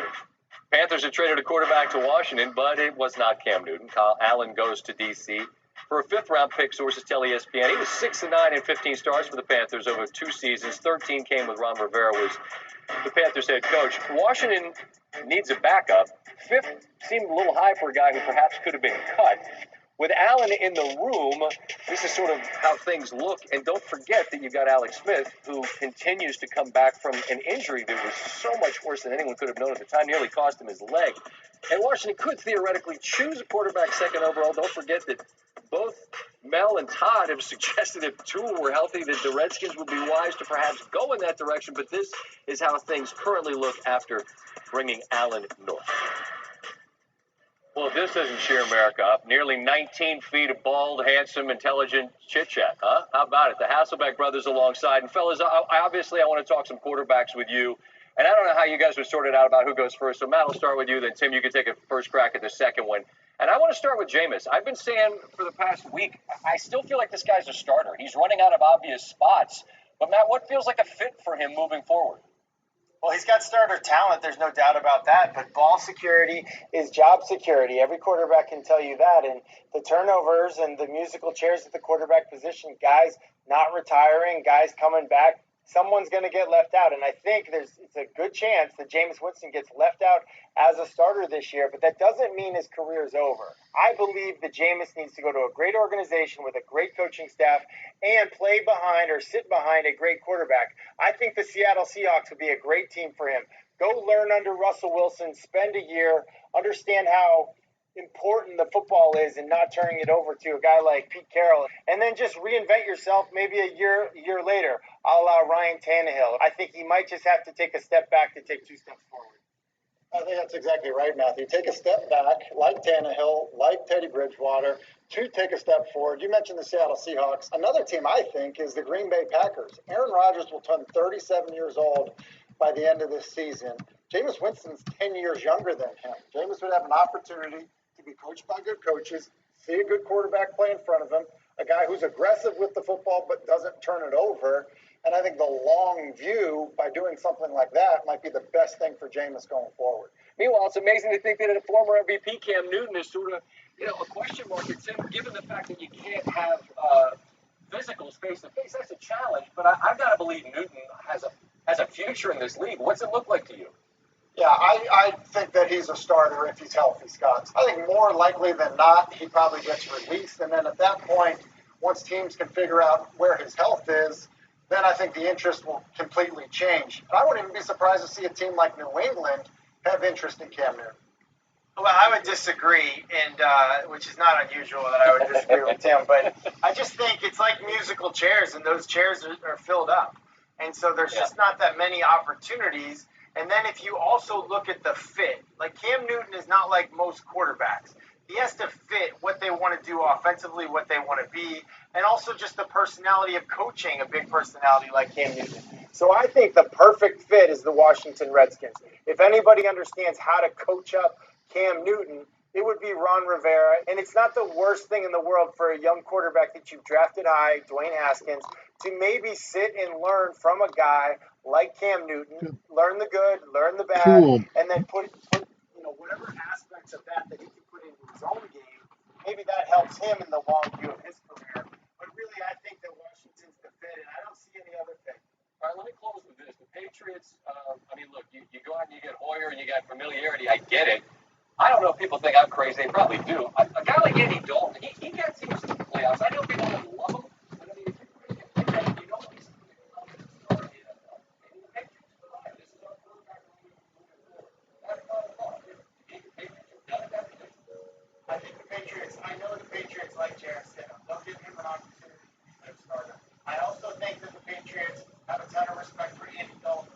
If he wasn't under contract, if he was a free agent, and if he wasn't due $17-point-something billion this year, then he would be in New England. But those two factors are a little bit of an obstacle right now. But I would just call him a speed bump at this moment. I think it's a legitimate, Stidham's a legitimate candidate to be starting quarterback. Let's just get ourselves in terms of let's just get started in positions today. What makes you earn it? You think that you're going to have Jarrett Stidham only compete with a guy that they've done twice, Brian Hoyer. I don't think that's how it is going to go about it. So if other quarterbacks are available, whether it's Andy Dalton or whether it's Cam Newton, then I think if you can sign those guys to come in and compete, I think even if Stidham beats them out, at least you are still doing things the Patriot way, doing it that way, rather than just handing the job to Jarrett Stidham because you drafted him in the 4th round a year ago. All right, boys, appreciate the distraction of the conversation. Stay safe, you and your families, and everybody in your communities as well, until we talk again, all right? Without a college degree, I was just fighting an uphill battle. I found Google's IT support.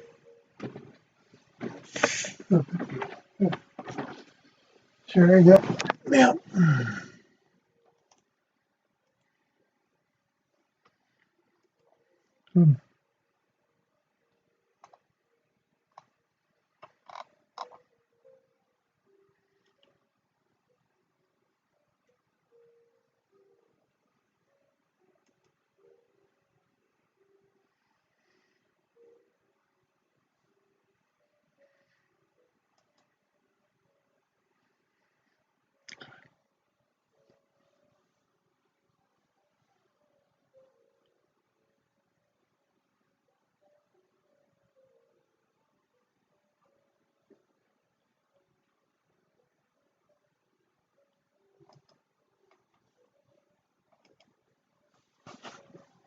Sales happen online right now.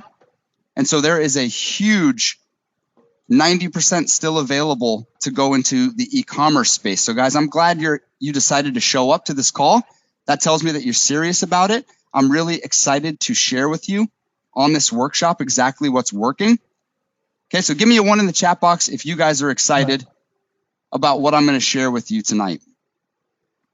Awesome. Robert, Amanda, KJ, Raheem, Tom, Cynthia, Bobby, awesome. You guys are excited. Hey, listen, grab a pen and a paper to take some notes, okay? And please pay attention. We're going to go over a lot of stuff here. I want to make sure that you guys get this, okay? So please grab a pen and a paper right now. Shut off all of the other distractions. Put your phone away.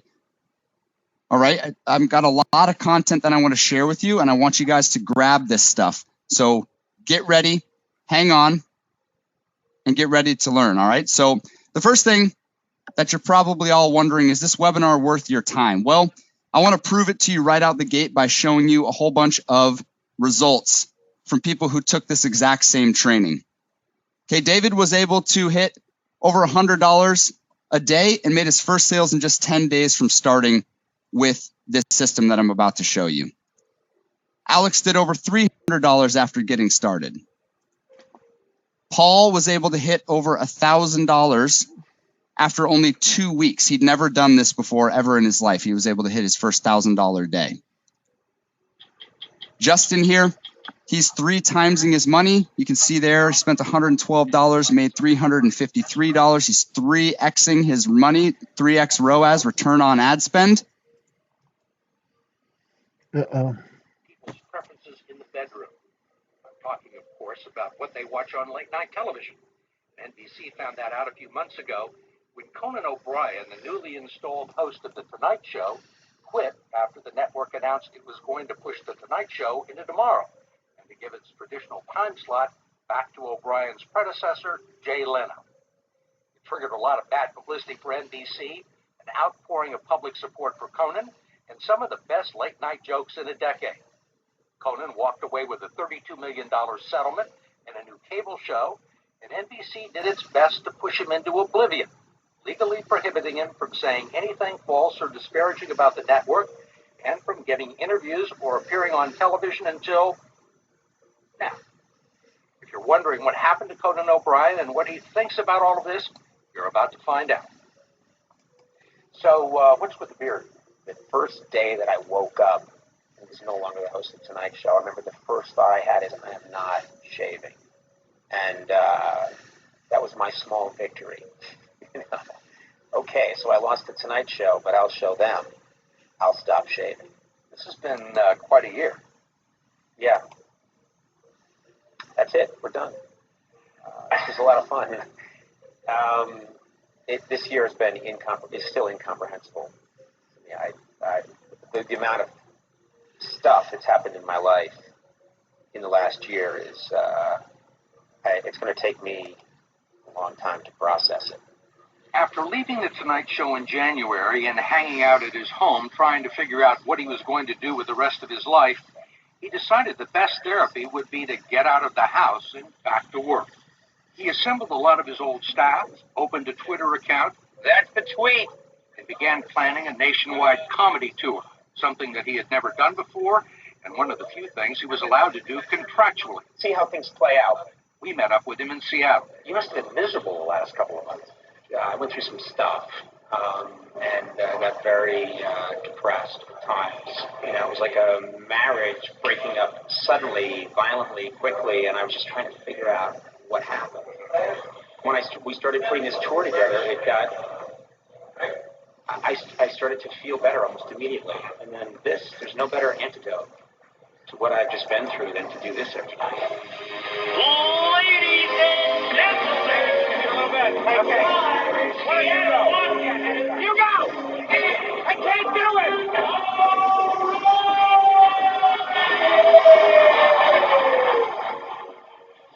You know, doing this tour, though, this is a huge milestone for me. This is the first time anybody has ever paid to see me. Can you believe that? Yeah. Oh, they paid to make me go away. On the road again. The legally prohibited from being funny on television tour has boosted his confidence, kept him relevant, and provided an outlet for him to explore his anger, disappointment, and anxiety with mostly self-deprecating humor. My own show again. I just can't wait to have my own show again. I'd even take a primetime show that's on at 10. Anything to have my own show again. After 40 performances in 32 cities in the U.S. and Canada, the tour will wind up next month at Radio City Music Hall in New York, right next door to NBC's corporate headquarters, where this whole late-night fiasco was cooked up. I just want to say I couldn't be happier. You were the only choice. You were the perfect choice. You have been an absolute gentleman in private, in the press. I agree. Conan rocks. Good luck next week, my friend. Jay, thank you for everything. Less than 1 year after Jay Leno handed The Tonight Show off to Conan O'Brien, NBC decided to cancel Leno's disastrous primetime show and move him back into his old time period at 11:35 Eastern. Conan's Tonight Show, which was losing badly in the ratings to David Letterman, was to be bumped back to 12:05 the next morning. Was it in the back of your mind that, look, if I don't do that well, they could just pop Leno back in? I'm a paranoid person. And I think I'm the kind of person that can come up with lots of negative scenarios. But I remember thinking that seemed like that was a stretch, even for me. What followed were some unpleasant discussions with NBC's West Coast brass. It just felt like the tone went very quickly from take your time, we understand this is a tough decision, to,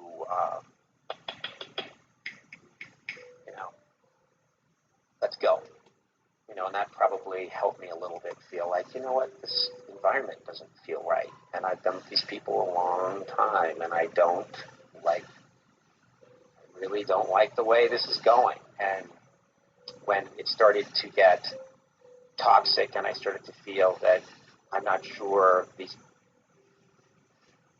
people even really want me here, let's just, I can't do it. Do you think they wanted you to leave? Yeah, that's crossed my mind. I don't know how thought out this whole thing was, but if they wanted me to leave, it worked. Really hard for him. It was watching someone's heart get broken. Liza O'Brien, Conan's wife, was one of his main confidants and closest advisors during the debacle. Did you approve of everything that he did? 100%. Yeah. You thought he should have left? Absolutely. What do you think of the way he was treated by NBC? From my perspective, it felt like they never really gave him the job. That they said, we're going to give you this job in 5 years, and they kept him with the company, and he said, I won't go anywhere else, and I'll keep working for you, and I'm in it for the long haul, and it felt like they share with you a proven strategy. And that was too bad. It was a shame, because it would have been great to see what he could have done if he had their full support and had some more time. You've got this non-disparagement agreement. Do you have a copy? Because I haven't read it in a while. I have a copy somewhere in my bag. I keep one in my wallet. You do? Funny. Anytime people come up to me, hey, so what's the deal with Jay Leno? Hold on a second. He's a fine and good man. Here we go. Put that away. Can I assume that this interview would take a different tenor if that agreement did not exist? No, I don't think it would. Biggest thing people come up and say to me, gas stations and restaurants, I have so many people say this to me. Hey, partner, you got screwed. I always tell them, no, I didn't. I didn't get screwed. I'm fine. It didn't work out. Well, you did get screwed. You think I got screwed? Well, I think most people think you got screwed. I mean, Jay Leno thinks you got screwed. Jay Leno thinks he got screwed. Cut it. Like that part to me.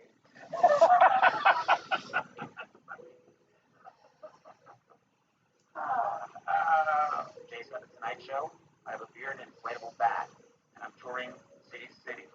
Who can say who won in the car? I'm laughing because crying would be sad. Has Jay reached out to you? No. No call. No, I do not think I'll be hearing from him. We should get him in here. Is he gonna be a surprise walk on? Okay. But he'd call if you know his number. I'm sure he'd come over. He may have caller ID. He won't pick up. I think Leno would say, look, I was riding high. I was number one, and I was still number one when I left, and Conan made this deal with NBC, and NBC said, okay, Jay, we're going to take you off the air in 5 years, regardless of whether you're number one or number two or what. I think he felt like he was forced out by NBC at a time when he was a strong number one and was pushed out the door. Mm-hmm. Mm-hmm. That's his argument. It's hard for me to get inside his head and argue his side of this whole thing. Here's what I can say. I'm happy with my decision. I sleep well at night. And, she's pretty. I hope he's happy with his decision. Do you think that Jay lobbied for this? I don't know, but what I know is what happened, which is that he went and took that show back. Do you believe he acted honorably during all of this? I don't think I can answer that. I don't think.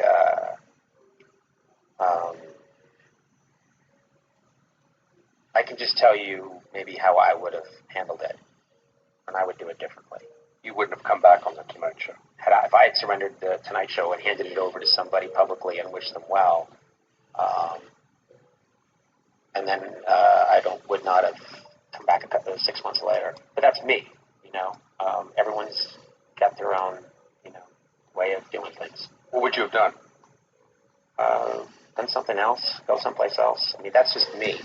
He is equally disappointed with NBC, the company where he worked most of his adult life, and with NBC Universal Chief Jeff Zucker, who he has known since they were classmates at Harvard.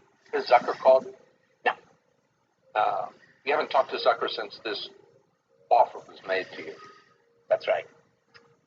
At some point, I'm sure I'm going to bump into these people, and, I'm not sure we're going to have our arms around each other, drinking beer and singing old Irish fight songs, because I don't think they know any. But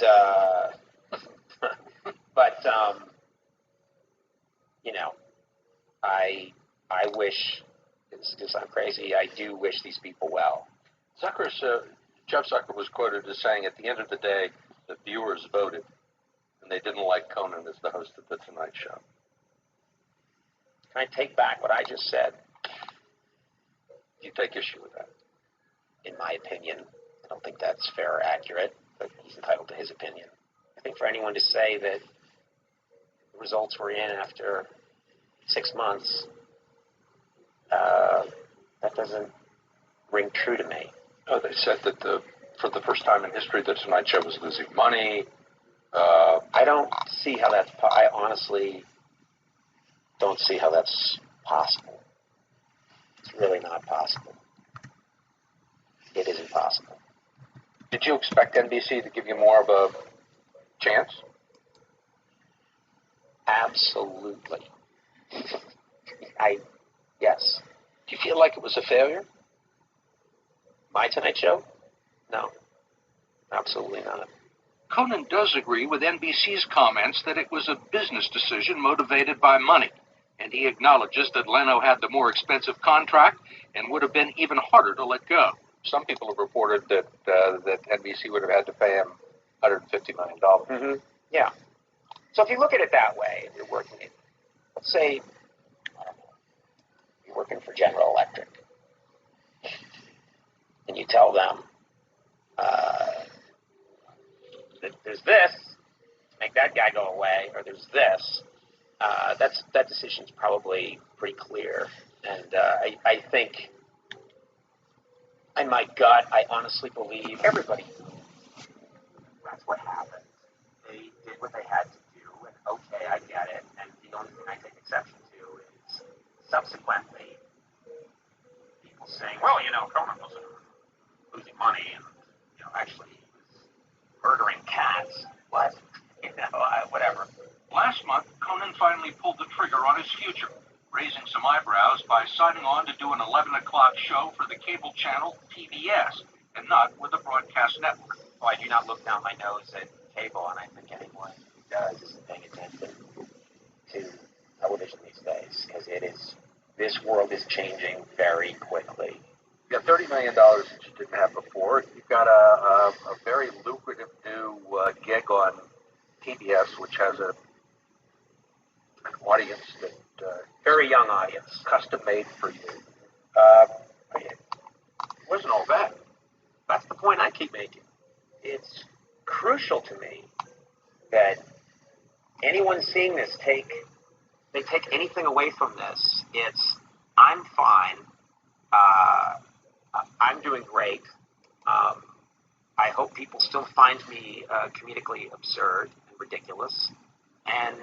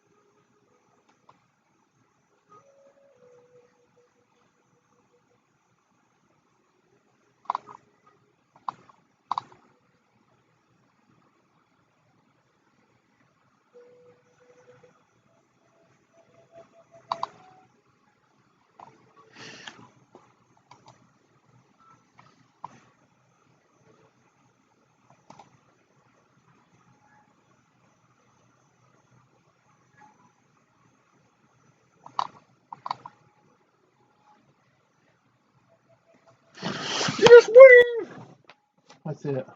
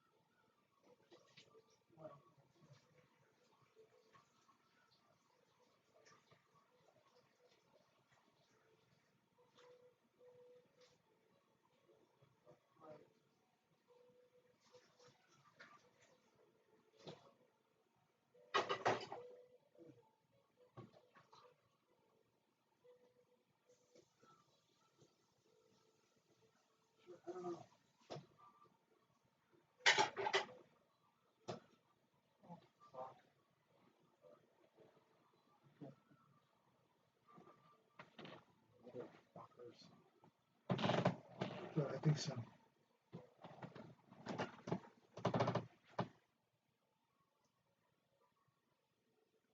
Ugh.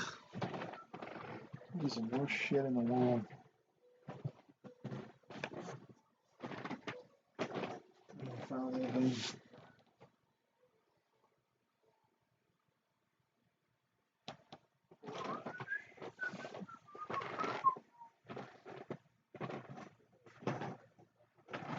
Ooh.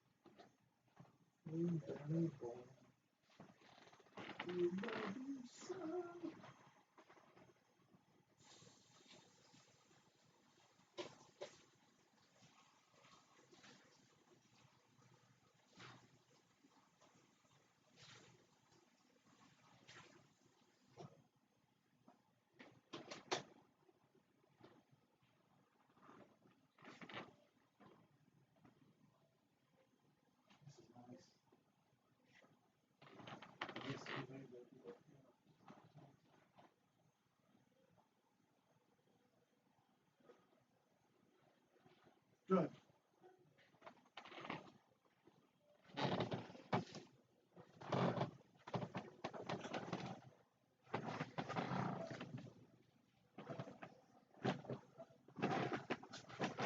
Look, we're ahead of the curve already, so.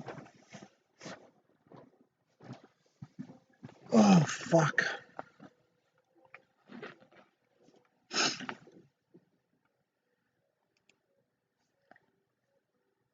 That's cool.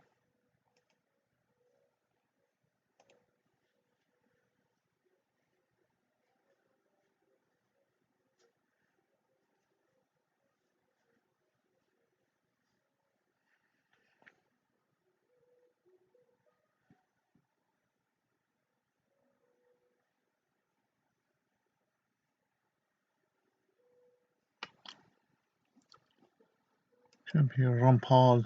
Good, thank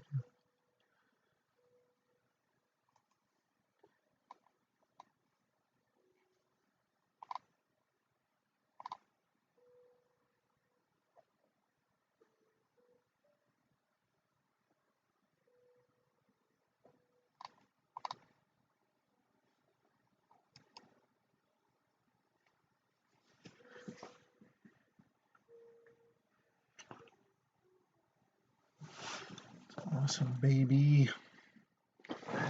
Yeah.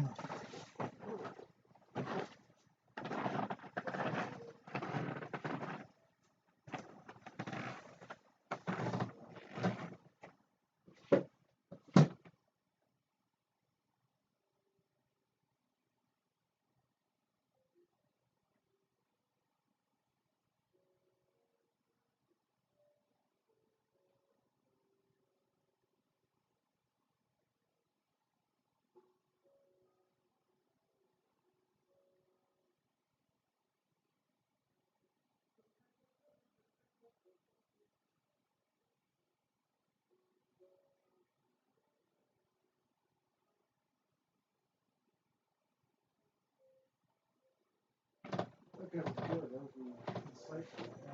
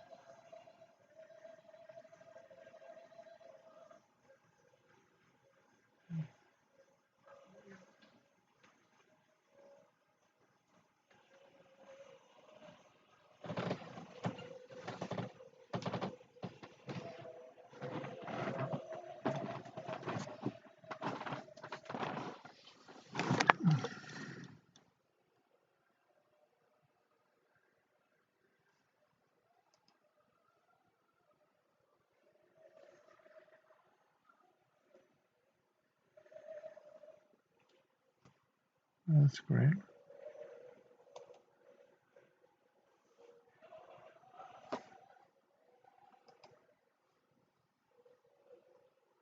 What the fuck?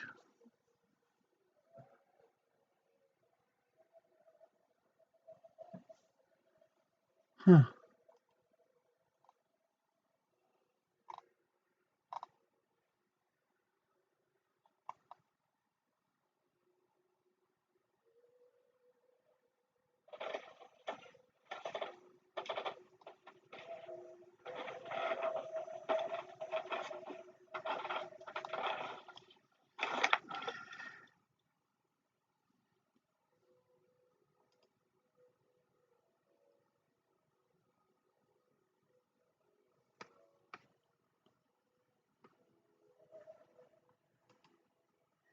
That's great.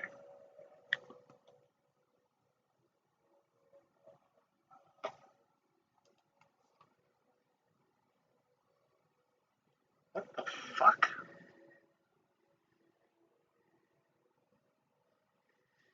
Oh. Huh.